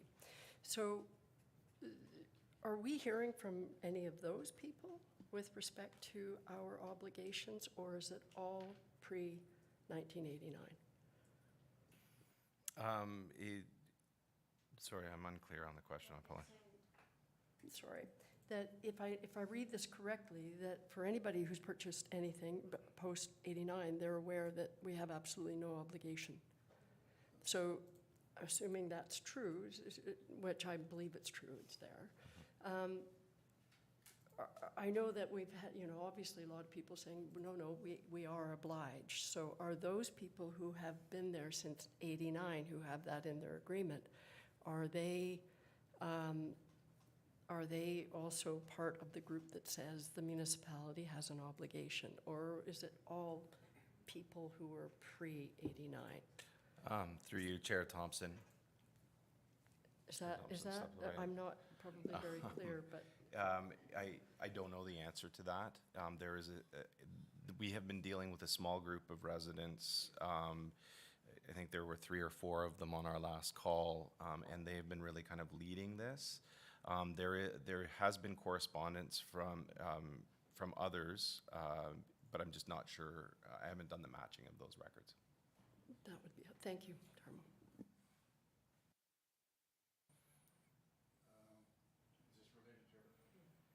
Yeah, go ahead, Your Worship, yeah. And then Councillor Armour. Thank you. I just wanted to clarify, so the part you're reading in there about the 1989, there were 2 building permits or titles in 1989 that we actually had a copy of that stated that. It wasn't everything pre-'89 or after, it just happened to be 2 that were in the year 1989. Councillor Armour. Thank you, Chair Thompson. Just more comments. I think there was a couple years ago, we had a report come here from operations talking about some of these unmaintained roads and how we were taking some off the list. And I believe this is when this one was really happened.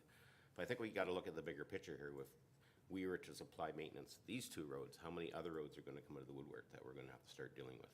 There's probably, I know just past my place, Chubb Lake Road, for example.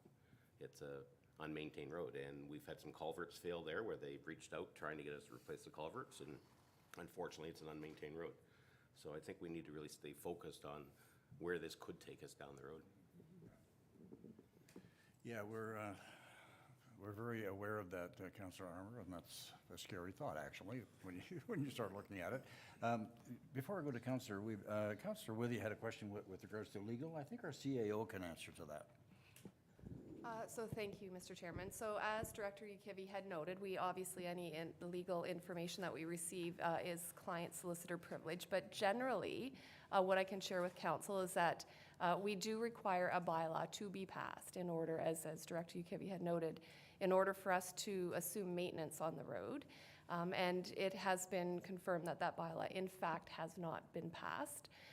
So although we couldn't take a legal position on this without our legal counsel jumping in, because obviously they would have to look at all merits of the issue, we have been advised that because there has not been a bylaw passed, the town of Huntsville has not assumed any type of road maintenance, regardless of any intermittent acts that may have occurred or may not have occurred. The bylaw is not in place. So from a legal position, that's what we can discuss in open session, but if we want to go into more detail, we'd have to go into closed. Thank you, Mr. Chairman. Thank you very much, Madam CAO. Councillor Weeb. Thank you, Chair Thompson. I'm just curious if we know how many residents are out there that are full-time residents versus seasonal residents, or I'm not sure if it matters, but it was something that kind of twigged my curiosity. Through you, Chair Thompson, I don't have those numbers today. Okay, thanks, Tarmo. Any more questions with regards to this? Hopefully, the this will end the discussion on this once and for all, because I think it's taken an inordinate amount of council's time, staff's time for sure. And our position has not changed from the get-go to present day. So I'm hoping that this will be the end of it. And Tarmo, appreciate all the work and time that you and your staff have put into this, along with Manager Bulcock as well. So thank you for that. Okay, moving on. That was just a report. There's no resolution coming out of that. So I think next is with regards to the outdoor skating rink. Moved by Councillor Weeb, seconded by Councillor Stone. It is recommended that committee extend the outdoor skating surface at Lions Lookout Point Road pilot program through the 2022-2023 winter season, and further that committee approve the projected additional operational costs of $7,733 in 2022 to proceed with the outdoor skating surface to be funded through the Town of Huntsville portion of the MAT tax general, and further that committee approve the projected remaining operational costs of $16,000 for 2023 relating to the 2022-23 season to proceed with the outdoor skating surface to be funded through the Town of Huntsville portion of the Municipal Accommodation Tax General.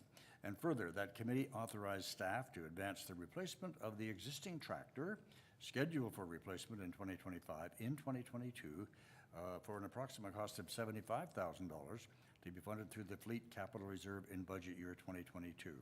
And further, that committee authorized staff to purchase an ice surface flooding solution to attach to the tractor for an approximate cost of $15,000 funded through Town of Huntsville portion of the Municipal Accommodation Tax General. And further, that staff be directed to develop and present an evaluation plan for consideration for the 2022-23 winter season. And further, that staff bring forward recommendations considering a permanent outdoor skating surface based on a council-approved evaluation plan at the May 2023 General Committee meeting. Tarmo, go ahead. Thank you, Chair Thompson. My apologies for the long motion there. Having said that, there's a lot to that. So I think Council did direct staff to come back to General to report on the success of the outdoor skating surface. Anecdotally, it's very clear that it was a resounding success. It was a very popular place. The one confound that we had during that period of time, of course, was our favorite virus there, COVID, and to say what impact that had on attendance or not. It's hard to say one way or the other. So having said that, that is the reason for the recommended extension of a pilot program prior to committing to this wholeheartedly going forward. With that, as I mentioned, it's an anecdotal or observational study to say that it was a resounding success based on the number of people that were there. Because we don't ticket the event, it's free, anybody can use it at any time, and we didn't have staff there 24 hours a day monitoring and counting attendance. So one of the recommendations in this is to have staff develop some kind of a more objective evaluation plan, if such a plan can be developed, to then be able to evaluate the success of this program moving forward. And then lastly, kind of breaking it down, talking about the equipment required for this. So the maintenance process in the trial year was fairly onerous. We were cobbling together equipment just to make it work and make it happen. We have a very dedicated team that worked through this. So the primary work was, of course, creation of the rink itself and flooding that, which took a week of proper flooding and under some very trying conditions. So using basically hose and water like many people do in their backyard over a very large surface area, and that was prone to freezing over that period of time and just took a long period of time to set it. Second part then is once it snows or once it's been used quite well, is to actually clean the surface. So that process takes basically a pickup truck with a plow on the front of it. You clean the surface off. Once it's been cleaned, you use a brush to brush it, just to get it, well, basically the pickup truck tire tracks off it, but beyond that, to get all of the snow out of the ruts and things like that. And then it was an overnight flooding process, manually. We had, our team was out there for 9 hours a night, starting at midnight, and basically sprinkling it with a garden hose. The way I have it pictured in my head is very similar to what they do at curling rinks with the backpack and the water, and spray it all over the surface. So what we're looking to do is to get the proper equipment this year to make it a little bit easier and a little bit more efficient for our team. The equipment that we're asking for has more than one use, so it would not be used solely for the skating rink. It would be used as a brusher and flooding equipment for the rink. And then in the winter months, it would have a dual role with community services to clean the parking lot and sidewalks at the Summit Center. In the summertime, we can repurpose or change the use of that tractor or that piece of equipment to help in the Parks Department, particularly with the baseball diamond maintenance, to help make that more efficient. So that is probably all I have to present on that. If there are any questions, Chair Thompson. Any questions, Councillor Stone? Thank you. I like the motion, except for the very last clause. So it's bringing back a report about potentially making a permanent outdoor skating surface. Now, in my opinion, if that is going to change Lookout Field in any way and have a cement or anything else, then I'm not in favor of that. I love what we've done up there, and I love that it can be a multi-use facility. What kind of permanent surface might we be considering? Before you go on, Tarmo, just to remind you, Councillor Stone, this is recommendations considering, okay, a permanent. So this part of it could be dealt with separately at another time, I suppose, too. So, Tarmo, go ahead. Through you, Chair Thompson, I appreciate the commentary, Chair Thompson, because basically that's where I was going to go. Everything's on the table. We haven't settled in on what permanent looks like, and we have had discussions about every variation under the sun, but that would ultimately come back in terms of recommendations to council to consider down the road. Fair enough. Thank you. Councillor Withy. Thanks, Chair Thompson. Chair Thompson? Thanks for the report. So what I'm seeing here is basically we're looking for 15 grand for the attachment to the new tractor, because the new tractor's coming anyway and going to be used anywhere else. So I don't have a huge problem with that. I think that it will be successful moving forward. I think it should be probably, I don't know what permanent surface means. If it's just doing the same thing that we did last year over and over every winter, I think that I would pass that today. But I would have concerns about if there is some structure that sort of stops other uses at other times. But so the 15 grand I'm good with, because I certainly recall flooding tennis courts 100 years ago with hoses, and it's not fun. Thanks. Councillor Weeb. Thank you, Chair Thompson. The tractor that's going to be replaced, is it feasible or is it possible that that same tractor could be used in the future to flood Can Lake again, if the conditions were good? Through you, Chair Thompson, I don't know. When you're putting a tractor on a lake, there are different considerations in terms of risk and the liability of it going through the ice potentially, and what that looks like. But I wouldn't say no. I just don't know the answer to that. Okay. Yeah, thanks. Your Worship. Thank you, Mr. Chair. I support this totally. Two questions, I guess. It was determined that the Zamboni could not flood the ice because it could not carry water up there. How does this attachment, how does the attachment to the tractor work and the fact that that water won't freeze when the Zambonis would have? Through you, Chair Thompson, Mayor Terziano, the difference is in speed and the ability to get up the hill. So the Zamboni would have had a hard time getting up that hill with a full load of water, and it would have, and it could have damaged the Zamboni getting up to that. With a tractor and an ice implement, or the ice flooding implement on it, the tractor is able to move up that hill, first of all. It's able to move up the hill at a higher rate of speed, get around on the rink, and unflood it appropriately. And it's built for those kind of conditions, that tank that's on it.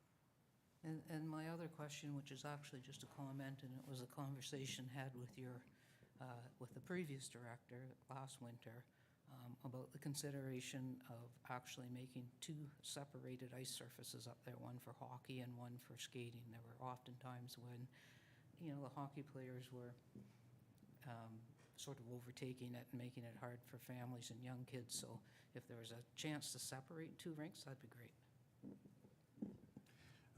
Yes, and Your Worship, we had that conversation, and I don't know whether it was Colleen or Simone, but there's definitely room for both, I think, up there. It's just getting the equipment, and I think this proposed equipment would solve both those situations, I would expect, if we chose to go that route. And I think Councillor Fitzgerald, yeah. Thanks, Chair Thompson. Thanks, Tarmo. Great report. Fully support this. The people of Huntsville benefit greatly from this trial, and I heard nothing but great compliments and how much fun everyone had. So be sure the staff is appreciated for all their late night efforts in doing that, because it's not an easy thing to do. One question, I thought we got water up to the fields in that building. So why are we filling somewhere else and not when we're up there? Well, that's part of the system. Oh, sorry, through you, Chair Thompson, that is part of the system. There is water up there. The challenge that we're having is the garden hoses freeze up when we're using it for flooding. Just by filling that tank, we won't be using the same length or distance of garden hoses. It'll be a short one just to fill up the water tank, and off they go for flooding. Can I follow up, Chair Thompson? There's a building there too. There's a structure there still too, is there not? I know when we flood the rink down in Port Sydney, we have a small heated structure where we keep all our hoses and everything. We actually flood from the lake. We use fire pump and considerable size fire hose. Is there some way we can heat that building and make it usable for people there skating and utilize it for betterment of the use of the equipment? Tarmo? Through you, Chair Thompson, right now there is no heating in that building. Yeah, it is used simply for storage, equipment storage. And it's snow shovels and of that nature. I don't know, I have not looked into what it would look like to heat that building. Yes, go ahead again. Thank you, Chair Thompson. Maybe that should be a consideration. And if it's viable to leave that tractor up there when it's not in use, and or i.e. some public use as well, because currently there's no public facility up there for anyone to change or go to the bathroom or anything like that. So maybe that should be a consideration if this is going to move forward. Okay, I just have one comment, and that would be that you're right. It was, anytime I was up there, and I was up several times, walking and so on and so forth, very, very well used. And the other thing too, Tarmo, is the walking path around the outside, which was very, very popular and well used. I don't think I was ever there when there were not at least three other couples walking that path too. So I would hope that that would also continue to be part of the whole operation up there. Denise has a question. Okay, Jason, go ahead. I just want to acknowledge the CAO raised her hand there behind your back. Thank you very much, Councillor. So, Mr. Chairman, I do hear two recommendations around the table. I've heard a recommendation that we should consider a second ice surface. And if that's the case, we should be looking at an amendment, and I'll refer to the Deputy Clerk to provide us some guidance. And then the other thing I've heard was with respect to heating the building, so perhaps we can get some clarification on if we need to amend the motion. Thank you, Madam CAO. Jason? Thanks, Chair Thompson. Yeah, I just think that we have the building up there, we have the facilities, and we're underutilizing that space.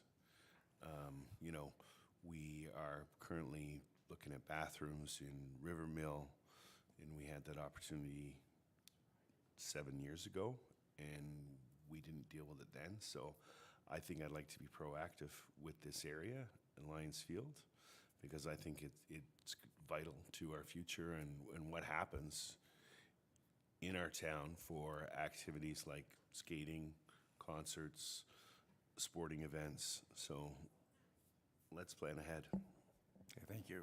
Councillor Stone? I agree, Councillor Fitzgerald. The one stumbling block is there's no electricity up there. So if we would like to add that staff investigate getting electricity to the lookout, I would be happy to see that. Yeah. Termo, with this resolution that we have it here, and this, Madam CAO mentioned about a second, would this cover that off, this resolution cover off the creation of a second surface, or would we have to have an amendment to that? And Councillor Thompson, no, that would not cover off directing staff to create a second surface there. Mr. Chairman, if I may. Does anyone want to go ahead with that, or yes, Madam Mayor? That was my suggestion, and it was simply a suggestion that is to take the great big ice surface and cut it in two, leave a snowbank in between two ice surfaces, not create another full one. I don't understand why we'd possibly need a resolution. It's something to be considered when you're up there creating rinks. Okay, just creating a bigger surface and put a snowbank atwixt. Okay, I guess we could do that. That ain't rocket science, no, okay. All right, anything further? Before, okay, you're superior, so you go ahead first, Crystal. Sorry, Jason. Go ahead. Thank you, Chair Thompson. I do hear then that there is a motion to amend on the table then to investigate options of heating the building that's located at the Lions Lookout Field and reporting back to committee before this season. Is that correct? Councillor Stone. Getting electricity up there is what's needed, so I would like staff to investigate that. And then the heating would be begot from the electricity. Is that a word? Okay, and I'm just looking for the timing. You're looking for that before this coming season, correct? Because there's direction in the motion to report back for the following season. So I'm just looking to see if you're requiring staff to come back twice or if you'd like them to come back. So just looking to see if it's for this season that you'd like that done for? Well, ideally, yes, sure. Yep. Councillor Fitzgerald. Thank you, Chair Thompson. And they're two different items, so we may not go with an electrical heat source up there if heating is something that we decide to do. But I think we need to get the price on electrical service up there. Yeah, as well as potential heating sources. Okay, can we then, if we're going to do an amendment, then just do an amendment to have staff investigate then the costs, okay, what's involved in the process and the cost of supplying heat to the building, right, number one, and also creating a second ice surface. Okay, could you do that for us, Crystal?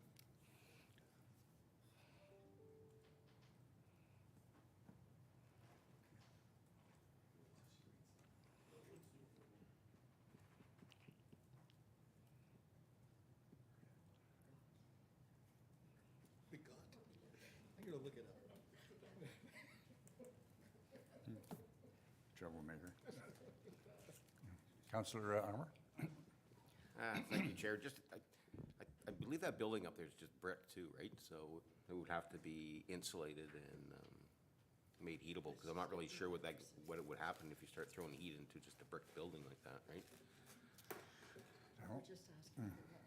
Yeah, and I think the last time when we talked about this a year ago or a couple years ago, wasn't they had to run the hydro from quite a distance by the river up there, so I think the cost was quite substantial. But anyhow, just a thought. Yeah. Carmel? Through you, Chair Thompson, yeah, we would have to do all of that investigation work to see what it would look like. But the first step is to cost out what it would take to bring hydro up there. Okay. Crystal? May I share my screen? May I share my screen so you can see the amendment?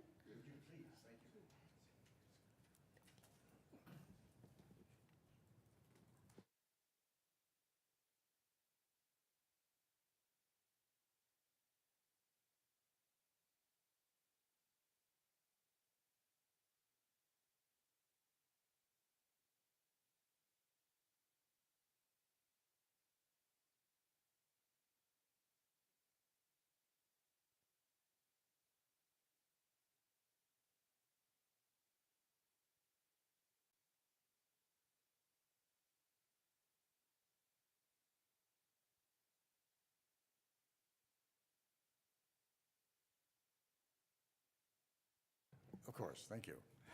So this would be the amendment then, Crystal, and further that, staff be directed to investigate the option of bringing electricity up to as well as heating the building located at Lions Lookout Field and report back to committee before the 2022-2023 winter season.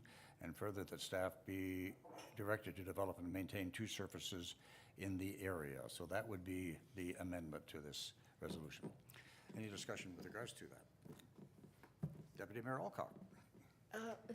Thank you, Chair Thompson. On the second further that, it kind of implies that we're looking at creating 2 entirely separate ice surfaces. And as I understand it from her worship, the comment was we're kind of just splitting the 2,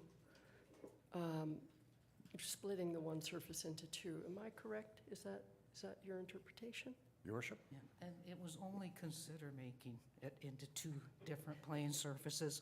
Again, I wasn't proposing a resolution. Jesus.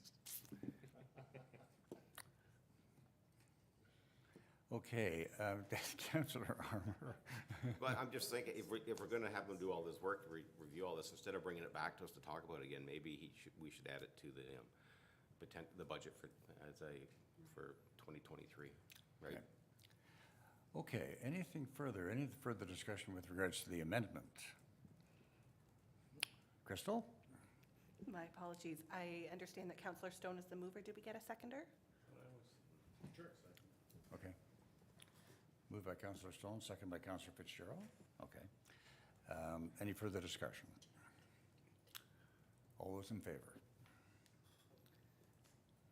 All those opposed? I thought I had to ask, right? So you heard the original resolution as amended. All those in favor? That is passed. Thank you so much. Tamara, you must think we're all nutty around here, right? Well, we do have a lot of fun. So, okay, that takes care of that committee. Thank you. And now we have a report from Carmel, an update on the pickleball courts at Macaulay Robertson, I'm assuming, right? Thank you, Chair Thompson. Actually, Macaulay Robertson Recreation Park, as well as the Port Sydney Clark Avenue courts. So that work is underway. The contractor that we had working on Kent Park has completed that work there and has moved on now. The first step was to actually do the clearing of the space at Macaulay Robertson Park, which they did very promptly after doing the work at Kent Park. And then they've moved their equipment on to Clark Avenue as well. And they're simultaneously working on the 2 projects in a staged format. When they finish part of the work that needs to wait or cure or whatever, and in one, they're working on the other so that we get this done fairly efficiently. Conservative timeline is that all of the work gets completed by mid-August, but I'm confident that we may actually be a little sooner than that, given how quickly the contractor is working on these 2 projects. That's encouraging news. Thank you, Carmel, very much. Any questions or comments with regards to pickleball? Okay, that's it. Thanks, Carmel, very much. And I'm done. And now, Deputy Mayor Alcock, you're on the hot seat.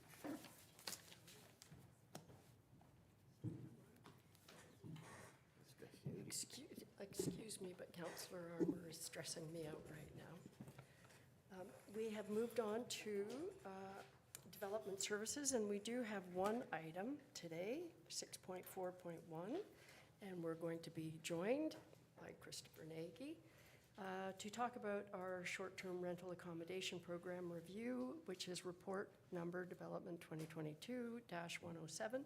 And I do have a motion, so I will read it. Moved by Councillor Fitzgerald, seconded by Councillor Armour. It is recommended that committee support an update to the following bylaws with the amendments noted below for the short-term rental accommodation licensing program. 1, the fees and charges bylaw be amended to increase STRA infraction fees through the administrative monetary penalty as graduated system, with first offense being $500, second offense being $1,000, and third offense being $1,500.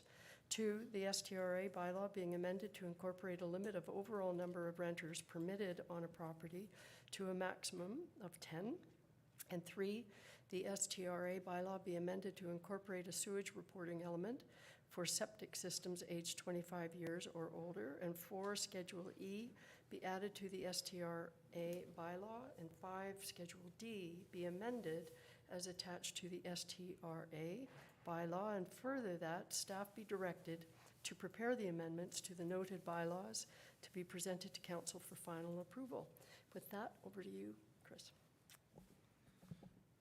Thank you very much, Deputy Mayor Alcock, and thank you, committee members. So the report in front of you today is in response to council's direction to explore allowances to restrict the number of STR licenses under the bylaw. Through our solicitor, I can confirm that under the licensing portion of the Municipal Act, a municipality is unable to restrict the number of licenses, inclusive of a lottery system, density restriction, area restriction, or other measures. Our solicitor did indicate that these restrictions would be required. If these restrictions were needed, they would need to be on a zoning basis, much like we do with our current bylaw through the NR zoning process. That being said, I do want to remind committee that the concept of rentals within the Huntsville area is not a new concept, and further that this program was developed with the understanding that these operations were going on illegally from a zoning perspective. And this program was set up to ensure the safety of the occupants within these units.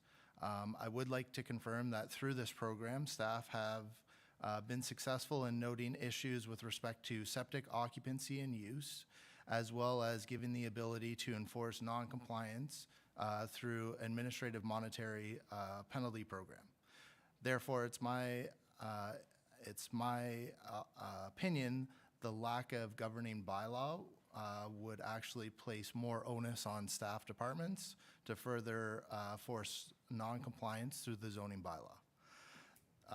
That being said, in response to concerns received by council and through staff, we are suggesting the following bylaw amendments, which provide staff and the program the tools to increase enforcement and ensure additional environmental protection beyond the minimum building code requirements. The graduated AMP penalty system, as Deputy Mayor Alcock had suggested, to set the maximum number of renters, that the septic systems that are older than 25 years actually be inspected by a qualified individual, and we get a report on that, so it's not just us citing there's any issues, and then the schedules be amended as they were removed in error in the past. Further, I wanted to highlight that our online mapping system is currently being updated. As we suggested we were going to do that. It will actually include all active permits, under-reviewed permits, denied, as well as canceled applications. With respect to enforcement of this bylaw, I'm happy to announce that we did have a successful candidate for our property standards / STR bylaw enforcer, and they'll start their training with the municipality as of July 11th. With that, I'm happy to answer any questions with respect to the report or that. So. Thank you for that, Chris. I believe the first person out of the gate was Councillor Withey, followed by Your Worship, and then followed by Councillor Armour. Okay. Thank you. Thank you, Deputy Mayor Alcock. Couple quick things. It seems bizarre to me that the Municipal Act says we don't have the legal limit to do these things. So if the recourse for that is bringing in a new zoning thing, or just, we can just stop them altogether, I guess, would be the other solution, which I wouldn't mind. Quite frankly, there'd be a lot less issues around town with these things. So that seems bizarre that so I would suggest that we do some sort of zoning thing to stop overpopulation of small lakes, et cetera, that we see. You know, whether it's a capacity, you're the expert in that, so I won't go any further with that. The other question I have, or the other suggestion I have, is I've seen in the news where other municipalities, when people aren't paying fines or whatever, that they've gone back to the companies like the Airbnbs and the VRBOs and fining them. I know that Montreal was doing that because they weren't getting people, like the ones that were, if something was on Airbnb, for example, it was advertised and yet they refused to buy a license and just kept going on because they wouldn't get any money out of the owner, they'd go right to Airbnb and that would solve their issues. So I don't know how you build that into that, but that would be my other suggestion. But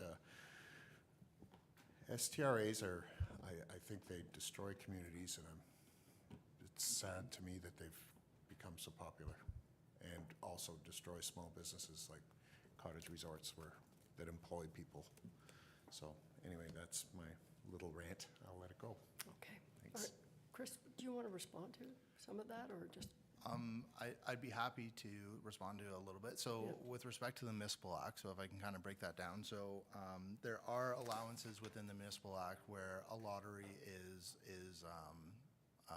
available. So we'll say like taxi licenses and things like that. But it's specific to those types of uses within the Municipal Act. Unfortunately, because this is a licensing program, it speaks to once you allow it in one area under specific zoning of your zoning bylaw, you have to allow it as a wide branch. You can't restrict it through the licensing bylaw itself, being the short-term rental, right? So that's why there is the suggestion of the zoning, and I do hear you. We can look at that as staffing and go from there.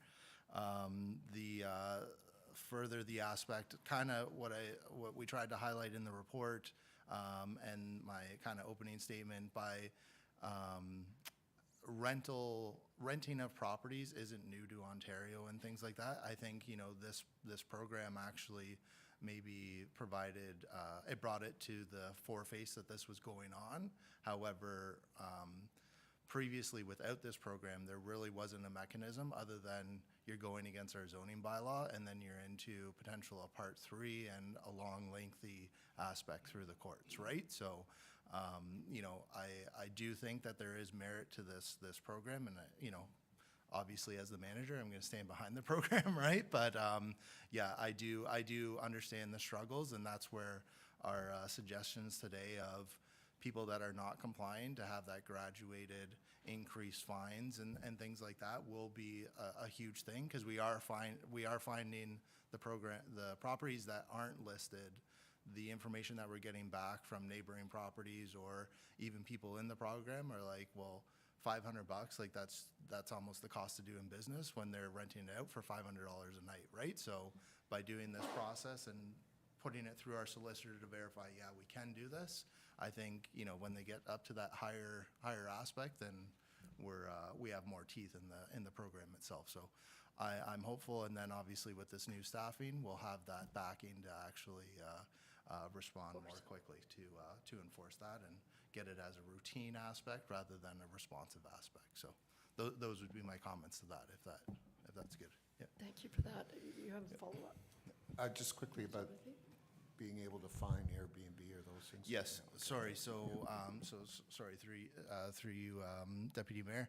I have heard that as well. There have been the higher like Toronto has actually made it a requirement that Airbnb pull a business license to actually operate. We are following to see how that's going because they did appeal that decision, and it's going through the courts and things like that. The sour note to that is when this program was starting, we did try to onboard Airbnb and VRBO, and everything was going to be, perfect. And yeah, they would support our program and only license things that are under our program. And then the response back was once the program became live was until the province makes it mandatory, we aren't supporting you, which was a bitter taste in our mouth, right? So, but yeah, we are definitely looking into if you're advertising and you are an advertising platform, how do we go about finding them? So. Yeah. Okay, thank you for that. Your worship. Thank you, Madam Chair. Chris, thanks for this report. I support it 100%. Everything we can do to make sure while we have this program, people comply. My question is, once we get to the 1,500, what would be the next step if somebody is just going to continue to continue to not comply? Continue to be an issue, yeah. So through you, Deputy Mayor. So in our previous report, we did note that we would have a kind of three-stripe policy of, first amp, second amp, third amp, and then we'd be into a part 3, right? So that's what we're still going with the encouragement. That's why there's only 3 steps. After that, we're into a part 3, and we're going for larger fines through the courts. Now, what those figures are is up to the JP at the time. However, this 3-strike kind of builds our case, especially if they do just, pay it, then they're, admitting to fault. And if they aren't registering with our program, then when we get to that part 3, we can kind of lay that all out, right? So I think we will have success if we do get to that part 3 aspect to go for those higher fines, which, yeah, would set a precedence for our municipality. I hope we don't get to that, but it's the option there. Me So, too. yeah. And what's the time frame between the 1, 2, and 3 penalty stages? Is there like a couple weeks before you can issue number 2 and number 3, or? Yeah, so through you again, our solicitor did note there, so with the AMP penalty, you do have to give the 15-day allowance for the person to either pay it or appeal. And then basically after that kind of 15-day entity, if it is the same issue, then we will be looking at another recharge and go from there. So, yeah. That's really good news, that last comment. That's great. Councillor Armour. Thank you, Chair Alcock. I had a couple of questions, but that was one of them. I was wondering how often, every 15 days for the charge. Another question I have is when you're talking the 10 maximum on the property. So if it's a 2-bedroom place that can sleep 4 people, are they allowed 10? Or how does that work? Like, Yeah. Shouldn't it be to the maximum of the bedrooms? So through you, Deputy Mayor. So the way that the program is structured right now is we look at it as 2 persons per bedroom, and that's what our staff enforce. So if we go out and we see, and we have encountered this, we go into a room and there's 4 bunk beds. It's no, you can have 2 sleeping accommodations in here only, right? So those actually get removed, proper beds go in, like we won't issue the license on that. The 2 occupancy aspect is also backed by the building code, because that's how the septics are designed and everything like that. What that 10 maximum is basically anything beyond a 5-bedroom. If they want to go beyond that, so let's say you have a 7-bedroom place, or you're able to accommodate 14 people or 12 people, there is the ability to go through the licensing committee to increase your occupancies. However, I would, from a staffing standpoint, we would ultimately suggest, if they're going that route, that they're showing compliance on how they're restricting their occupants, either through sound verifications, or what's their screening process of these occupants actually coming in? What does it look like as far as kids versus adults, things like that, right? So it does kind of open it up to the licensing committee to restrict. However, we're also finding that some of the short-term rentals, there are that have that larger occupancy, they're typically a little bit more noise complaints and things like that, right? So we're kind of trying to cap that out, so, yeah. So, Yeah. if I may, just to follow up to that, so, but I don't know if anybody else feels, I find this a little bit confusing, it says property to attend maximum. So, to me, I'm saying if I still have a 2-bedroom, I could still have a maximum of 10 people there. So, do we need to maybe strengthen that a little bit, if it's 2 bedrooms, 4 people, 3 bedrooms, 6 people, et cetera? So if I can respond to that, so it's going to be an independent line too. So there's, in our bylaw, it states in there that it's 2 persons per bedroom. It also states in there that you can't have any more occupants more than your septic system. And this will be a separate line item that'll be another restriction of you can have a maximum of 10 people. So it's going to be a kind of catch-all that once you go beyond those 5 bedrooms, the maximum number of people that staffing will be able to issue as of right is 10 people. But if you do only have a 3-bedroom septic, you're still maxed at that 6 person. So, okay. yeah. But thank you for that clarity. So Yeah, I just need to yeah. clarify that. That's good, okay. Are you good? Well, I just want, can I do an amendment? You, Right now, or should I wait for I would Councillor like to Thompson? wait for Councillor Thompson, if that's okay. Councillor Thompson. Thanks, Deputy Mayor. My question is sort of very much along the lines of Councillor Armour, and I was thinking, Chris, with regards to the number of bedrooms, maybe restricting the occupancy to the number of bathrooms to a maximum of 10. And I like the idea, I like number 4, or number 3, I guess, with the reporting element for systems that are 25 years and older. But I'm just wondering, what do you think about the bathroom issue as opposed to bedrooms to a maximum of 10? So through you, Deputy Mayor, so the reason that we go with the bedroom count is it does fall in line with the Ontario Building Code, which is kind of an easy way to reflect that because it relates back to the septic systems and everything, right? Under the building code with respect to a washroom, you're absolutely right. It could be 1 washroom can serve up to 10 people, but I think it may become more confusing as Councillor Armour has noted, in that people may read it and suggest, oh, I've got 1 bathroom, so I can have up to 10 people, not realizing that there's another system on site that would actually restrict it further.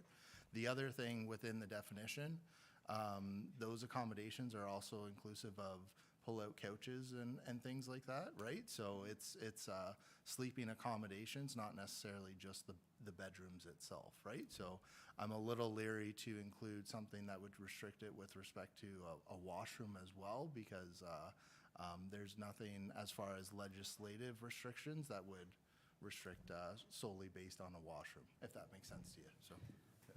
Follow-up, just briefly. Yeah, and is there any consideration given then to maybe, as the majority of these are lake on water, restricting the number of renters to, say, the size of the frontage or the property size or something like that? Again, through you. So there hasn't been. Reason being, occupancy with respect to septics and everything like that.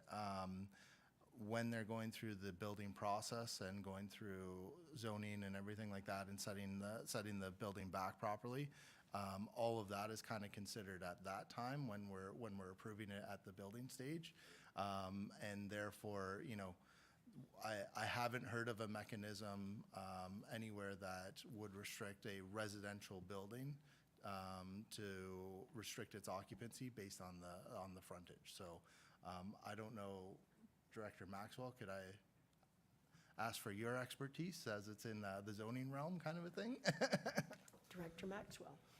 Thank you, Chair Alcock. I think it would be very complicated, for one thing, if we were going to look at trying to do something like that. But I also think that we have to remember that the use of a cottage as a short-term rental is ultimately a residential use, because they're using it as a cottage. They're not using it as a store or something that doesn't meet the requirements from that perspective. So the fact that we're using these properties the way they're meant to be used, I think that if we were trying to restrict occupancy further, it would be yeah, it would be very difficult. I would also note that the way the program is structured all along, it was to try and address any issues that come up when they're raised. And we have, I think this is our third amendment to the licensing program so far, to try and tweak and make sure that we're addressing all the comments we hear. I know that there's been quite a bit in the news this summer about short-term rentals, and I would just note that everybody that is dealing with them are all going down a licensing route as well. Outside of Muskoka, in I think Grand Bend, Saugeen Shores, Innisfil, they're looking at doing it this way. So we really are ahead of the curve, and unfortunately we've had a few growing pains along the way, but I think that with the amendments we've made, with the inclusion of the AMP penalty system, and with, all of the things we've done, that we're heading the right direction. Thank you very much for that. Okay, I believe, Councillor Armour, you have one more question in reference to this particular motion. Exactly. Okay.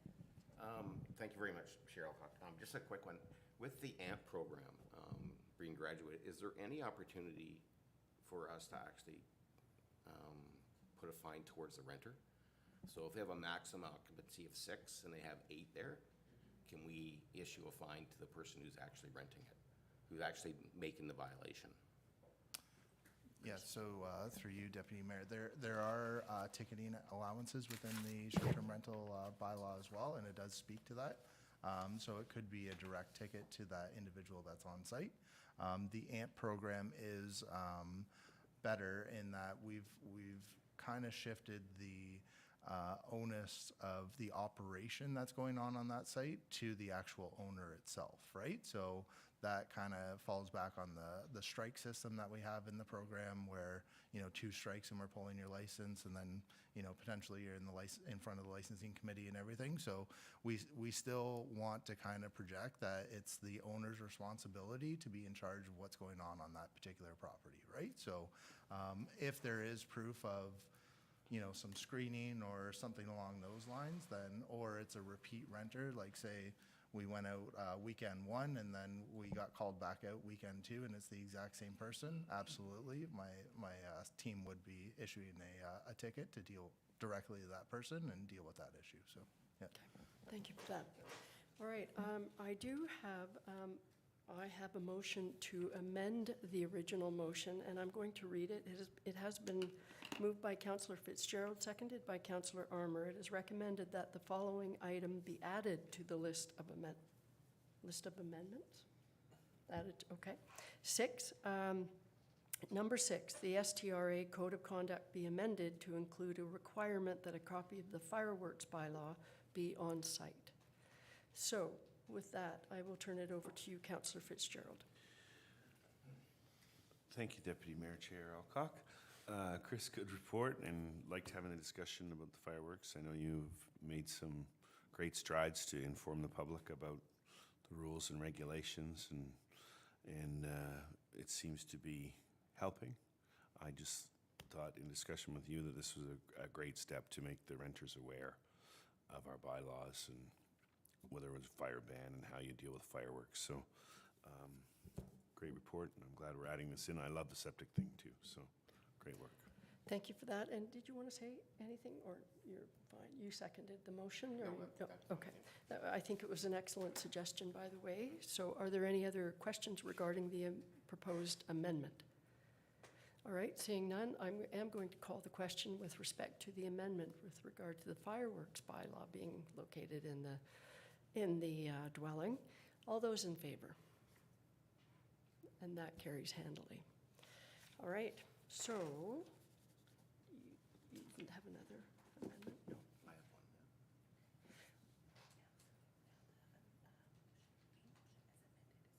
now. Okay, sorry, thank you. I'm getting much needed advice here from our, I'm now to ask, put the question to the committee that the main motion as amended is now on the table for discussion. This is your opportunity. Thank you very much. Thanks, Chair Alcock. Councillor Armour has something to say. I would like to see another amendment to this policy where any licensed short-term rental that we issue a license to display a sign at the end of the driveway that says licensed by the town of Huntsville, license number, maximum occupancy 6 or 4 or 10. So when we're getting these calls on weekends, et cetera, by neighbors saying that there's 10 people next door, is that a short-term rental? We'll know right away whether it's licensed or not licensed and if they're over their occupancy. It might save some bylaws some time, save me some time, other councillors' time addressing those questions. Okay, is there, Councillor Withy, would you like to second that motion? We have a mover and a seconder, and your worship? Yes, you're allowed. You are allowed, absolutely. I guess my only concern is people who use their properties as short-term rentals and sometimes use them themselves. And if they're up there with their own family and they're posted as a short-term rental license with a maximum of 6 and they have their own families there and company that have them at 8, what are we doing in that situation? That's a good question. From my point of view is that when if we do get a call from a neighbor or somebody there, then it's easier for bylaw to address the issue because they are the owners of the property.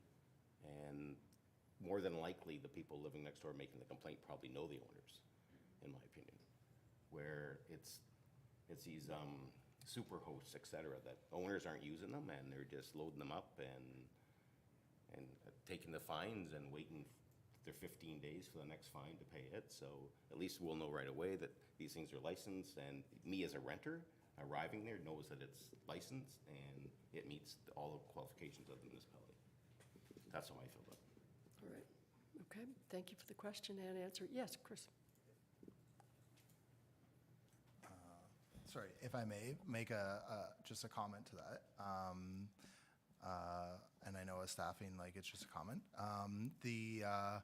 So within the bylaw right now, we do request that the license itself be on site. My suggestion, if it appeases what you're trying to get at, is that maybe the recommendation is the license gets posted on the front door. Reason being is historically VRBO and Airbnb had little tags at the end of the driveways and things like that. And it was actually noted that, it was kind of a flag of, hey, maybe someone's not there. And I don't know what the onus of that would be if it's tagged, hey, at the end of the road, long driveway, there's a short-term rental here.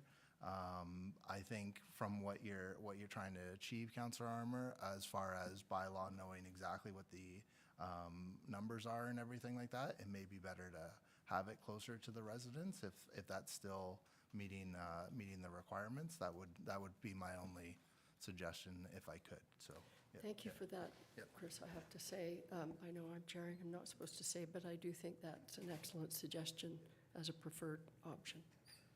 That just saying, I'm not allowed to say that. So, but I do notice that Councillor Fitzgerald does have his hand up. You got me with your side vision there. Thank you, Chair Alcock. Through you to Chris. You did say earlier in your report that we are going to have this all on our mapping, though, on our town mapping. With just the location or various information? What's going to pop up when you look at this on the town mapping? What kind of information? Yeah. So through you, Deputy Mayor, you are correct. On our mapping system, there will be the address on there. So, I know that may put my argument at a mute point. However, I think it would discourage the, drive-by and it doesn't look like anybody's there, and then I'm going on the property, right? So there would need to be some form of, research done ahead of time. But again, just a comment. I'm not suggesting anything to your motion. So okay. Thank you for that. I am going to ask Crystal to post the proposed amendment, since we do have a mover and a seconder, so we can read it one more time and see if there are any more. Moved by Councillor Armour, seconded by Councillor Withy. It is recommended that the following item be added to the list of amendments. 7, the STRA bylaw be amended to require signage be clearly posted on the main entrance doors of licensed properties, including, but not limited to, licensing number and maximum occupancy. So are there any further questions with respect to this proposed amendment? I don't know which, I'm going with Councillor Withy. Yeah. Wendy can go first? All right, thank you. Thank you to everybody involved in that decision. I'm sure this isn't the way it's supposed to work. I guess just Mr. Nagy's last comment about somebody driving by, seeing a sign and seeing nobody there. I mean, if they're driving by with the intent to break into places, just seeing nobody's there would probably be enough. I don't know if the sign that it's a short-term rental or not makes a difference. They're gonna look to see if anyone's there no matter what, so that would just be my further comment. Thanks. All right, thank you for that. Councillor Fitzgerald. I think I remember my question. Thank you, Chair Alcock. It was 2. Can I see the amendment back up there again? Through you to Mr. Nagy. Occupancy. So that it's a word. It's occupancy. So that's people that are staying there. How do we define whether there's 100 people at a place during the day? Because this occurs too, and I think this is where a lot of the problems occur. Yeah, so through you, Deputy Mayor, within the bylaw, it does note like occupants or renters are the ones intended to stay overnight as overnight guests. It's not the daily use. And again, that kind of speaks to Director Maxwell's suggestion on these are residential properties, and we don't limit if someone was using their own property, to even have a wedding or something along those lines of that. If they come in for a tent permit, we obviously suggest that they provide additional sanitary facilities on site, but it is the intent of the overnight guests themselves. So the occupancy aspect is actually already included, inclusive of the bedrooms on the license that gets issued to the property. So yeah, it's perfect clarity on what we need to include, so. Thank you. Okay, thank you. Are there any other questions with respect to this proposed amendment? Seeing none, I will call the question. All those in favor of this amendment? And that carries handily. All right, I don't have it. So now I am going to call the question on the main motion as amended once again. All those in favor?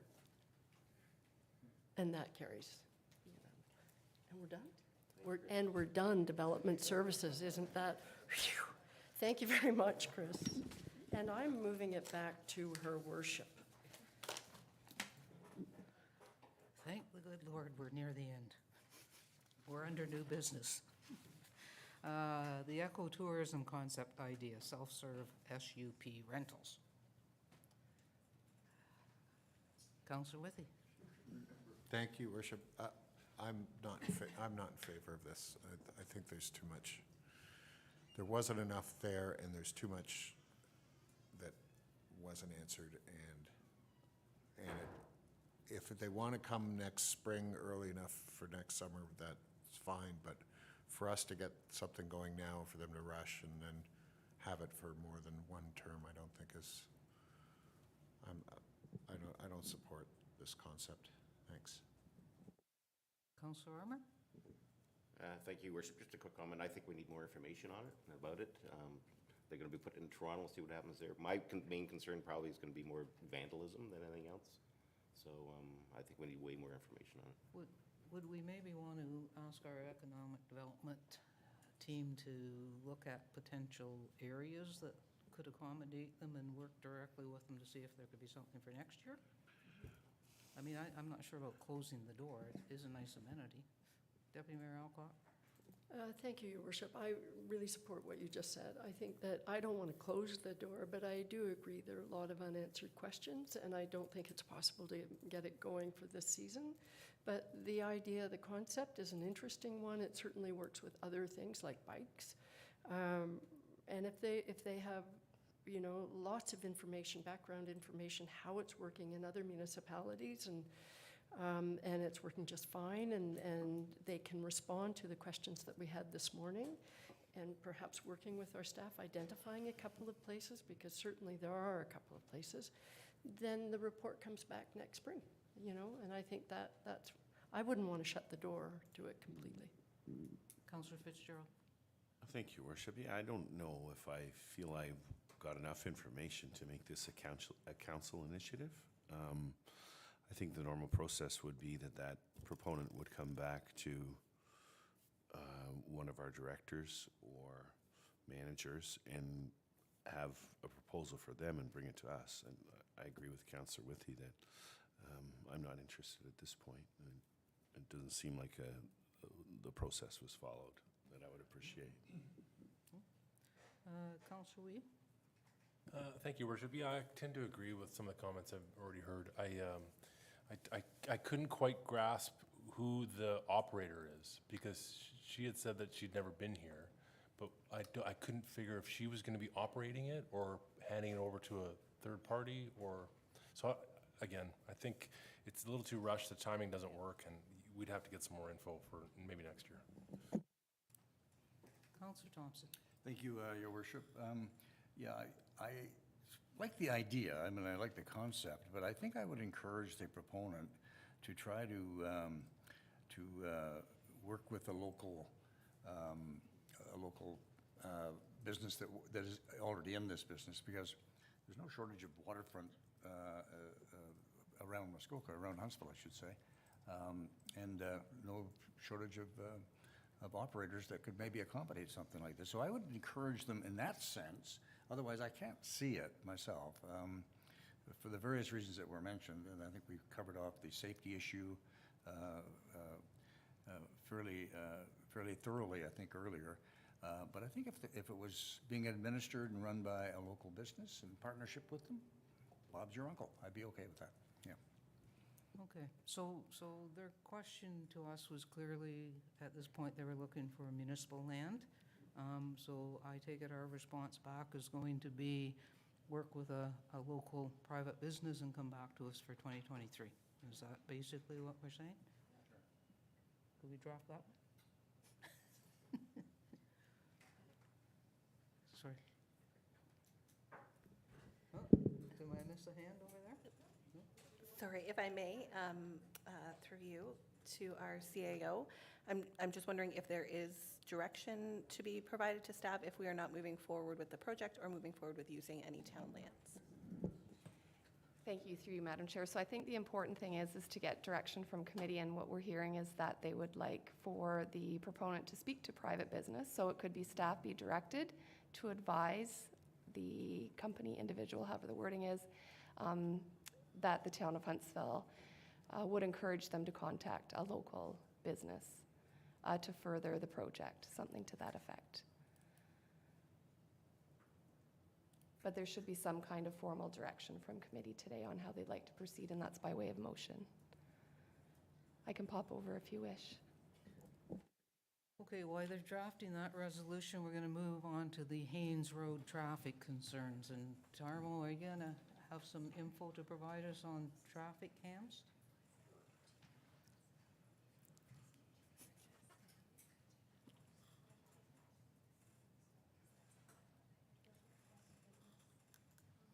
Assuming council wants some information on them. Okay. Thank you, Your Worship, through you. I do only have information. I don't have any recommendations. I have had preliminary discussions with our manager of operations, Kevin Bocock, as well as other staff, looking at what options there are for Haynes Road. So I'm speaking in this case, Haynes Road in particular. I think that there are two issues here that kind of overlap a little bit. With Haynes Road, we did do this time last year a traffic study on that road, and the traffic study did find that there are high speeds through that area. There's no doubt about that. Nobody's denying that there is a potential safety issue here. The question is cost benefit in terms of the different options that are available for traffic calming. Anything from putting in speed bumps, lowering the posted speed limit, putting in the flashing signs. I think Councillor Armour alluded to that earlier. The putting in of the photo radar, I think was being, I forget what the technical term is, automated traffic recording or something like that, system, which would be a bylaw initiative. All of those options are on the table, even line painting. So you can actually paint the white lines in unique patterns along the edge of the roadway. It makes the drivers feel like the roadway's narrower, even though we're not physically narrowing the roadway, and that tends to slow down traffic. So I think that there is a lot of science related to this, and we really need to look at what the science says, what the costs are to these initiatives, and what benefits we can actually feel that we can derive from it. So we have been starting to look at that.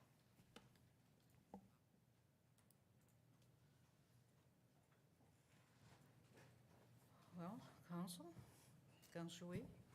Thank you, Worship. I guess the question I would put out to committee would be if if we find that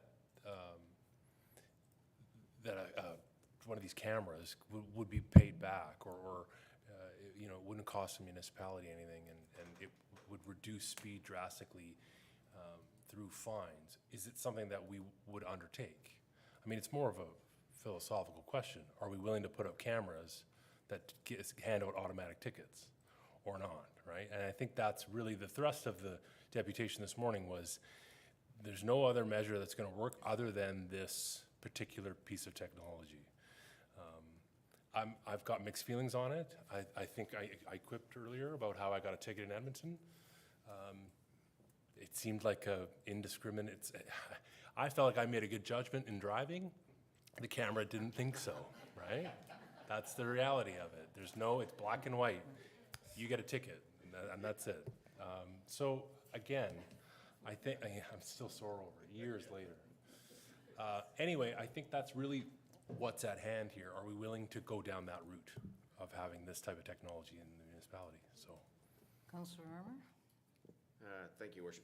Just a few things. Correct me if I'm wrong. If speeding tickets or tickets of this such, actually money goes to the district of Muskoka, I believe, right? It doesn't go to our municipality?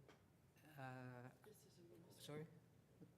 If they pull over someone speeding on a municipal road, the money goes, does it go to us or does it go to the district? Kirsten? Thank you, Your Worship. Actually, I believe it is the district because it's a ticket that the OPP has to issue. Right. So just in reference to speed cameras, we did have a report to council in August of 2020, just when the province changed the legislation that permitted them to be in place. And they're limited. We would have to, as a town, we can only put them in areas that are designated as community safety zones or school zones. And so those are the two areas. So then council would have to also designate a community safety zone along Haynes Road in order to be able to use them. But at the time, it was extremely expensive to put in a camera because the monitoring that goes along with it, and then whoever is going to be looking at all the hours of the camera timing and issuing the tickets was going to be something like $300,000 a year, regardless of if it's one camera or 10 cameras or something. It was ridiculously expensive, but I don't know if anything has changed along those lines since 2020. So, Councillor Fitzgerald's next. Thank you, Your Worship. I guess we know we have a problem, so interesting comments that Director Maxwell made that you can only put them in community safety zones and school zones. Didn't seem to be aware of that prior to that comment. I wonder if it's local or is it visitors that are doing it mostly? Like I've seen in some other areas where they have 3D speed bumps painted on the road, and it's been a great traffic calming effect. But I think it would only work for visitors because once you go over that animated speed bump, you know it's not a speed bump anymore. So there's an issue on a lot of roads, and I don't know what the answer is, but I think we need to come up with some answers here. So, Deputy Mayor Alcock? Thank you, Your Worship. And this is really in response to what Kirsten just said. So you're saying that we'd have to designate it as a community safety zone, and that's only schools, or there are a number of things that could be designated as it. So if you're nodding, I think saying there are a number, what criteria would we be using to do that? And would we find ourselves in a situation where there could be lots of areas that we might define as community safety zones? through you, Your Worship, That, I don't know if there's a definition for a community safety zone in the legislation or not. So that's something we'd have to investigate further. Councillor Thompson. Yes, thank you, Your Worship. I'm curious, the examples that Mr. Mcguire used this morning, was he not referring to what's going on in Alberta? The reason I ask that is because it seems to me that the City of Toronto did have traffic cams at one time, and a Conservative government came in and was offended by the fact that this was an infringement on someone's, I guess, their freedom of words or whatever it happened to be. And so they outlawed them. So I'm just, do we have legislation now that actually permits them in Ontario? We do. We do? Yes. Okay, then, let's buy a whole bunch of them then. Councillor Withey. Thank you, Worship. Yes, they are around and legal. I would think, I think that we're throwing out a bunch of stuff here. I think we need a report, which is what I would suggest. And I think that I would challenge some code writers to have some software developed where you wouldn't have to have a person go through everything and look at it and it just automatically spits out stuff. You'd think in this day and age it would be all automated. So the camera takes a picture, the computer looks at the picture and shoots a ticket out without anybody touching it. But maybe that's, if anyone's listening out there, they can be a gazillionaire for I think, I think maybe Tarmo resolution's coming to bring back some serious options that we could or couldn't do. Anybody who drives to Ottawa knows you don't speed past Killaloe or you get a ticket. I mean, that's just a given. So people do learn eventually. So I think we're going to do a resolution for that. Did you miss something else, Councillor Armour? Well, I was just going to say, I'd second the fact that we need to get a report. And one thing about these, you think a red light camera, for example, how they tie up the court system. So it's. That's what I got. Yeah. So, you know, we would also be obligated to post signs saying there's a speed trap basically there. So it's, I think a report's a great way to go. Okay, so moved by Councillor Withey, seconded by Councillor Armour, whereas area residents have expressed concerns regarding the high speed of vehicles on Haynes Road. Now, therefore, it is recommended that staff be directed to investigate potential speed reduction solutions for Haynes Road and report back to General Committee meeting with their findings. All in favor? And that carries. And let's run back to the ecotourism one, Crystal. Do you still have it there? And we have a resolution. Who wanted to move that one? Deputy Mayor Alcock and Councillor Armour. It is recommended that staff be directed to advise Jada Miku, Kayak-O-Mat, Canada, that the town of Huntsville encourages them to work with private businesses to seek support with this initiative. All in favor? And that carries. And finally, our safety concerns at Crosswalk, Huntsville Public and Huntsville High School. Tarmo, do you want to talk about painting of crosswalks? Sure, thank you, Mayor Terziano. In front of the painting is scheduled for next week in front of the school. I recognize that is after the end of the school year. We did have a number of delays this year in advancing road work, so it kind of happened in spurts and starts. We started the sweeping early, but then a lot of rain slowed the sweeping down, and then it got hot and sunny again. We were able to kind of speed the process up, and then rain, and that interfered with line painting, as well as the availability of our contractor that we use for line painting in the town. So there is a reasonable explanation as to why that was kind of dragged out by weather more than anything else, because we need good stretches of weather in order to do that work. That was always scheduled for this year. It was scheduled for this spring. We're a little bit behind, and it is looking like it's going to be next week. Our town, in this specific intersection and project, our town works teams works with the contractor, which is not normal, to do traffic control for the contractor, just to ensure that it's controlled well and is done properly. I also have a traffic study that was just done this year in terms of traffic counts and average speeds through that intersection. I'm just going to pull that up for a second. Manager Bocock sent that to me earlier. I apologize. I did, maybe it is ready open here.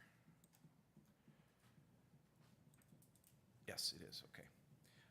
So we measure with these traffic studies, traffic speeds at average speed and the 85th percentile.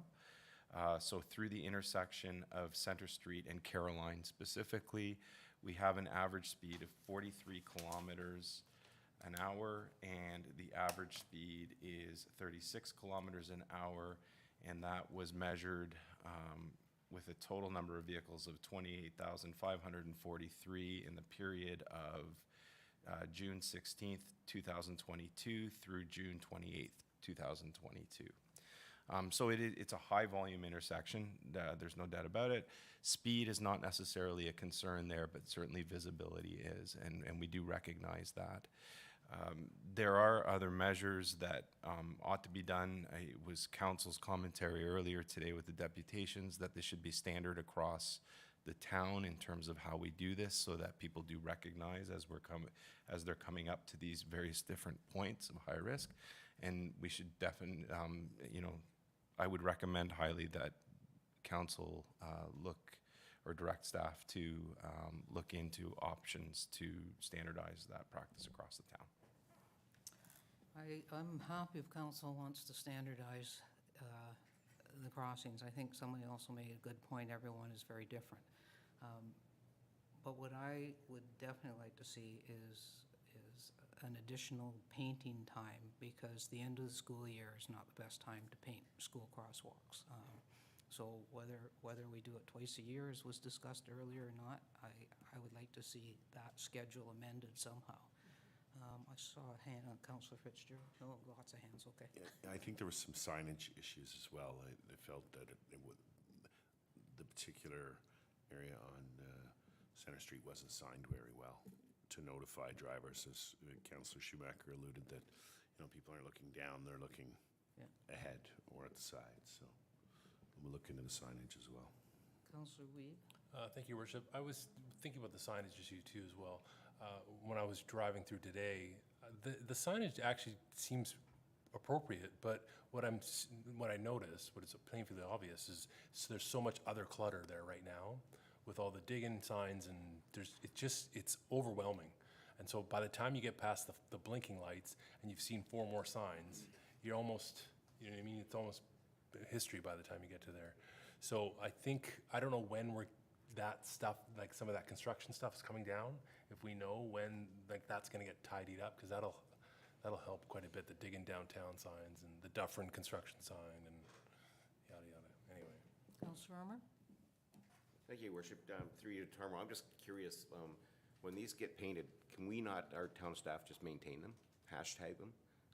Like it's just a can of orange paint, go out there, lines, and keep them up to date, keep them fresh as much as possible on a night shift when the fellows are looking for something to do? Or gals.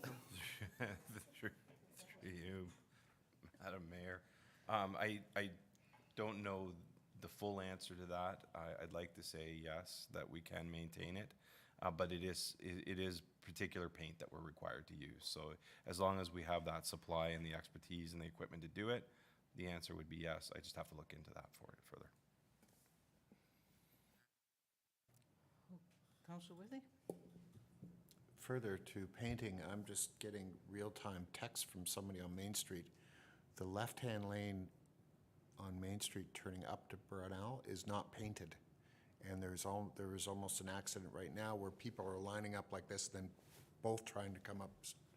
There was a trailer, 15-foot trailer that went 5 feet, went 5 feet in the air. Thank God the streets were packed. Thank God he was a good driver. Nobody knows it's a turning lane up to Brunel, so they're racing to get to the squeeze point there. So I don't know when that's getting painted. It was obviously marked and painted before. So. Through you, Madam Chair, that one is being painted within the next week or so. That's with the top lift of asphalt for the final phase of digging downtown. That was always the plan. There is signage there. I do recognize that the signage is not optimal.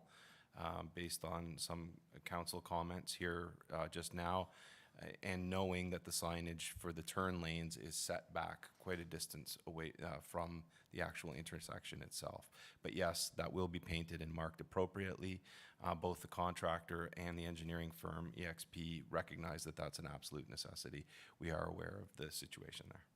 So, Tarmo, just further to what Councillor Armour was talking about, do we not have the ability, like, when we have a situation like this, to put a, you know, an arrow that points up or an arrow that goes straight for a week? Because we could actually have an issue in the next week. I realize we can't get the contractor to jump, but do we not have the ability to do something ourselves? I'd have to look into that because we have been using the contractor to do that type of work. They have put temporary lines up at the intersection approaching from all directions at Center and Main. Yeah, So- and I saw that, and it's gonna get covered with a new lift of asphalt, so I'm kind of wondering why they didn't do it down at Purnell too, so. Yeah. Anyways. Yeah. We'll leave that. We're gonna try to do a resolution to help you write another report on something.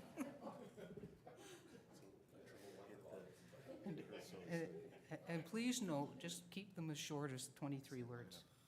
The resolutions are longer than that, but. All right, we have a resolution moved, I think, Crystal, you better put that one up, it's long. Who's moving the Deputy Mayor Alcock, Councillor Fitzgerald? Hang on, let me see if I can find longer names for you. To go with the long resolution. Okay, we're gonna put this one on the screen.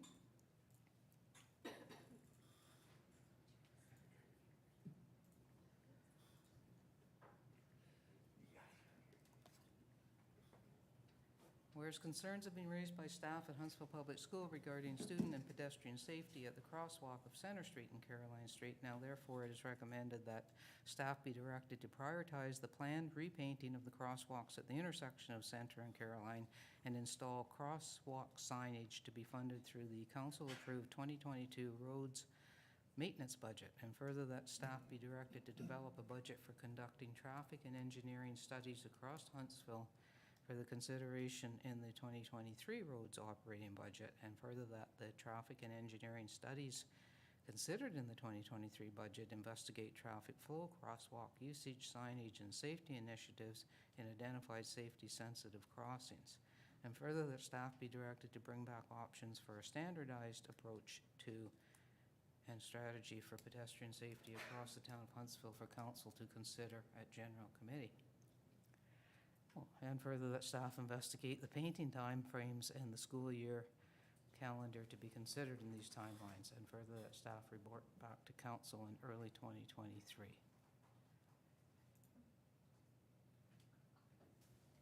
Comments? All in favor?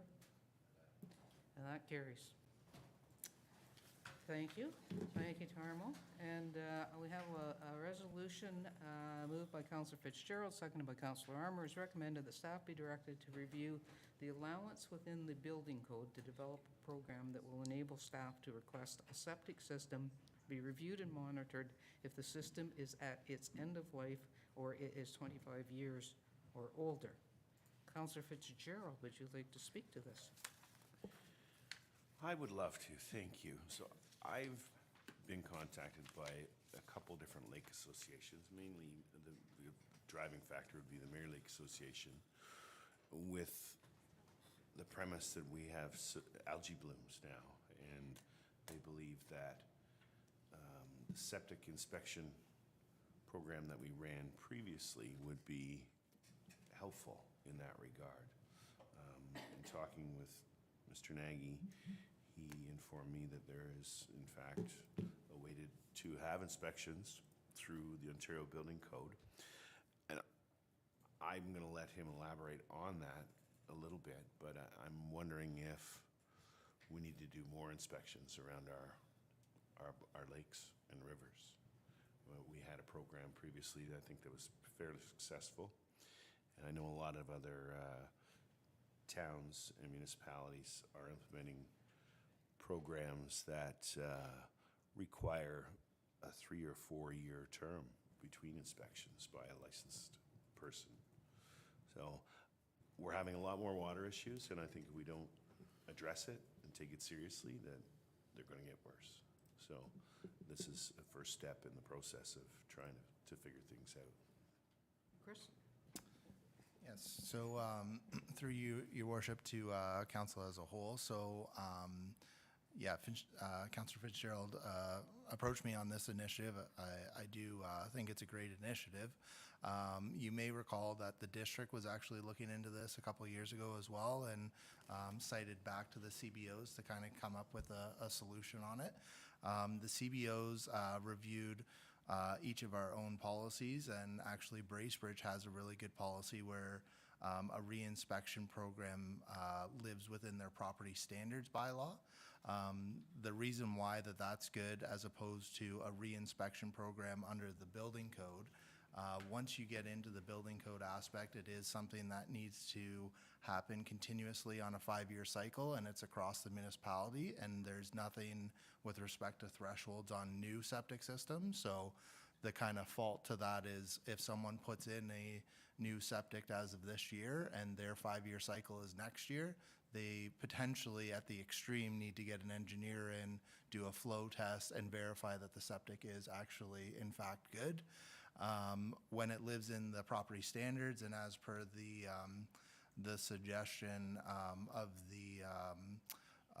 the direction, at that 25-year cycle, we'll be looking at older permits. That's kind of end of life of those systems. And if it is cited that there is a failure through the property standards, we can actually go in as the town to rectify the issue right away rather than go through the court procedure and everything, as well as if they're unable to cover costs, it's something that could automatically be placed on the taxes of that property, right? So it's kind of a win-win situation from a town aspect as well as from, you know, an owner's aspect, right? So that's kind of my suggestion. I'd be happy to bring a report forward to incorporate that type of a program. Again, I'm a little leery on going the full reinspection program because it's a wide branch across the municipality, and it incorporates those new systems that haven't even had a chance to actually start fully operating, right? So that's kind of the history on that, and yeah. Okay. Councillor Fitzgerald? Just to follow up, thank you, and thank you, Chris, for that. I guess I'm looking for more waterfront sensitive things. I know there was a program, and the Watershed Council, I think, was part of this, where they just had students going around on waterfront properties in the summer. There was some funding for it. Yeah, and if a system's failed, you know it's failed, because you know it may be in soon-to-be peril, but if it's failed, you know a system has failed. So I'm wondering if we direct staff to look at potential funding, whether it's through the Watershed Council or Love Your Lakes, or even the province or the feds, that we implement a program, because like I said, the amount of times beaches are being closed and we're having algae blooms is it's too much. So we need to address it. Deputy Mayor Alcock? Thank you, Your Worship. And those comments with respect to Watershed Council, they get funding for Love Your Lakes. And I'm not sure that they'd be able to be tasked specifically with that. I'm not saying that that isn't something. Certainly, the whole question of algal blooms is huge with the Watershed Council. And to Chris's point, the district did talk about this whole program a couple of years ago, because Georgian Bay Township wanted exactly what we're talking about now, and have a review of the state of septics. So I would absolutely support the way it's being proposed, Chris, and that it go through property standards, and I think that's a good way to do it. And I appreciate you putting this forward, Councillor Fitzgerald. Councillor Withey? Thank you, Worship. While I'm certainly in favor of protecting the environment, there is other reasons for algae blooms. It's not just septic. I mean, some of them occur naturally, and with climate change and warming temperatures, a lot of it is actually, so I'm happy to look at the report. I'm wondering, the issue is going to be the cost, and how much is it going to cost landowner, or, I mean, if there's a regular inspection thing, is that, who pays for that, and who's doing the inspections, et cetera, et cetera? Because I know they could get quite invasive, but I think there are lots of issues with the condition of our lakes and beaches, and it's not always septic is the culprit. There are quite a lot of other reasons as well, so, but happy to see the report, thanks. I feel like the septic system program we had a number of years ago was probably funded provincially, whether it was the MOE or somebody. Chris, do you recall? So unfortunately, I wasn't here at the time. However, I do have a general grasp of it. I do know that it was a volunteer basis at that particular time, and that's why the CBO took advantage of it, in that it wasn't actually written into code. The problem is, again, if we go with the full-fledged reinspection program, once you start it, you need to continue, right? So it'll be an ongoing thing. Director Maxwell, I know, was here at the time, so she may have a little bit more information as far as who funded it, but... That means it was more than a couple of years ago. Kirsten? Thank you, Your Worship. I seem to recall that at the time, we did get funding for summer students to help offset the salary costs. However, there was a fee charged to each property owner whose septic system was being inspected. And if I can recall properly, the 12 or 14 years ago, it was about $40 per property, and we had it split up so that each township was being inspected over one summer. So one summer was Chaffee, the next summer was Burnell, and that's how the workload was tried to be distributed. Okay, so I'm getting the sense that we're going to, whatever we do, table that motion and we have a new one? Is that, how are we doing? Are we amending that one, or based on Chris's recommendation?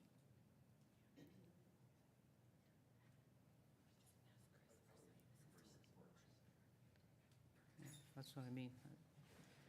And while they consult on what our resolution looks like, I'm just going to just give a quick update. We had a discussion earlier this morning about the plantings in Kent Park, or as some people want to refer to it as lack of plantings in Kent Park. So, you know, most people know when you plant a new area, it takes a while for it to fill in and get some growth. But there are some areas that we feel are a little sparse, and some of the reasons that they are sparse is because we couldn't access any more plantings. You know, like everything else, the supply is challenged. But our staff are going to go out and look for a little bit more growth to get in there wherever we can find it, and get something more in the spring. But we do plan to continue to add to it and watch for growth. So if you hear comments, negative comments about Kent Park, we are aware, and we are going to rectify it as we can. Councillor Armour. Thank you, Worship. Just on that same point, didn't we speak about some local artists putting in some artwork down there that would be an attractant that people come in, maybe get their picture with it, and whether it be a big moose or black bear or something like that? Yeah, and it's still on the table. It just hasn't got to the table yet. But yeah, it's definitely something we've talked about. So, Chris, do we have a mover and a seconder for the septic? Councillor Fitzgerald, Councillor Weeb.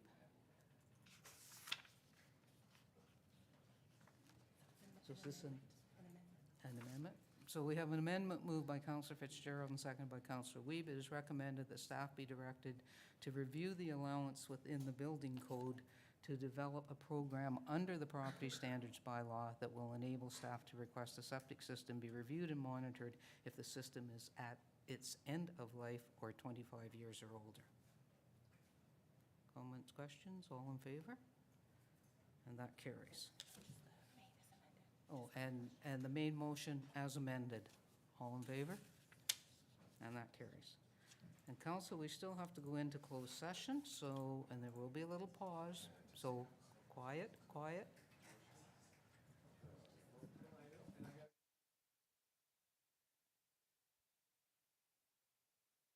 A sec. Before I read this, do you have a comment? Yeah, I'm not sure that we covered everything that I was discussing about the septics. I'd like staff to come back with a report about continual inspection. So I'll wait for the report, but I'm not sure we got it. Okay. So, And maybe speak to Chris directly, too, to make sure he realizes that you want to cover that off, too. So a resolution moved by Councillor Withy, seconded by Councillor Wiebe. It is recommended that the next portion of the meeting be closed to the public, commencing now at 8 p.m., 2:40 p.m., for the purpose of considering the following matters on the Municipal Act, Section 239-2, personnel matters about an identifiable individual, including municipal or local board employees, confidential report, Corp. 2022-62. All in favor? That carries. So a little pause.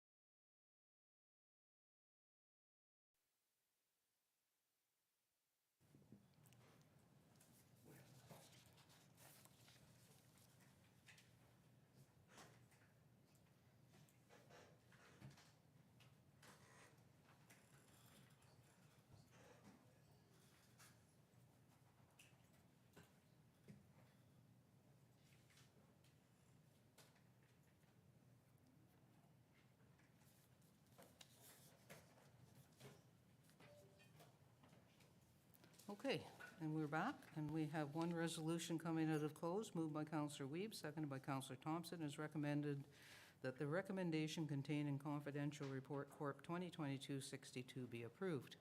All in favor? And that carries. And I have a resolution moved by Councillor Thompson, seconded by Councillor Stone, is recommended that we do now adjourn at 2:45 PM. All in favor? And that carries. Thanks, everyone. We're still on.